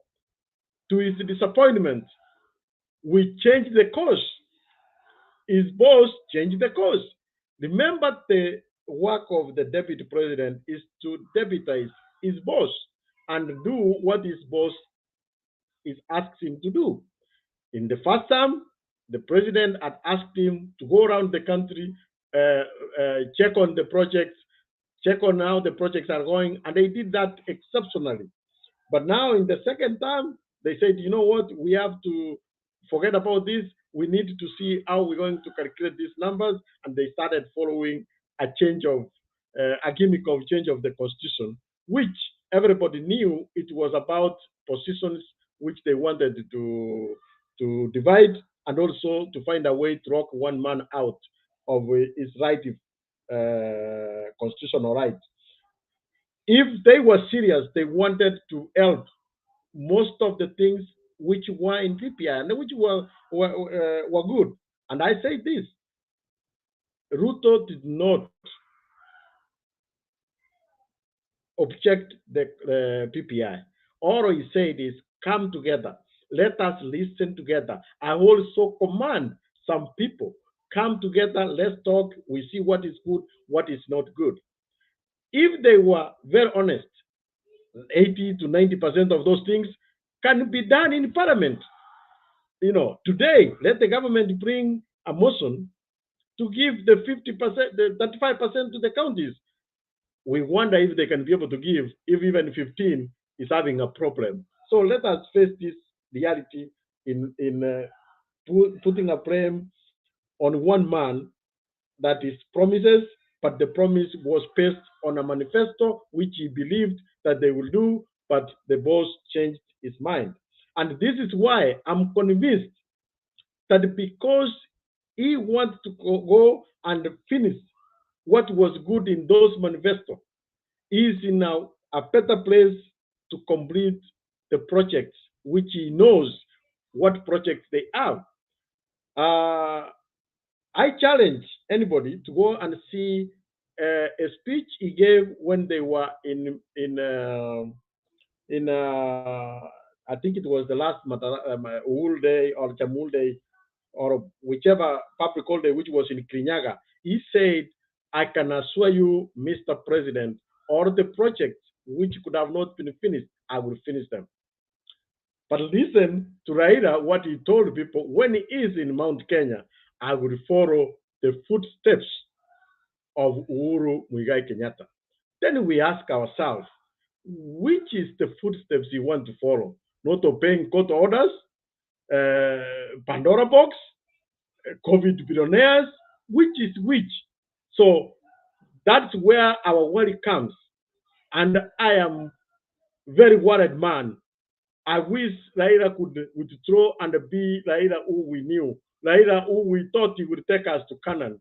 But now as a project, I'm really worried what will happen. So to finish up, somebody said, can you give a proof for, and this is Nchiru, not somebody, Nchiru, you asked, can you give a proof that Raila is not in the government? Come on, let us be serious. You know, there are things which are obvious. My friend, I don't know where you are. If you are in Kenya or wherever, if you are in Kenya, have you commissioned any project? But Raila goes somewhere, commissions a project of billions of government to build on what? As who? Commissioning a project as who? He commissions because he has the authority. There are powers you are given and there are powers which are assumed.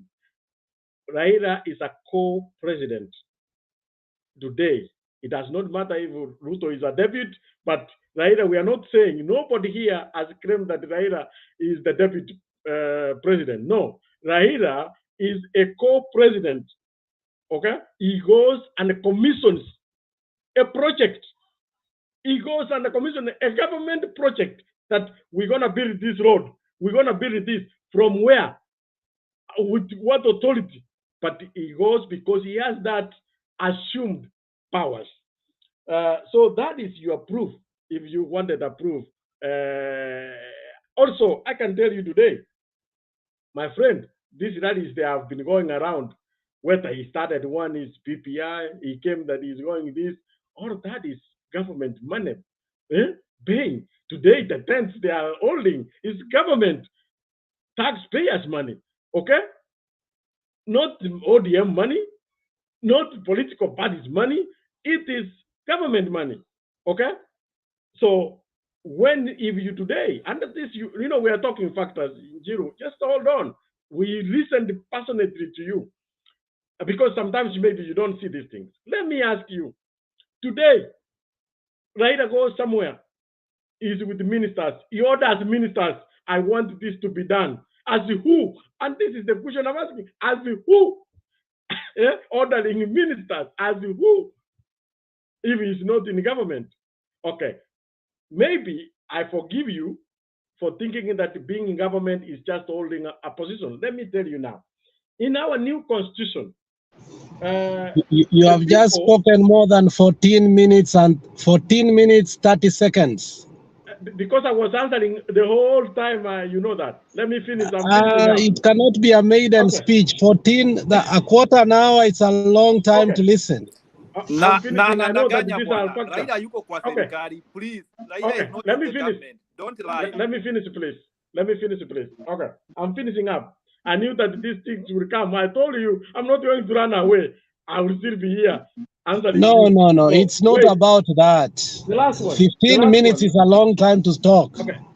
Can I say the last one? Then I'm giving him a proof. The way the Constitution works today as a pure presidential government we have today, you know that the people who are holding cabinet accountable, they are the committee chairmen and vice chairmen, which is a preserve, except, and this is in the Constitution, except the watchdog committees, which is the accounts committee, the investment committee. Those are the only committees which are chaired by the opposition for the purpose of holding the government to account. What happens today? Finance, what? I hope Serena is doing exercise, but I hope he's not just telling me. Okay. The committees. Do you know how many committees which ODM today chairs? Or they are vice chairman? You are out of order. You finish so that we can. Jared, yes. Jared, we are not talking everything we want to talk. No. Okay, you take one thing, we handle it, we go. Okay. If everybody Okay, speaks good. what they want, Jared, it can anadanganya. never be a debate. Okay. It's not a maiden I'm speech. finishing, please. It's a debate. Okay. Let me finish then. So as I was Jared, saying, hold look on. at the I mean, committee. just allow people to debate you. But let me finish that. Then Will you you give can. everybody time, 15 minutes, the way you have Let taken? him Can all finish. of us get our time? Let, Please let him finish. finish. Give him a chance to finish. You want No, to talk? the guy is not finishing. We have told him, but he's starting again. Okay, Alex. But Alex, this guy has been here all along waiting and giving us a chance. Why don't you give him a chance to talk?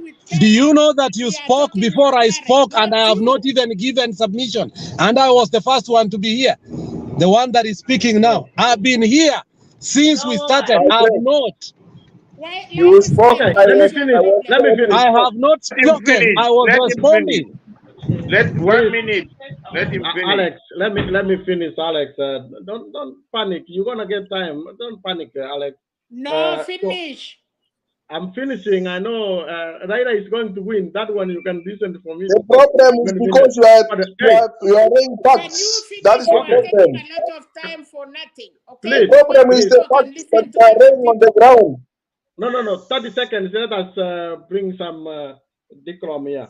So my last submission, as I was saying, last point is that the committees in Parliament They are there for government to Why are move you their telling us agenda. about a committee and it was not in the program of today? We don't want to hear anything apart from Madam Selena, you cannot be Selena. doing that. Selena. Give He's me a out chance of to talk. order. We were No, you are talking the about one who's out of committees. order. Okay, Why are no, you no, no. saying Let's Selena? come. Are you going to guide somebody what to say? Did anybody else talk about committees? Yeah. No, we are saying No. let's be in what we were talking. He is was trying to leading show us. you how Raila becomes to be the government. How can Selena. he show Why us? don't Did you we give him a ask him chance? to show us? Can you be shut up? We did not ask him to show us. We want what we were talking. He was our leader. He gave us time to talk, and he told us to directly stay in the order of the day. That is why we Thank are you. asking him. We never Yes. talk about the committees When today. you were talking Can about you the bring maize, were you one talking about the another order of the day? day? No. No. When you were We talking did about not the talk maize, anything you about talk about the order of the day. No, Chairman, can let's you not finish? go back and Because forth, we don't please. want to listen to anything about committees No. because it Let's was not go not back and on forth. our You program want to run today. away from the facts. Yeah. You want Selena. to run away from the facts. Okay. Selena, Run let away. me. I'm Okay, not a Selena. coward woman. Can you see me properly? I'm not that So coward. why are you I'm running away saying from the facts? we Why want don't you to let go him in speak the and what we finish? were talking. Okay, guys, I can stop there so that you guys can. Let us have Yeah, decorum. don't go out of order. Don't go to what we Okay. did not talk about committees and wherever. Madam Serena, if you listen to me carefully, please. I was answering Injiru You did Mwaura, not who tell said, us about. proof. You did not tell us about Kachato. You did not tell us about Musalia Mudavadi in Mumbai, in Naivasha. You did not say anything. You are telling us out. Because Selena, we you are give you making noise. chance to talk. I'm not But talking to Selena, you. you are making noise. If you want to talk to me, wait, we will talk. No. I'm talking Yeah. to Cherat. Okay? I'm not talking to you. I'm talking to him because he was No, keeping you this. are making noise to us. There's no order here. I'm not Because making you have noise. to say Can the you thing. close your Let's have You cannot, decorum, please. you close yours? you cannot just come in, interrupt everyone who speaks against I against mean, you. I was here. Okay. Don't say that. I'm Okay. talking to him, not you. Don't be advocate for what you don't know. I'm talking to him. I say, today we do not talk about the committees. He will bring that You tomorrow. spoke about maize. Was it on the day to today's whatever? No, You were speaking about let me maize. answer. Let me answer, please. Let me answer, Selena. Madam Selena. Okay, Charat, give me this Yes. man. Let me talk with him. Can you finish and let Yeah. me and him talk? Okay? Yes. You finish. Okay, I'm gonna I leave you. respect you. Okay. Okay. Give And me I also him. We respect can you. talk. But for you, finish. Yeah. Yeah. Okay. I also respect you, Mama Selena. So what I was telling you is that I was not talking out of point, but Mr. Njiru talked so much and they asked if anybody can answer him on the proof. So I was giving him the proof. I was not trying to be out of topic. I was answering Njiru why Raila is in government. That's what I was answering. So I was trying to prove to him that that is the reason why we believe Raila is in government. And I think that should be it. If you want to oppose that, you know, I can finish up telling you that I know you like saying that Raila has fought for the constitution for multipartyism. Please, it was not by himself, but it was with others. Also recognize others who were with him in that journey. Thank you for listening. I think that Njiru have answered your question, and any question you have that William Samoei Ruto is not a candidate who is qualified. I've told you why the David president is qualified. Thank you. Stone PK, are you going to take over? I will be stepping out. Stone PK is there? Mama Selena, can you take over? After you have dealt with the ENM? She is biased. She cannot take over the panel.